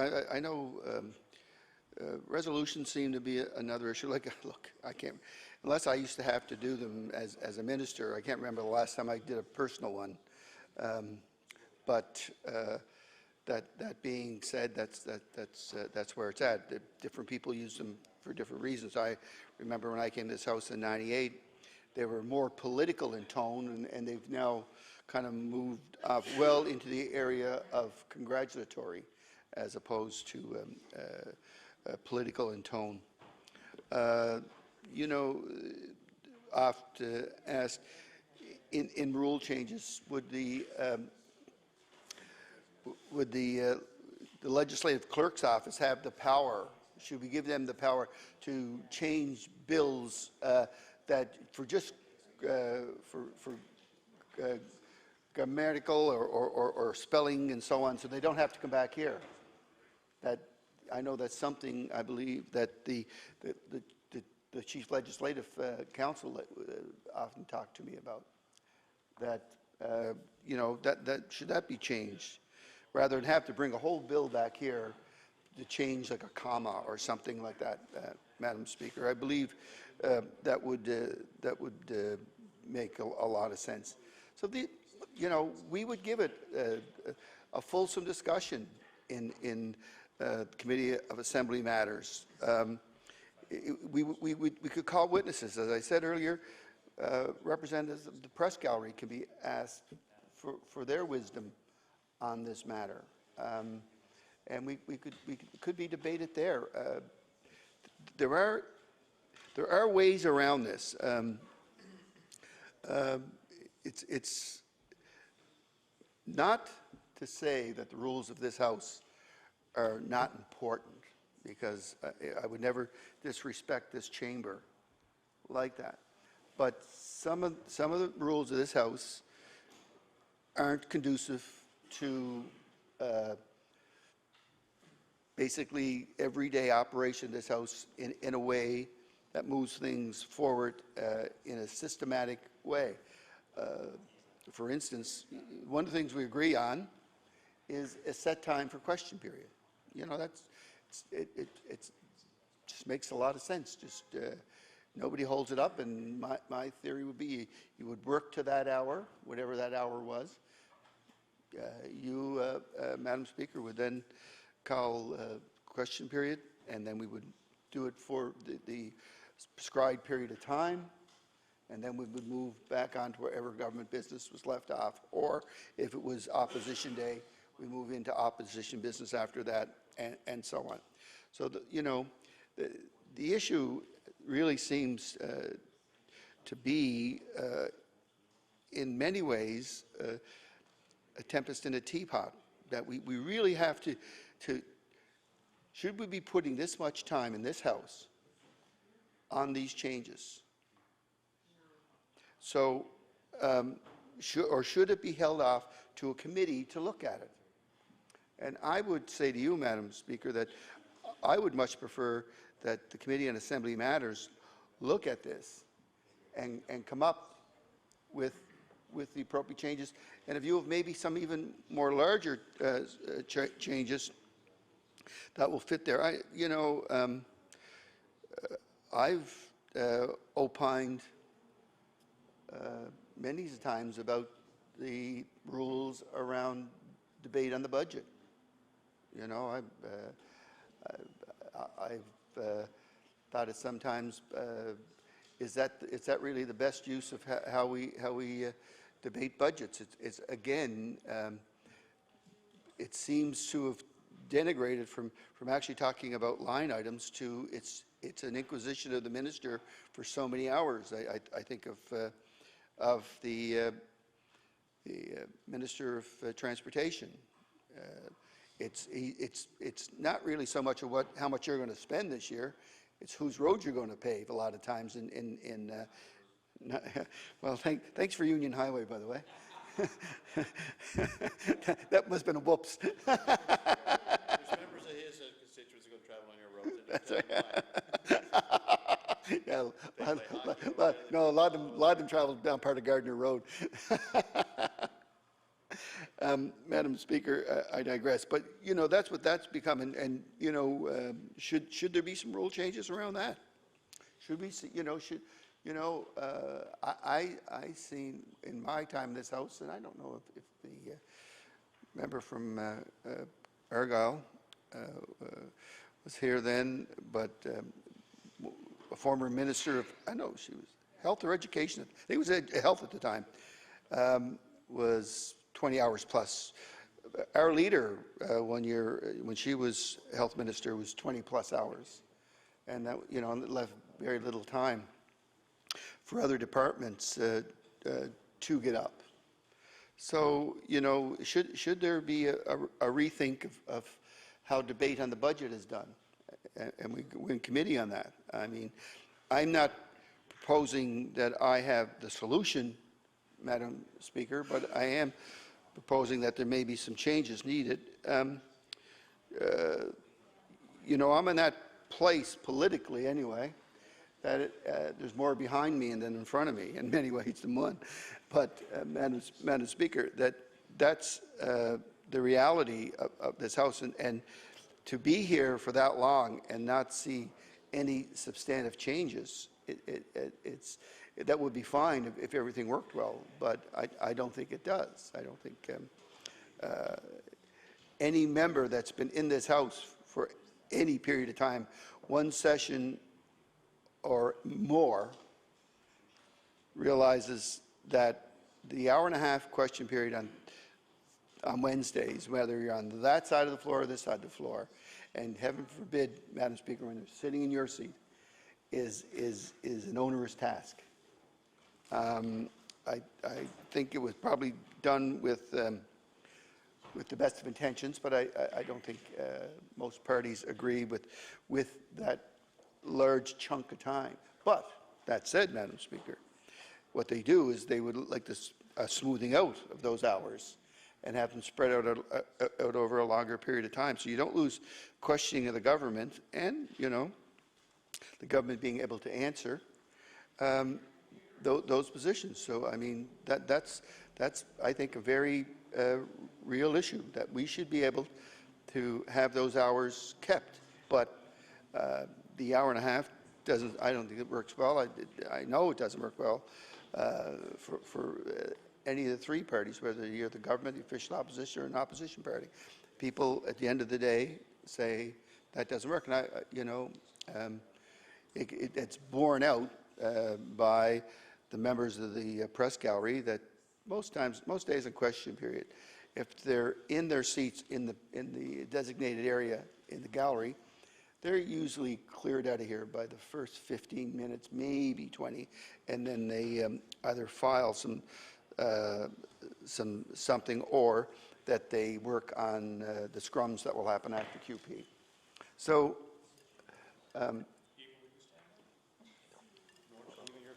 Yeah, no. More so. They just wonder, what did you ask? No, you know, Madam Speaker, these are, I would say that the press gallery would be one that would enjoy the extra day of question period. That they find pretty, media find Friday pretty dry. And as someone who worked in that business, I can see why. But nonetheless, that's again, if we move this on to committee on assembly matters, these things may be worked out. You just can't do these type of changes, as they say, on the back of a napkin. That, you know, we're not going to make everybody happy with the changes. And there has to be a give and take here, Madam Speaker, that we don't, this isn't about anybody winning or anybody losing on this resolution. It should be a wash. There should be as many people angry as they're happy, almost on this one, that you'll get something and so on. Because as I was proven right or sooner than later, that when I was House Leader, that you make these rules because someday you'll be over on the other side. And sure enough, I was right for a change. Sooner than later, right? So that's why I'm against this. No, you know, so you realize these things. Everything has to be imbalanced, Madam Speaker, and that's why I can understand the government's House Leader with the frustrations around these issues. I understand them completely. Yeah. You'll get a sympathy card in the morning. Yeah. Just give it to somebody else to open.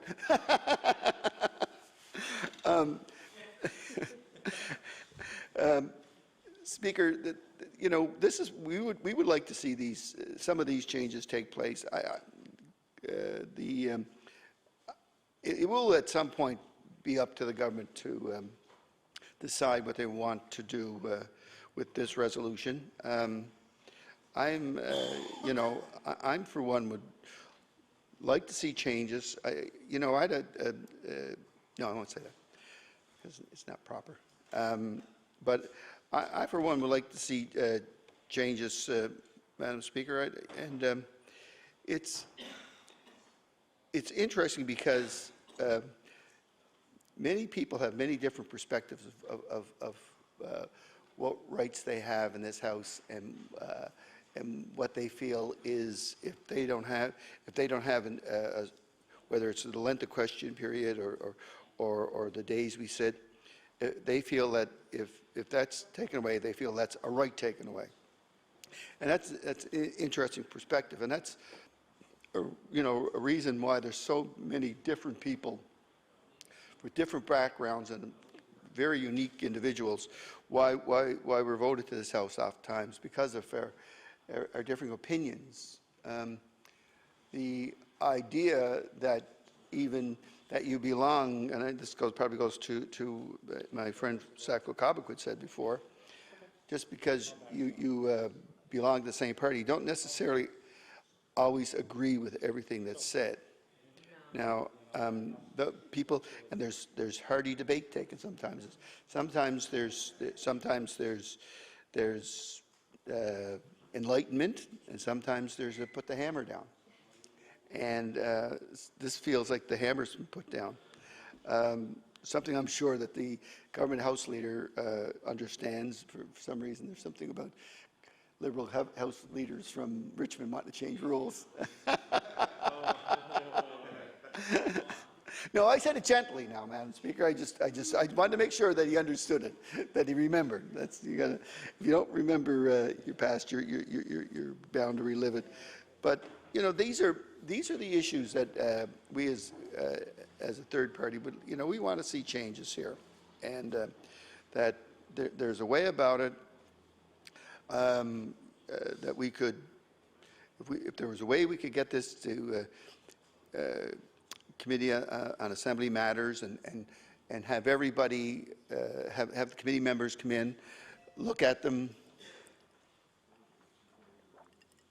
and find them, you know, find the common ground. Talk about the larger issues. Just don't confine it to the real, what I would call a relatively short list, because there are many things that you know that from time to time aren't working properly. I mean, if you look in our rule books and you know, the prescribed sitting hours as they are now, as you know, as the weeks go by, and how you can expand on those hours and so on, which goes largely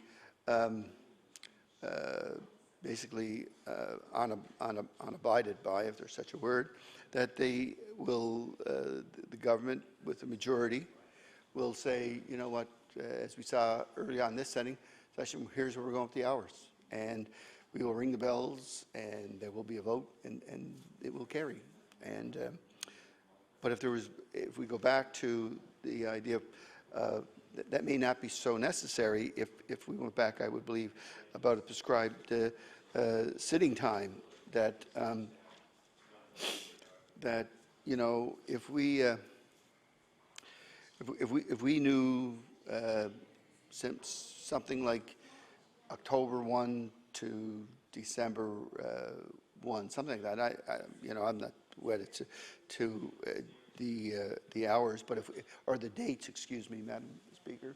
But if we knew in rough terms whatever they were, whether they were for 2 months or a month and a half, it really that's not the idea, as much as that that the sessions in here we knew around it. I would also say that people equate with sitting in the House as you're doing your job, which it is. But if we ask the 51 people in this House, when do you do most of your work? It's when the House is not in session. That's when you see most of your constituents. You see, if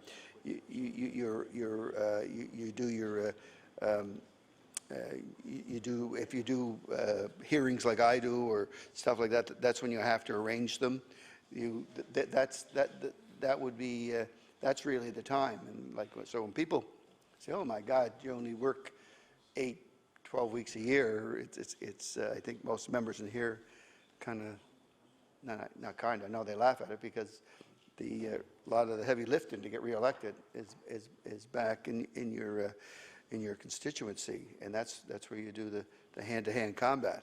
And so it would make life a little easier.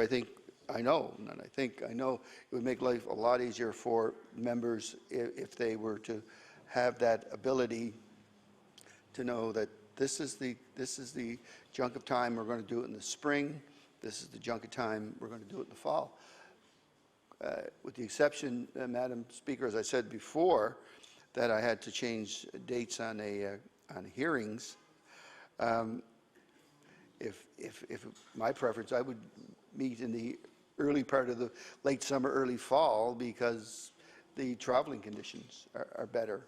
And same again, I would say late in spring, again, for the traveling conditions. But nonetheless, I'm being told I'm selfish.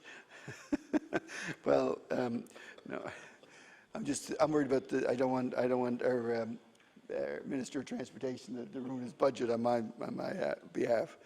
But these are issues that, you know, MLAs have to deal with, especially the ones that don't live in the peninsula of Halifax or Dartmouth or areas that have to do a fair amount of traveling. That would make their schedule a lot easier, or at least manageable, I should say, Madam Speaker. So if that went to, if we referred this bill, or this resolution, excuse me, to Committee of Assembly Matters, those are the things that people would bring forward, and there would be a fulsome discussion on that.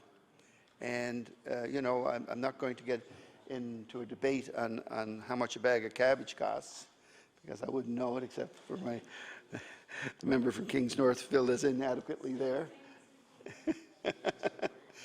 Bag cabbage, apparently I'm told the member from Victoria that it's the same was 15 years ago, remember? 15 years ago. Wow. Oh. Yeah. All I know, Madam Speaker, all I'm going to say is that member's family have a great product, and they're well supported within this. I can say for Cape Breton, we may disagree politically, but I got to say, whether it's eggs, turnips, or carrots or cabbage, they do a great job, Madam Speaker. But you know, the reality is that we would like to see some changes in this.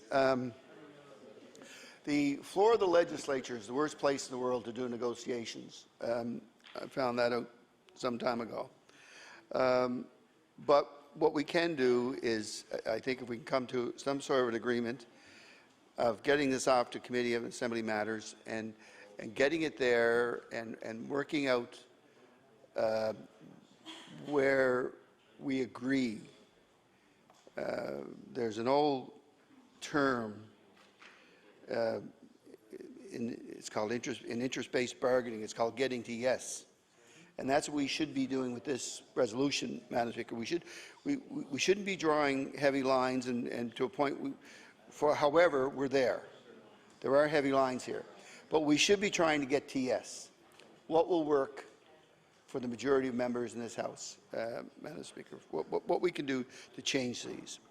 So I am saying that, you know, if we could agree to get this off to Assembly Matters, if we could do this, and maybe through some quiet diplomacy, that we could find where yes is at in Resolution 1.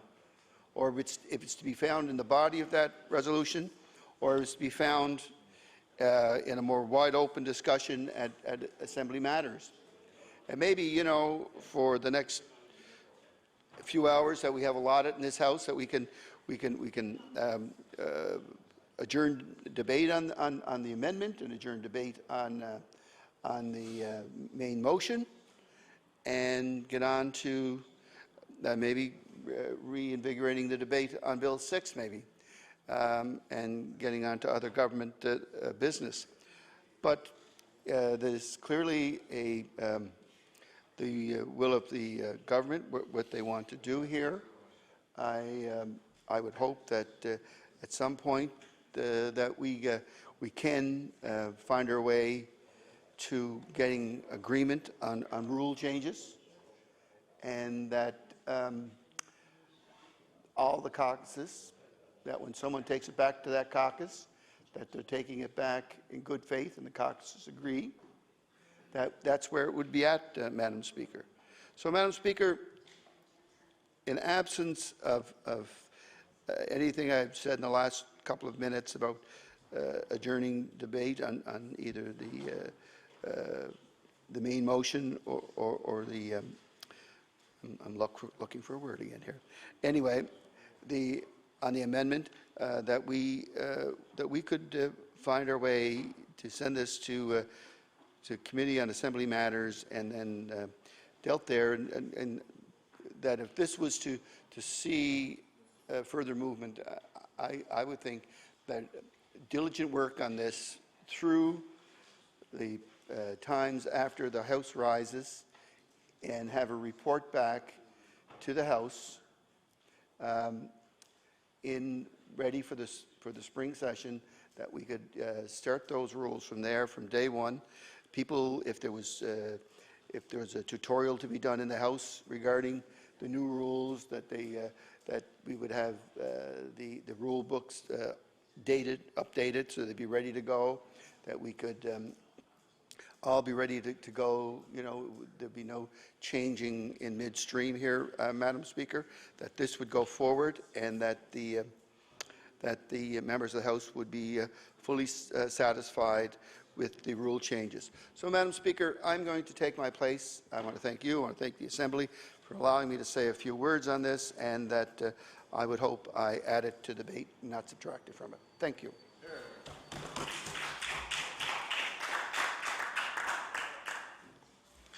The honourable member for Northside Westmount.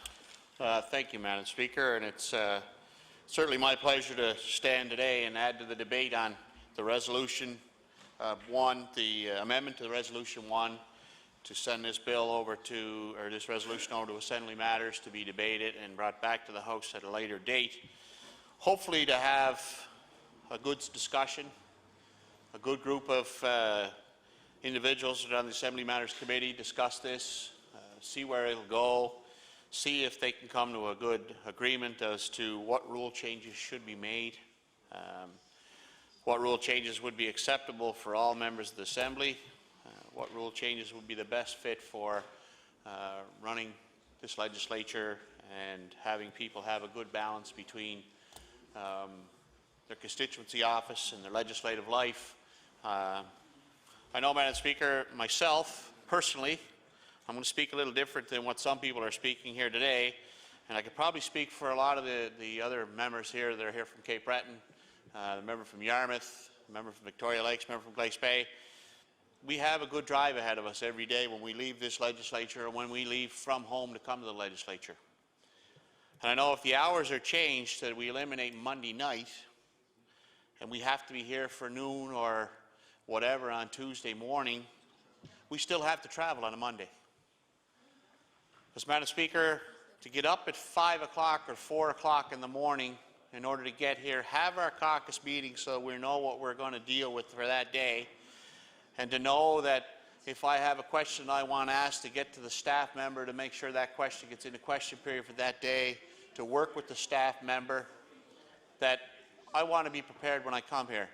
I may hear something different from somebody over there that they don't ask the question in the day. We have to get up and speak on bills. They don't get to speak on the bills, Madam Speaker. If they were willing to speak on the bills, I'd like to hear their side of what they think about this change. Does everybody agree with the change over there? If that's the case, let's everybody stand, give their 5 minutes. Every one of the other 21 members give their 5 minutes, and let's hear what they have to say. Order, please. I ask that everyone please direct their comments to the chair.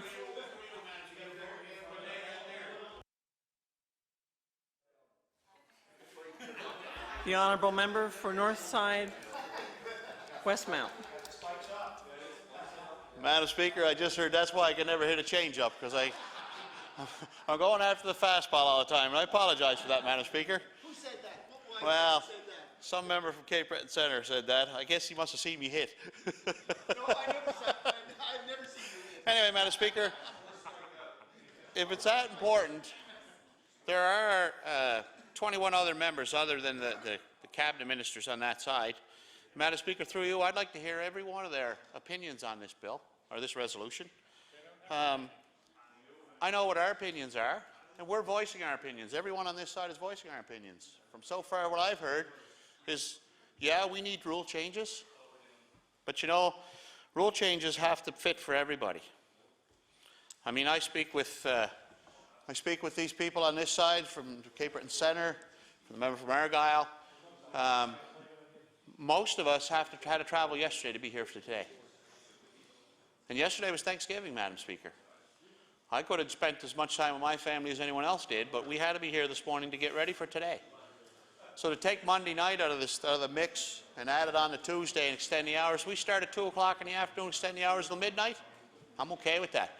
What are the inside members going to say when they're getting in their car to drive home at midnight and they get home at, well, some of them are only 10, 15, 20 minutes, some people are an hour away. So they get home at 1 o'clock in the morning and have to be back here again for 7, 6, 7, 8, or whatever time in the morning again. It's not really fair to them then. So eliminating that, to add to that, yeah, they take it away from us, but what about the members that are inside now? They have to travel then after midnight or after 10 o'clock or 11 o'clock, and there's wildlife on the road, and the member from Glace Bay, the member from Victoria Lakes would know that when we're traveling, you have to be on your game all the time because you don't know what you're going to hit as far as weather. You don't know what you're going to hit as far as wildlife on the road. You don't know what you're going to hit as far as traffic. So if we extend the hours through the week for 3, 4 other days and we go late on Friday, well, then you're not getting home. So either way, the hours are going to be changed. But it's safer for us to travel in the daytime as compared to travel in the nighttime. And if we sit late in the fall, leaving here on a Friday at 4:30, 5 o'clock, we're traveling in the dark the whole way. So to them, to other people, to the people on the other side, to people here who are inside members, for them to travel in the dark is just as dangerous. So, Madam Speaker, I'd hate to see that happen to anybody. The member from Argyll, the member from Yarmouth, the member from Digby, the member from Guysborough has quite a haul. So to have that happen, to change the day, that's just one side. That's one slant on that, Madam Speaker. And to extend the hours while we're here, I'm okay with that. If I'm here, I go back to an apartment all by myself in the nighttime and watch TV or study up on something for tomorrow. So I'm getting business done here. I'm okay with that. But then you got to deal with that on the inside member people. They have families to go home to every night. They get a chance to go home every night. They get to say goodnight to their kids, as I heard earlier from the member, the Environment Minister. The inside members get that. So, but if we have to be here on Tuesday morning and leave here late Friday, it defeats the whole purpose for any of us. So, Madam Speaker, on the last bill, on Bill 1 that we had, and Bill I think 37 it was during the last session, we didn't have enough time while we were here. We started question period one day at 2 in the morning. We started hours at 12:01. We went from 8 in the evening to 12 o'clock, started at 12:01. Obviously, we didn't have enough hours. And that's the prerogative of the government to change the hours. I'm okay with that. But if we're going to shorten the work week and then add the hours on, strange hours, to debate late, people in the province want to see what we're debating. We're here for a reason. We're here to debate the bills and make laws for the province of Nova Scotia so the province can run effectively. Madam Speaker, I'd like to see all people involved in these debates. We've got 13 people on this side. We're missing a few because of illness. We're going to get to vote on a bill. These people aren't going to get to vote on this bill because they're not here. If they're here, great. If they're not here, that's fine. They might have business outside. They might be sitting here. Let everybody vote the way they want to vote on the bill. The resolution, I apologize. Thank you. And Madam Speaker, we're here to debate the bills, and if we all get a chance to debate these bills, the resolution, bills, it's going to be bills after. This is the resolution that we're debating. So I'd like to hear everybody debate on the resolution, Madam Speaker. I hear people in the government side over there having their say with us. Please. Actually, what we are discussing right now is the amendment to the resolution. So we need to try and keep on topic for that. Thank you. The honourable member for Northside Westmount.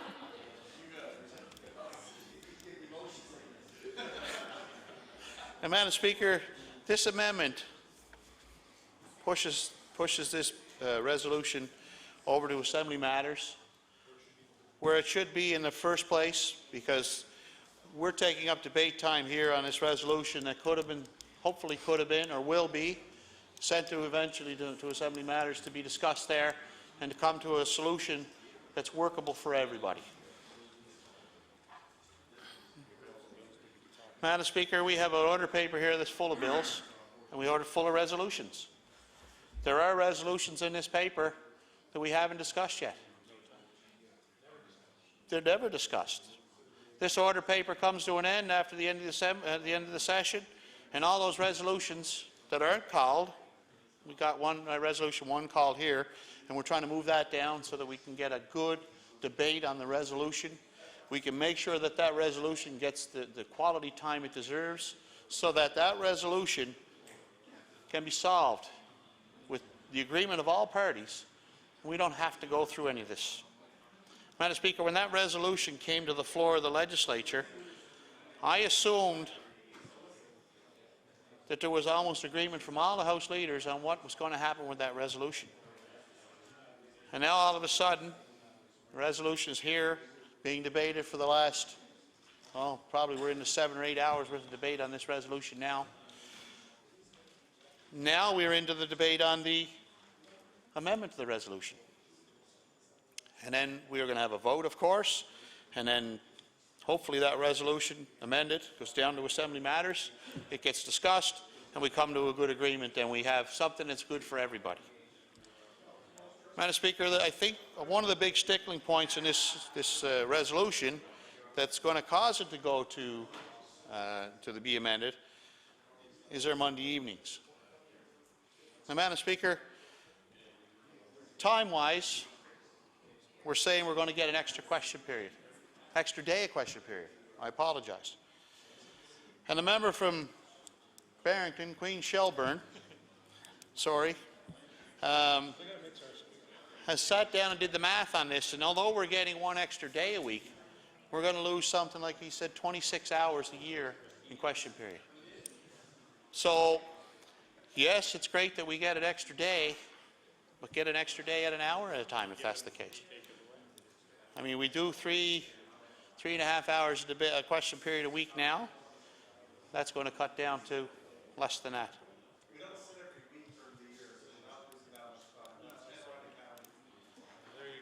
Well, there you go. I guess we got the answer, Madam Speaker. We'll all can finish now and sit down. We got our answer. Well, we got our answer now. Order, please. Order. The honourable member from Northside Westmount has the floor, please. I guess we're going to have that member stand and give his version of debate on this matter, Madam Speaker. I hope this resolution goes back to the other side, and they'll debate the resolution, the amendment to the resolution, and we'll hear their side, other than what's been presented on this side. It would be interesting to hear what's there on the other side. It's good to see you on the front benches. I've never seen you back there very often. Madam Speaker, we hear a lot, Madam Speaker, and I'd like to hear it officially. I'd like to have the member stand and give his side of the story on this amendment to see that we may agree with what he has to say, Madam Speaker, but when we're hearing it, when we're speaking, we don't hear the full debate on it. And Madam Speaker, I'd love to hear that member's side of this resolution and this amendment to the resolution. You know, Madam Speaker, we have a lot of things we can debate in this legislature. We hear a lot of resolutions come through. We hear resolutions on jobs. We hear lots of job losses. The province has lost something like 9,000 jobs, 8,700 jobs in the last year. We can debate that. Let's put a resolution in and debate that tomorrow. And we may come up with some good results for that resolution and some good ideas if everybody gets to put their ideas in there. You know, Madam Speaker, we heard in question period today some stuff about health care in the province. And I know the Minister of Health has agreed to come in to my area and speak health care, but we could have that as a resolution and make it a necessity if we have to. We can make it another bill. But this resolution we're talking about today, Madam Speaker, is to change some of the rules of this. The amendment to this resolution, I think if we're looking at times and hours and question period times, if we had set time in this House that we're going to sit in this House, so that we know that from the middle of October to the middle of November, December, 1st of December, we're going to be here and our hours are set. We can set our office time, we can set our life schedules, we can set all kinds of other schedules around that. But not knowing that, Madam Speaker, we don't have that chance to set our office times around it. If we could leave here and go home every evening and set some office hours that way, that would be fine too. But we can't do that, Madam Speaker. We don't have set times where we can sit in here and do that. You know, we could debate all kinds of other issues that are in this House. I know we're talking energy. We're waiting to debate Bill number 6, I believe it is, on hydraulic fracturing. And Madam Speaker, be whatever side of the fence you're on, either you're for or against, or you're not for or against, or you're in the middle. At least if we're here debating it, we can get some good ideas out there. And that works the same with this resolution, Madam Speaker. We've all had our say over here to say that we want to have a good debate. We want to come to a solution that is good for everybody in the legislature. You know, Madam Speaker, nobody likes change. A lot of people think change is a bad thing. Not always.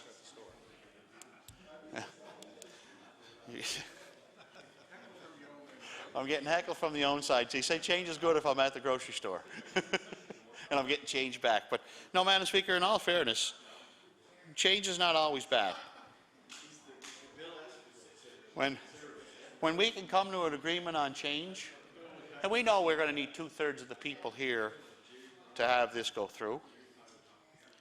And Madam Speaker, from what I can understand, it's a numbers game as well. But irregardless of the numbers, if we can have a good solid debate on this bill, on this resolution, I apologize, and then the amendment to this resolution, then at least we can come to an agreement amongst ourselves. And hopefully we don't have to turn this into what it's been turned into. You know, the people in Nova Scotia, when I'm home in my office and I'm dealing with important matters in my office, the thing I get is, when are you going back to work? Some people don't understand we get as valuable work done in the office as we do get done here. And you know, Madam Speaker, I think the work that we do here is valuable. I mean, the laws that govern this province come out of this chamber.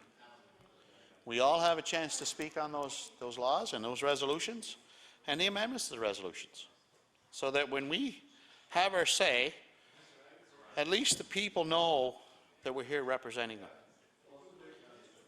You know, when we went through those long sessions and we were here early morning for law amendments, and we were here late nights for regular House sitting hours, when we were here early mornings for House sitting hours, and question period was it. What are we accomplishing by doing that? We're tired. We're not getting good debate on the bills, on the resolutions. And when that happens, Madam Speaker, sometimes we'll make bad decisions. And you know, we see a lot of resolutions and bills on the order paper that if Monday night's an inconvenience for some people, let's do our own bills. Let's do the opposition bills. I know we put some bills forward that we would love to see debated, moved on to law amendments, brought back to committee of the whole, and get into third reading. You know, I've never always been one to say this, Madam Speaker, but sometimes we get good ideas from other people, and if we listen to what everybody has to say, we may be able to bring those good ideas forward. We don't really matter where the good ideas come from, as long as it's good for the province and good for the people in Nova Scotia. As I know, some of my constituents will bring me information forward, and I asked that of them before we came to this sitting of the legislature, to tell me what's important to them. And when it's important to them, I can bring it to the legislature and we can put it in the form of questions. We can put it in the form of our debate. If you listen to some of our people debate and address and reply to the speech to the throne, we hear a lot of personal information, a lot of personal stories. And that's because people want to hear what's going on, want to tell us what they want debated here in the legislature, what they want changed. And that change can only happen here, Madam Speaker. And when we're here, we want to make sure everybody's having a debate with a clear head, that they're not fatigued, that we're getting all the best ideas to the floor of the legislature so we can make a good informed decision on how to vote on resolutions, as this resolution we speak of today, of changing some of the rules in the House. Madam Speaker, people in my constituency expect me to do more work. They like to see me, for whatever reason, they like to see me here in Halifax, probably because they don't want to see me home. But if I'm in Halifax, they figure I'm here working for them. And Madam Speaker, I am. I bring their concerns here to the legislature. I make sure that when they voice their concerns to me, that I bring it here to the legislature, to the individual ministers. Madam Speaker, we don't get that opportunity when we're home in our office to come and talk to the minister directly. Sometimes that whatever we have to speak about gets caught up in the bureaucracy that's down below, and it never gets to the minister, so we really get an idea of exactly how they feel about what may be important to members of my constituency or members of my constituency that say, well, I'm going to use the Minister of Health, for example.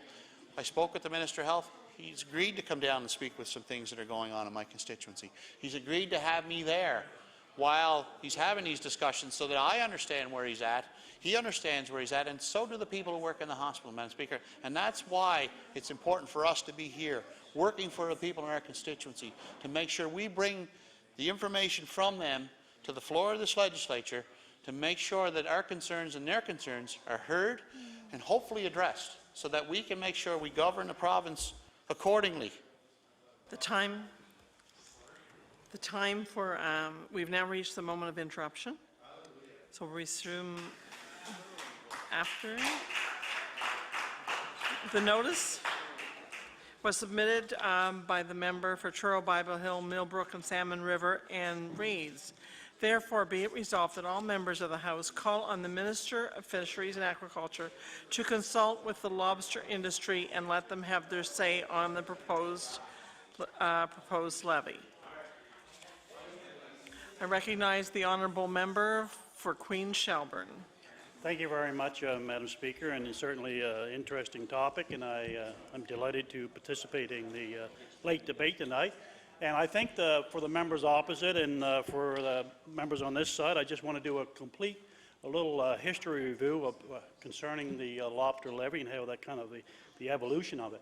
If I can back up to 2013, there was a large protest in Antigonish, and there was roughly 1,500 boats, 1,000 boats from northern New Brunswick, northern Nova Scotia and PEI, literally tied up because of low prices. And at that time, I was actively involved in the sitting government, and I was the Minister of Fisheries, and they called me to that community.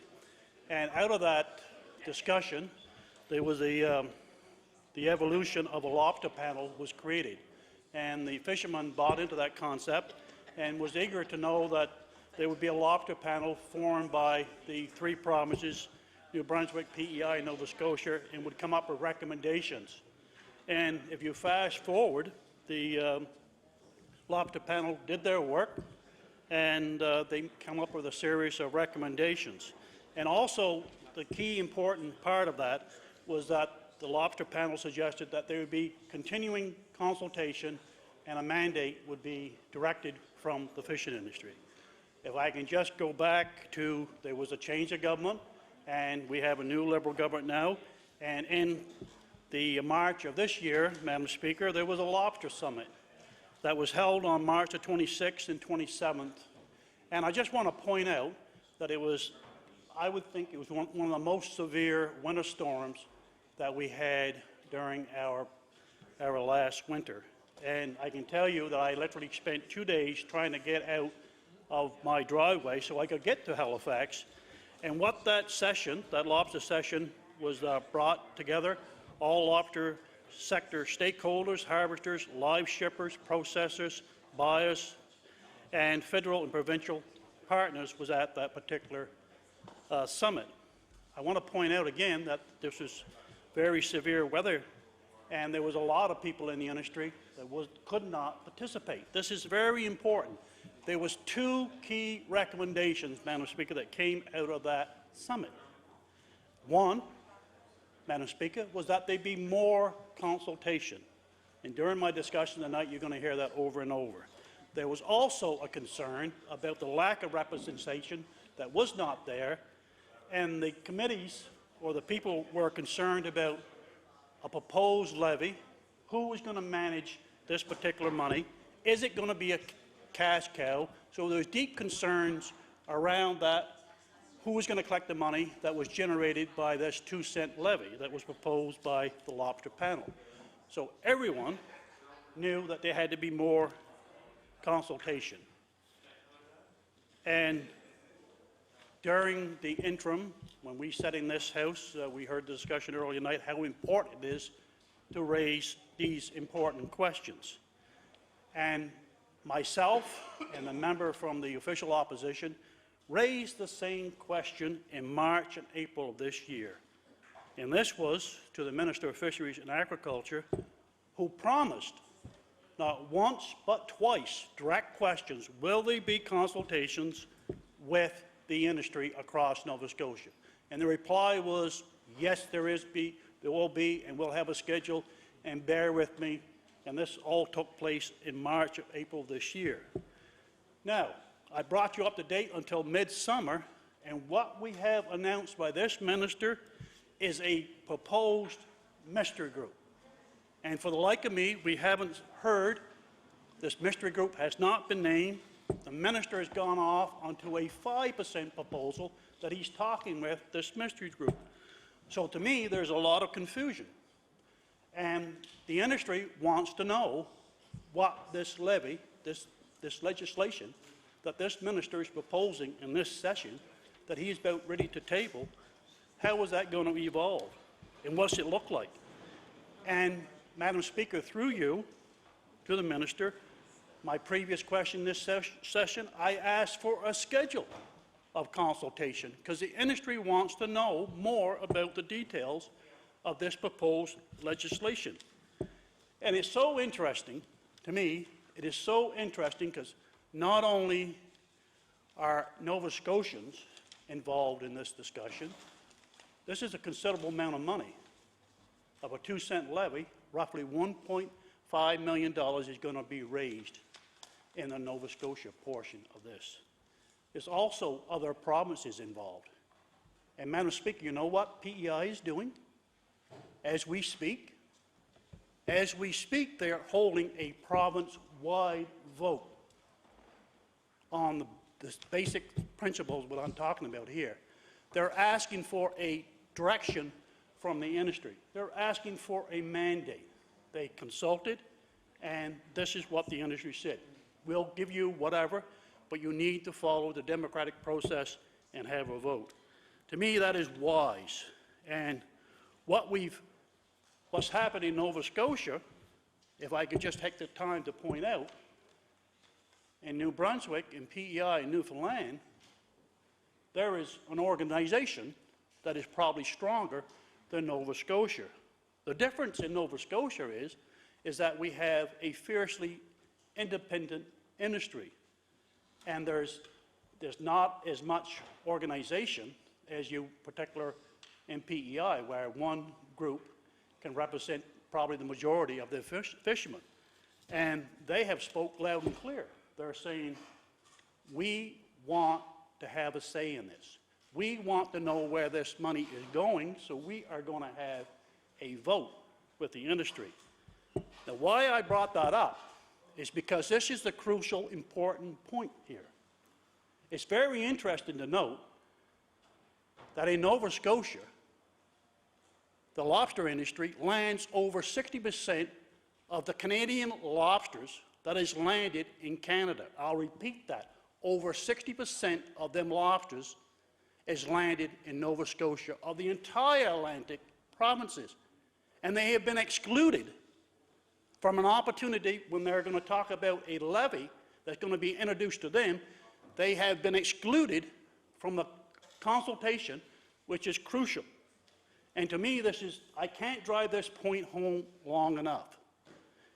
Because the industry, who lands the majority of lobsters, has been excluded from a process because they are fiercely independent and they do not have all the organizations of one or two representing a province. This is crucial.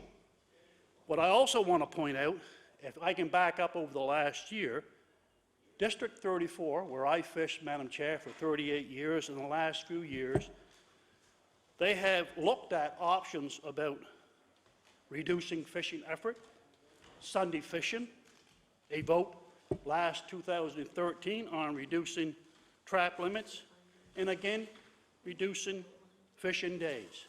And each and every time they asked for a vote. This is crucial. They felt that is important. And just last fall, there was a vote that was organized by the federal DFO to consider if they want to reduce their trap limit or reduce fishing days. They had a vote, and the industry spoke. They spoke, said, we want the status quo. It's important to us. And to me, I'm going to finish on this, Madam Chair. We have a government who boasts about being open and transparent. And if you're open, Madam Chair, when you ask collectively that you're going to consult the industry and it's enhance it, the answer was yes. We have not seen a schedule. We have not seen consultation with the industry that lands over 60% of the lobsters in Atlantic Canada. And I think that is in the wrong direction. And it's as simple as this. We have a great industry. The industry needs to give a mandate to this minister. He needs to take the time and go out and consult with the lobster industry. Thank you. Recognize the Honourable Minister of Agriculture, Fisheries and Aquaculture. Thank you, Madam Speaker, and it's a pleasure to speak on this very important topic for Nova Scotians. Indeed, I listened with great interest in the former speaker's comments on this industry, and he's absolutely correct. Over 60% of the lobster that's landed in Canada is landed in Southwest Nova, and indeed in Nova Scotia when you combine them all together. And that's a very important statistic. And the lobster industry in Nova Scotia is very important to the rural economy that is shrinking because of young people leaving the province, and it's one industry that has done traditionally very well over the centuries, and indeed today is a very important contributor to Nova Scotia's economy. And we haven't lost sight of that. It actually accounts for $422 million in exports in the latest figures we received. And if you look at the total industry in the province of Nova Scotia, fishing industry that is, we're over $1 billion in exports in the province of Nova Scotia. I believe that's the second largest exports in the province, next to tires from Michelin Tire. So it's a significant contributor to the industry. And indeed, they would have a lot more employees than Michelin Tire does.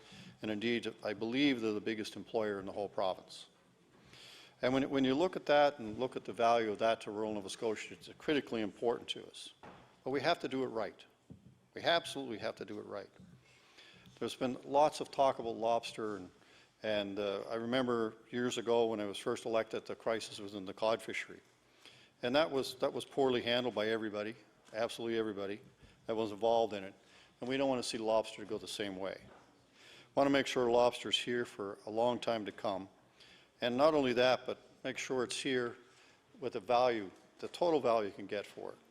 Presently, lobster is treated as a commodity, and that's one reason we have such low prices on the wharf. And there's all kinds of issues that are related to that.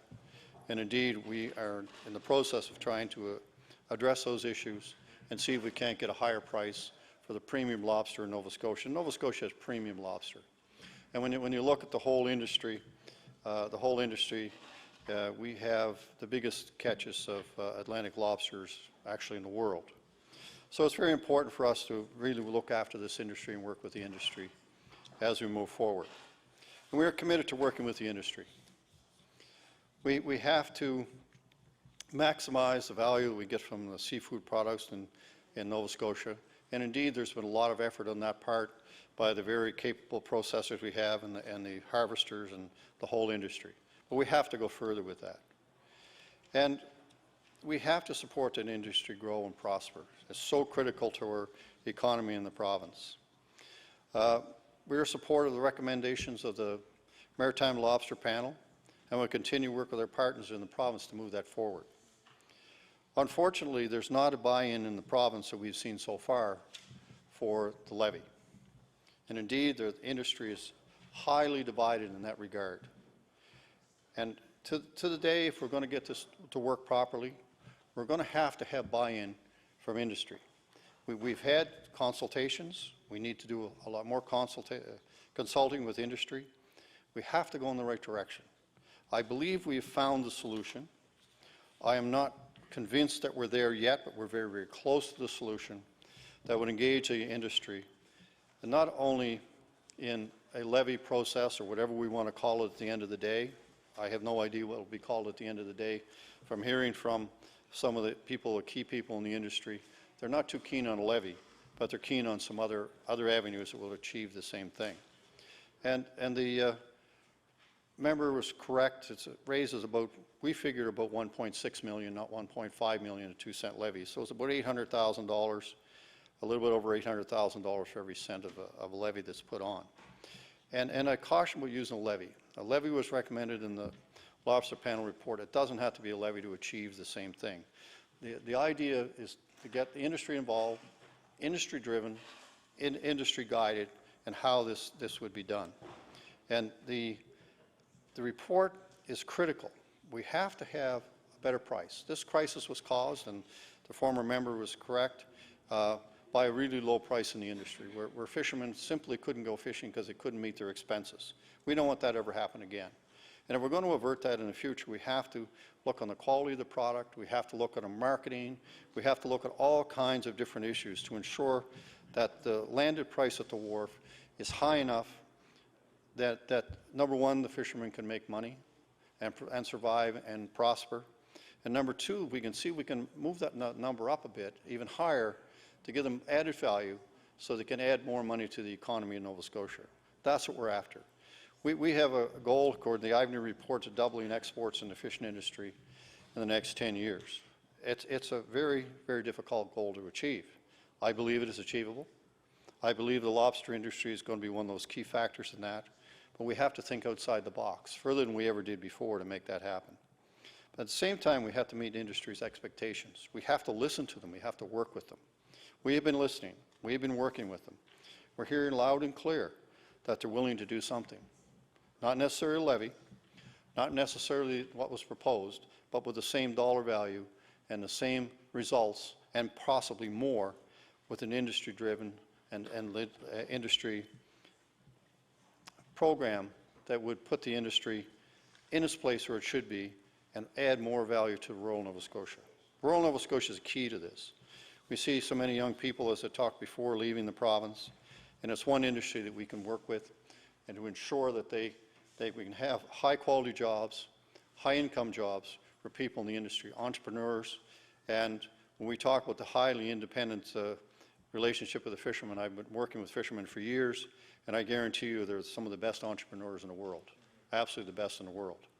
Sometimes we have to work with them very closely to show them other ways that they might be able to do things, and I can tell you when we can finally come up with something that the industry would be interested in, they'll be the first one to jump on board and really move it even beyond anything we could imagine, which we will be very excited about when that does happen, and it will happen. It will happen. I want to convey my personal respect and our government's personal respect for the lobster industry and all its members in this province. The harvesters, plant workers, the processors, and all the other people in the industry that make this excellent product available for sale and export all over the world. You know, Maine has a policy of buying Nova Scotia lobster that all of a sudden turns into Maine lobster because of the quality. So it's pretty neat, and they take our lobster and sell it all over the U.S. as top quality Maine lobster, and it's actually come from Nova Scotia. That's a compliment in one way, but it's poor for marketing for us because we're leaving money on the table that we don't need to have happen. And we want to make sure we change that. We want to make sure we get the best possible quality on the product on the market, the best possible price for the products we put on the market. And there's a large spectrum of products in the lobster industry that we can utilize to ensure that we get strong economic support and growth in the province. We see so many young men and women buying lobster licenses now up in the millions of dollars. So we want to make sure that they get a return on their investment. We want to make sure that they can see a future for themselves and their families well out into their families, hopefully take that enterprise over. And it's not possible if we don't grow Nova Scotia's economy and get the value that really the lobster is. And the lobster's been sold for so many years as a commodity instead of a luxury item, and it truly is a luxury item. You look at lobster you buy anywhere in the province for, I've seen them in the grocery stores probably up to $10 a pound, but most of the time you can buy them from a vendor somewhere from a fisherman for $6 a pound. Try to find a top quality steak for $6 a pound, you're looking at $25 a pound. So there's something wrong with this whole picture. And we've got to change that, and we've got to make sure that we get the maximum value. And the honourable member talked about the PEI vote on all fisheries. Well, in Prince Edward Island, the whole island is organized. And the reason they're organized, according to the minister, what he told me several times, is that they threatened to take the diesel rebate away from them and if they didn't organize. So all of a sudden they all got organized, and I'd be interested to see what the vote will be when PEI comes forward. Hopefully it's positive. I've got a great deal of respect for the minister and the department in Prince Edward Island, and we have a very close working relationship with them as we do in New Brunswick, and we hope to continue that with the new minister, and as well as the relationship we built with the federal minister, which is first time in history, and a long time, I shouldn't say first time in history, since we've had that kind of relationship. Thank you very much. Please. I recognize the honourable member for Kings North. Thank you, Madam Speaker, and I would like to commend the caucus to my left on this good topic for late debate. It's a very serious issue for our province, and the strength and health of the lobster industry is of great concern. And just like we were talking earlier about cabbage industry, the price of cabbage, I believe the price of lobster is of great concern to this House. I would like to echo my colleague to the left's disappointment that the timeline in the Maritime Lobster Report was not followed. The timeline called for consultation and a vote in July and August, and I think that the timing was deliberate in the sense that that was when possibly the best time of year to get that vote done for the lobster industry. And now we're into October, and November is right around the corner. But I would like to suggest to the Minister of Fisheries that it's still not too late to get going on doing some of those recommendations in the Maritime Lobster Panel report. It's clear that the lobster industry suffers, would get better prices possibly with better marketing. Is this the right vehicle for the lobster industry? That's the lobster industry's decision to make. But it clearly is the onus of the Minister of Fisheries to go to the lobster industry and explain the lobster panel report recommendations and try to and conduct that vote. So in my opinion, the lobster industry needs a better marketing vehicle, and whether this is the right thing or not is another question, and that's a question for the lobster industry to decide. But even the exercise of going around and conducting those meetings and having this discussion with them, I believe, would be worthwhile, even if possibly at the end of the day they say no. I think they need to be thinking about, the lobster industry needs to be considering this. Furthermore, we are partners in this with, as the Minister has mentioned, with New Brunswick and Prince Edward Island, and as he mentioned, the work of conducting this vote and getting going on it has been conducted in and is underway in Prince Edward Island, and he didn't mention, the Minister didn't mention, Madam Speaker, New Brunswick, and I'm not aware of what's going on in New Brunswick in that situation either. So it's clear that this is a very great significance to our province.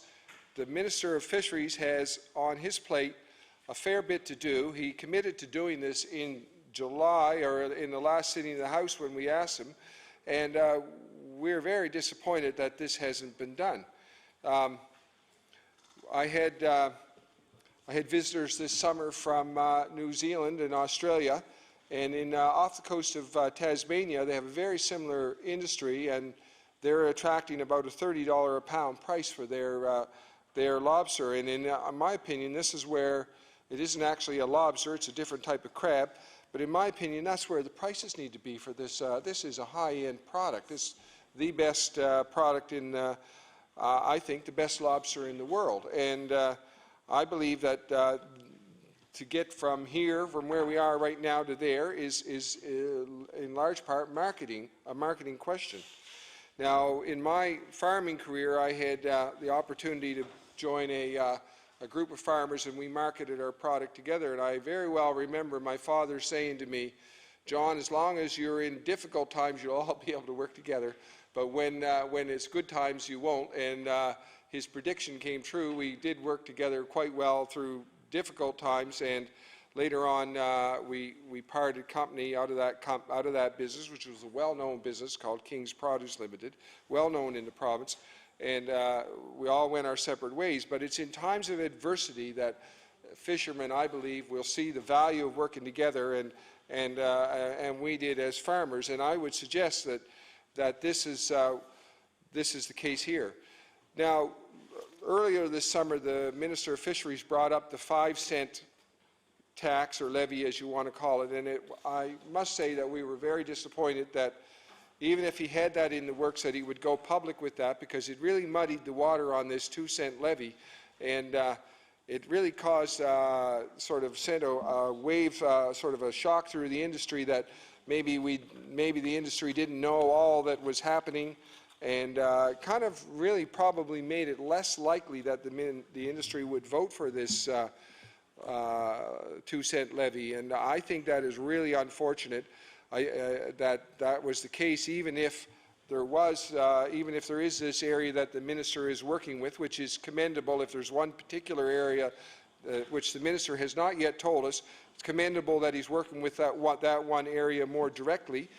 I would say that I am disappointed that he hasn't gone around to all the areas and conducted the vote. But if it was in his decision to work more directly with one area and get buy-in on a higher levy from one area, that I'm still kind of astounded by that. But the fact that he went public with that really kind of undermined the lobster panel report, the possibility of getting that levy. So it was a very ill-advised comment on his part, in my opinion, and really kind of hurt this process. I noticed in the throne speech recently that we just had that it said, "As one step towards supporting growth in our resource sectors, my government will establish an industry-led Nova Scotia Lobster Industry Advisory Committee involving harvesters, processors and buyers. This committee will provide advice and play a key role in advancing the aspirations of this import and export." This sounds a lot like sort of life after the Maritime Lobster Panel report recommendations. So if the Maritime Lobster Panel report, if we had a no vote, well, this would be a sensible thing to do afterwards. But while we're still waiting on that vote, it sounds like a concession that's not going to happen, and I'm very disappointed by that, the fact that that was in there. I would have hoped that in the throne speech would have said something like, my government will continue to work toward conducting the vote and the recommendations of the Maritime Lobster Panel report. That would have been the right thing to say in the throne speech right now.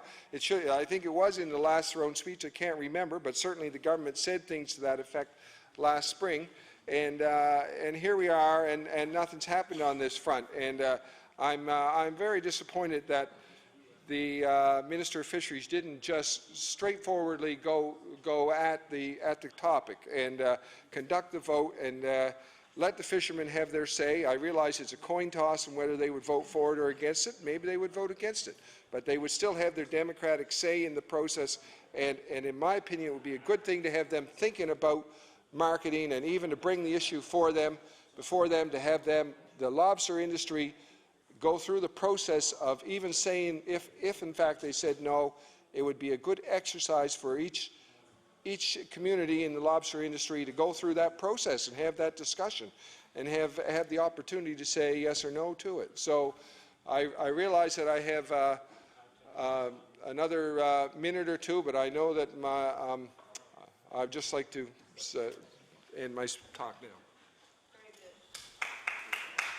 The honourable member for Pictou East. Well, thank you, Madam Speaker. And I think the thing is, when I'm traveling around and talking to lobster fishermen, they're upset because they don't know what's going on. And one of the things that this government has been priding itself on is that it's no longer picking winners and losers, I think is the expression they use. But what's happening within the lobster industry is it's kind of splintering the industry because the fishermen are afraid that in fact they are picking winners and losers in the industry. They're saying, well, what's this? We haven't heard anything about a 5-cent levy. Is there some secret negotiations going on about a 5-cent levy?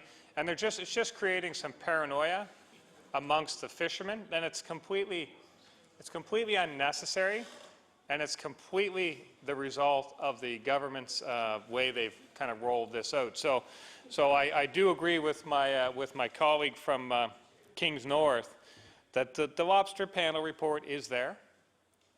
The other provinces are trying to work towards implementing those recommendations. Why the heck aren't we? Like, why don't our fishermen know that we are as well? And I think that's a real shame, is we should be showing the fishermen that we support them. We should be giving them some, saying your opinion matters to us, we respect your opinion, we are interested in your opinion, we want your opinion. These are all things that should be being said to the fishermen, and instead they're picking up the newspaper and reading about a 5-cent levy in some mystery area and stuff, and it's just confusing them. It's not setting them on good ground. Order. So, the time has thank you. elapsed for late debate. I'd like to thank everybody. Oh, also, the honourable member for Kings North, I believe you have a document that you may want to table. Do you have a document to table that you were reading from? Yes. Is it? Okay. Beach. Okay, do we still need to table that? Okay, that's fine, thank you. Okay, I'd like to thank everyone who's taken part in late debate for this evening. We will now again resume with the debate on the amendment of the resolution. The honourable member for Northside Westmount, and you still have 39 minutes left. I won't take the full 39 minutes, Madam Speaker. Thank you. I just wanted to, I didn't get a chance to officially close my debate on the amendment. Just so that we realize, Madam Speaker, that we know that everybody in this legislature works hard. Every single member in here, well, except maybe the member from Cape Breton Centre, but anyway, that's neither here nor there. We know every member in this legislature works hard, and we know the time in our constituency is valuable, but we also know that time here in the legislature has to be as valuable or more valuable, because this is where rules are made, rules are passed, and we govern the province out of this historic building. You know, Madam Speaker, when I bring issues forward from my constituents to either alter a bill, change a bill, or create a new bill, or to speak with the members of the opposition or the other opposition or members of the government, there's a purpose to it. And the purpose is to make this province a better place to be, to make this chamber a better place to be, and make sure that our residents have the ability to live in our province, and to live in our province that's a healthy province, that has good laws, that has good government. We know there's still work to do. We all know that. The change to this resolution, the bill, the amendment to this resolution that's going over to Assembly Matters, we think there's still work to do. We know there's changes that can be made, and we know that some of the changes are good changes, Madam Speaker. We don't necessarily agree with all the changes, but we live in a democracy as well. And after what we've seen on Bill 1, where there's questions of that being changed for some of the healthcare workers, we want to make sure we live within our democracy and make sure that the changes that come to this legislature, the changes to the resolutions, the bills that go to Assembly, the resolutions that go to Assembly Matters, the bills that go law amendments, that our people have their say, and they have their say through us, Madam Speaker. And we know that when we have our say, we hope that people are listening. We hope that maybe on things that we don't agree with, we can change somebody's mind or change someone's opinion to the fact that, yeah, we may not be 100% right, but our opinion matters. We like to think that when we speak to resolutions like we are today, that our opinion does matter. I'd like to hear everybody in the chamber speak to the resolution, Madam Speaker, just so that I can get an idea where everybody else is coming from. I know where we're coming from. I hear a lot of background music, I will say, noise, when certain parts of the resolution are brought up. And I would love to be able to sit here in my seat and listen to what everybody else has to say. And that would make just for good debate, Madam Speaker. I know good debate is something we all strive for, and I'm hoping that I made my points in this debate today, that there's still work to do. We all work hard. We all work on behalf of our constituents. We all want to see good resolutions, good bills come forward to the legislature to make this province a better place to live. We all want to have good conversation with the ministers and with the opposition members to hear their side of the story, to hear what the concerns are in their area, and hopefully we will still continue this debate on this amendment to the resolution so that we can come to a good conclusion, a conclusion that everybody in the legislature can live with. So thank you, Madam Speaker, and I'll take my place. The honourable member for Colchester-Muscatava Valley. I wasn't going to say very much, but I'll just take a couple of minutes. I know a lot of time could be saved if I cut down on my remarks in the run of a day, but I am used to hearing that this is where we work here, not in the constituency. This is where we work. Of course, that information I've had now for 41 years in ministry as well, because they said I only work 1 day a week there. And actually only half a day. So that really doesn't bother me too much. I'm used to that. So, but I must admit though, when I wanted to come into the House, I had a dream. And the dream was that there would be 51 people in here who would do their best to make decisions for the province of Nova Scotia. I had a dream that when I walked in here, I could talk to any member of this House, be taken seriously, and bring constituency matters into this House. I had a dream that all the bills that came out of this caucus, came out of that caucus, came out of that caucus, would be heard and dealt with by all of us in this House. Get all the information and make the right decision. I don't know what's best as far as changing the rules are concerned. All I know is that I'm not going to lose my dream. I haven't lost it yet. No intentions of losing it. I still feel I can go there. I still feel we have a lot of bills coming out of these two caucuses. I just would like to have maybe more debate on what takes place, as well as more bills maybe coming through the House instead of being left to be handled in another way at another time. I am for any change that's going to enhance what happens in this House. It's debates and decisions.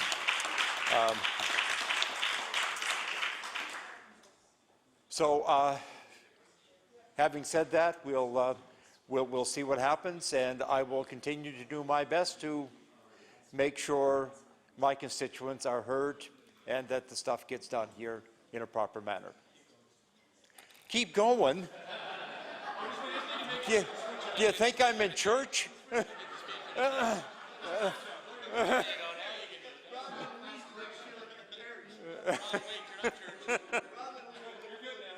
good now. I'm good now. Oh, yes, I know. Yeah. But it really is. I mean, it really is an honor, you know, to be an MLA and to be able just to listen to people. Well, yes, you do. I was going to say you have no idea what comes through a telephone, but you do have an idea what comes through a telephone. And I would just like to have a magic wand and go zap, zap, zap. Your problem's going to get solved. I'm hoping we have a couple of magic wands in here just to do what we hope can be done. So anyway, I am done. Thank you very much, Mr. Speaker. The Honourable House Leader for the official opposition. Thank you very much, Mr. Speaker. It's a pleasure to stand and maybe speak for a few moments on the amendment, which I hadn't had the opportunity to speak to. I do want to make sure that I thank. Had a lot of great conversations today, and of course to the member for Halifax Clayton Park, Halifax Fairview Clayton Park. I think that she has some reasoned ideas of what things should be happening here. But quite honestly, if we go to the amendment from the NDP, which I don't know what the member for Halifax Fairview Clayton Park feels on this amendment, but I think it's one that she might want to consider at some point, because I think the amendment of putting it forward so that we can have the opportunity to talk about this in the Committee on Assembly Matters, I think is one that's going to be thoughtful, and one we can take the issues that we don't agree on. There's a few things here that we don't agree on.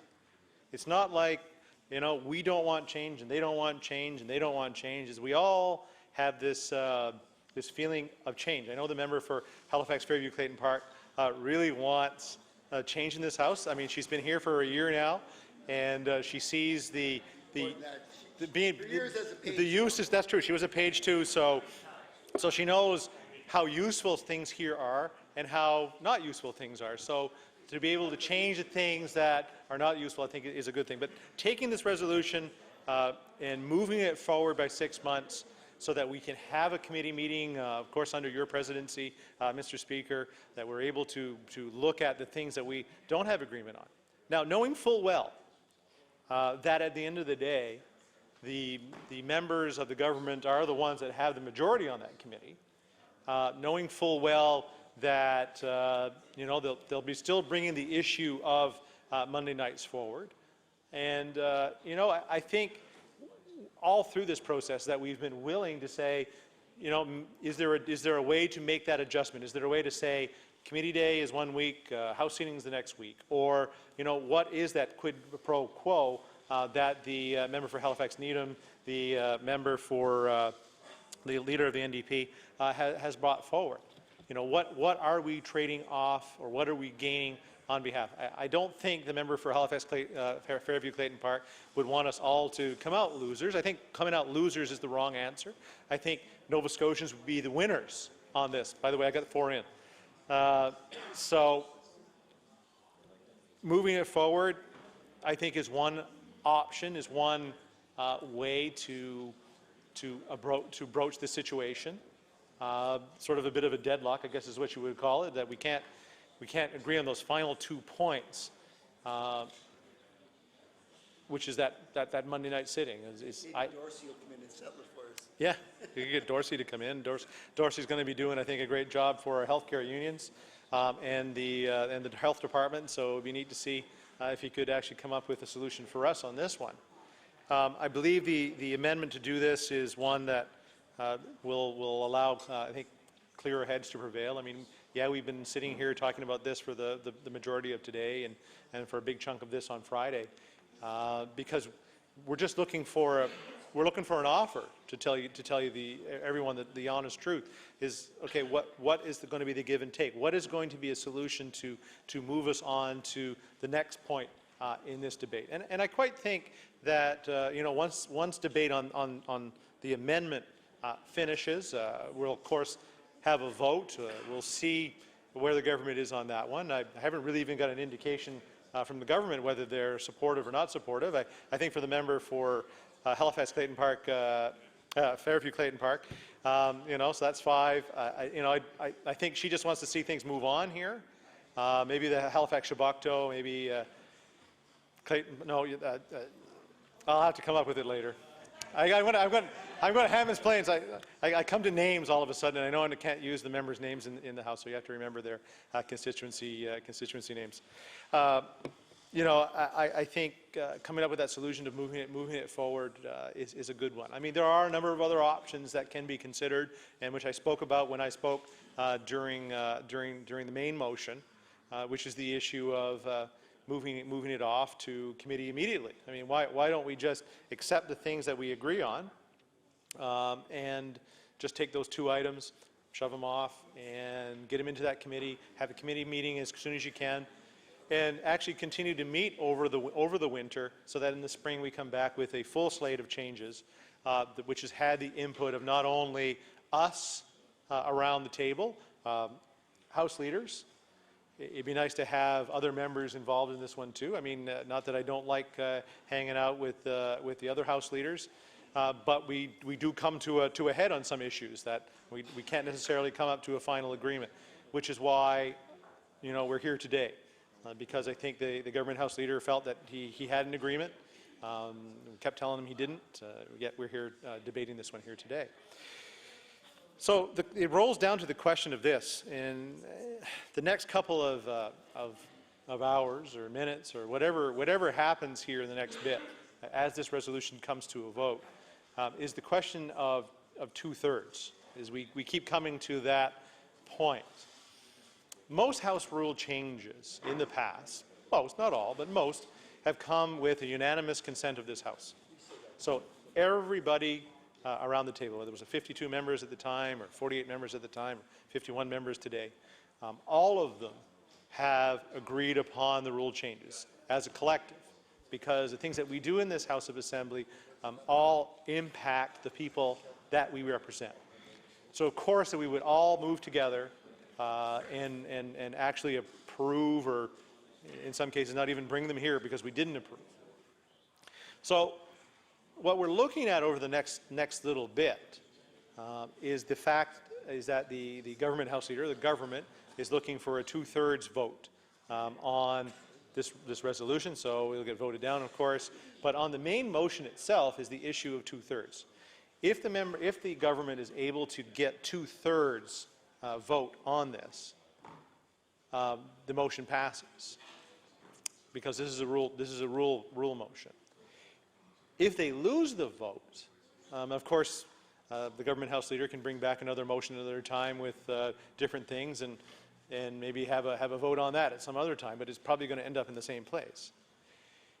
So do we want to actually have a situation here tonight that all the speakers are done? Of course, the main motion, I think, is coming to a quick close. But we're going to move on to the next thing that, of course, I can't speak to because I already spoke on the main motion. But we're going to come to a point where we're going to base a rule change on a 2/3 majority.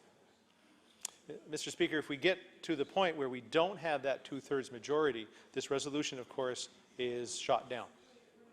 never to be amended again, never to be brought back, unless it comes under a different method, close to a different method.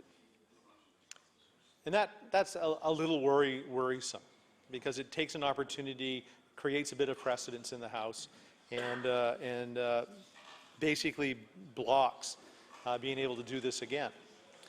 So I would think that it'd be in the best interest of all the House that we find some amendments that are palatable to the government, that are palatable to the government House Leader, that we're able to come to that agreement where we think we agree on a number of things, that we can do it. So do the members want to lose the vote? Is sort of my question, and I don't think so. What I would also like to see, as I come to a close on this one, what I'd also like to see, if there are ways to save this, if there are some resolutions or some amendments that actually are going to make sense, whether it's this one that we're talking about now, or whether they are different ones as we move along. What are they? I think the House Leader for the NDP would like to know, I know I like to know, what those amendments might be, so that we can actually fully consider them. Because as the member for Sackville-Cobequid had said, we make decisions as a caucus. We like to be able to see those resolutions, those amendments, to be able to bring them back to our caucus to say yea or nay to them, to see whether it's the direction that we want to go or not. If there was an offer to us that said, we're going to find a different use for Monday nights, or we're going to make an adjustment to it, we're going to sit 1 week as a committee, we'll sit another week as a House, or whatever the compromise might be, whether the hours of question period move from 45 minutes to 50 minutes, I think we'd like to know that there is a change afoot. If there is a change afoot, then I'd like to have a hunk of paper that says that this is what we're willing to do, and I'd be happy to provide the government House Leader with another letter back that says, yeah, we're in agreement and we'll move forward on these items.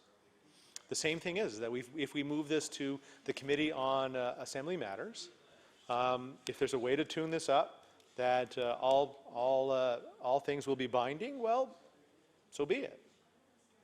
I don't mind to move these things forward into a committee under the assumption that at the end of the day, whatever that debate may be, as long as the debate is just and right, that we can actually agree that when they hit the floor of this legislature, I can assure the members that we would approve them as they are. Because I know that they had the light of day, they had the opportunity to be debated, they had an opportunity to have the input of other people.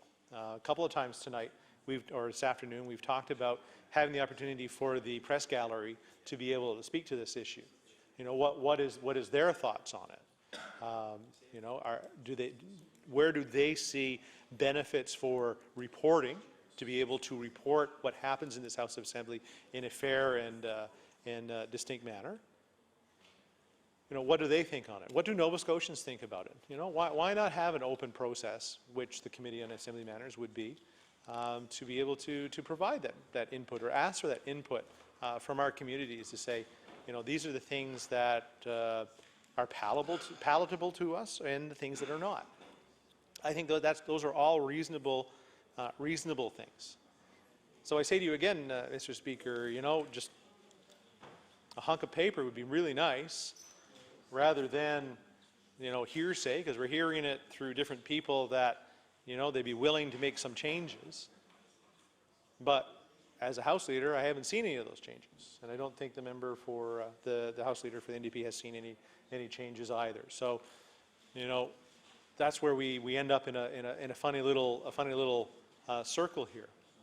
The other thing that I'm finding interesting here today is the fact that the government is letting us go on this one, and seems like they're going to continue to let us go on the main motion without any amendments or discussion.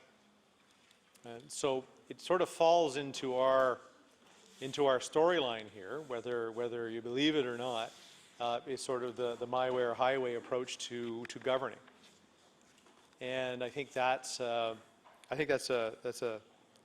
uncomfortable statement for the way these changes should be taken. I still think, Mr. Speaker, under your direction, that I think the Committee on Assembly Matters can meet and actually have these amendments looked at, these changes of the House rules looked at, and brought to fruition. I found it interesting. I was speaking to Art Donahoe just the other night, as I mentioned, who has been a Speaker of this House, was a Speaker of this House for a long time during the 80s. And I asked him, I said, you know, how often did you convene the Committee on Assembly Matters? And he said, we met regularly. We met regularly, and we discussed the ongoing issues of the House in an effort to make them more efficient, to make them more transparent, to make them more accountable. And they did that on a regular basis. And again, pointing back at times where we didn't do this, I think it doesn't help either. I don't remember a meeting of the House, you know, in my 11 years here, which I find it odd that I don't remember, but I think it's because there was no meetings of Assembly Matters. And I think that's a sad testament for previous governments. There's two included in that previous government side. Well, there's two. Yeah, we're there, you're there. You know, so you know, as I push this government to be different than the last couple, why don't they call the meeting of Assembly Matters? What are we scared of? That we actually have that ongoing debate of House rule changes. The government House leader also said not so long ago, you know, what about those other things that, of course, were on the list of things to be debated or discussed on House rule changes, like the way we look at estimates, like the way we look at the budget. You know, why do we go so long on things when the process allows a minister to speak for an hour and an opposition member to speak for an hour and, quite honestly, not even ask a question? You know, I think there was a couple of times where we talked about the member for Colchester North, when I think she was Minister of Health. You know, she went for 20 hours answering questions of the opposition.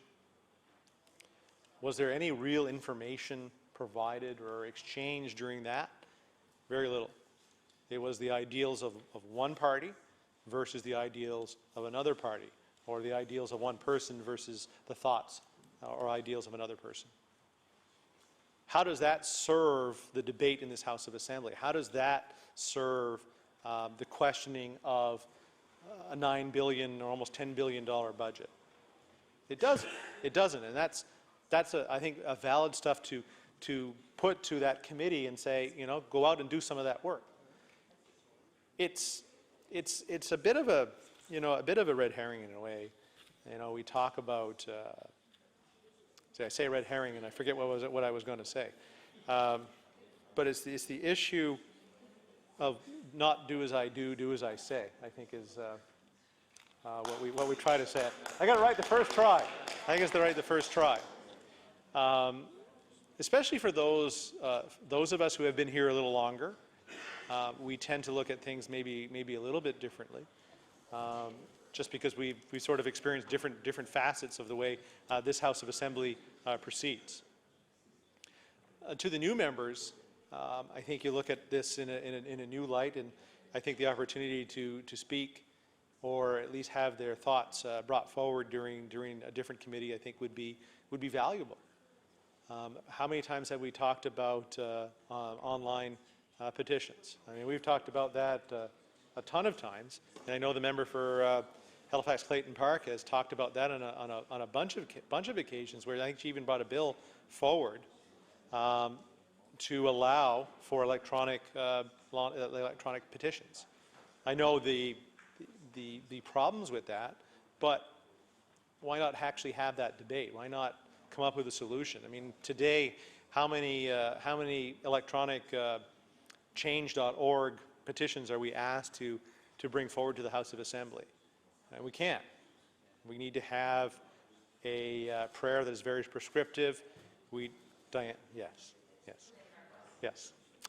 So we need to have a prayer that is very prescriptive. We need to have original signatures. We need to have the original pieces of paper. If the prayer is not on every paper, then of course it doesn't count. So, you know, unless we handle our petitions on behalf of our community, which I've tried to do on a number of occasions to make sure that it stays to form. But if somebody else has, listen, I think the member for Inverness had one the other day. He had a petition with 400 names on it, I think it was, but it was not admissible to the House floor because it didn't have all those ingredients involved. So, you know, why not look at a system that allows for electronic? I mean, that's what we're talking about. Those are things that should be talked about in the Committee on Assembly Matters, just like the things that we kind of disagree on today. I would say, you know, in closing, I think contrary to maybe what you're hearing or what you're understanding today, and I'm going to say this to my colleagues across the way, is that, you know, by no way did we want to start off being obstructionists on this. The issue is that there's only one thing that we can do when we disagree with what government is doing, especially on the floor of this legislature, and that is to take up time and talk.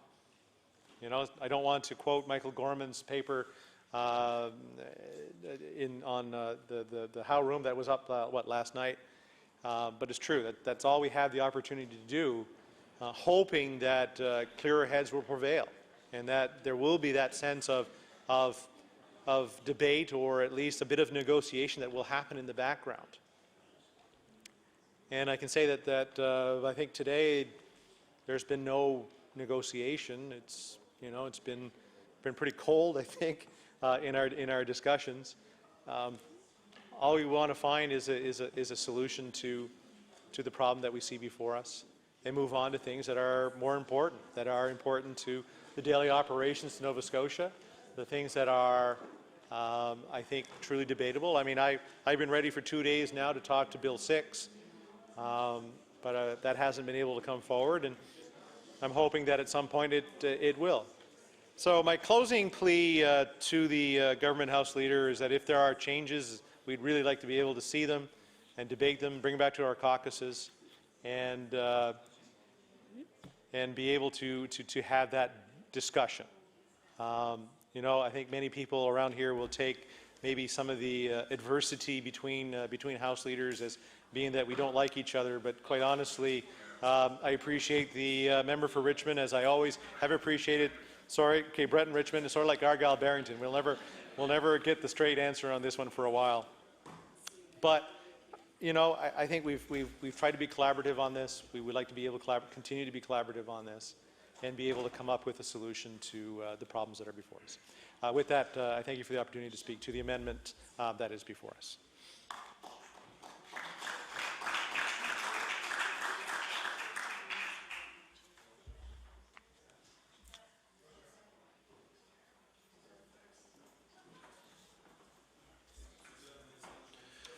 Is the House ready for the question on the amendment?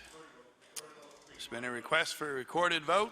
We'll now adjourn for 2 minutes while we prepare for the recorded vote on the resolution, the amendment to resolution number 1. We'll ring the bells till the whips are satisfied.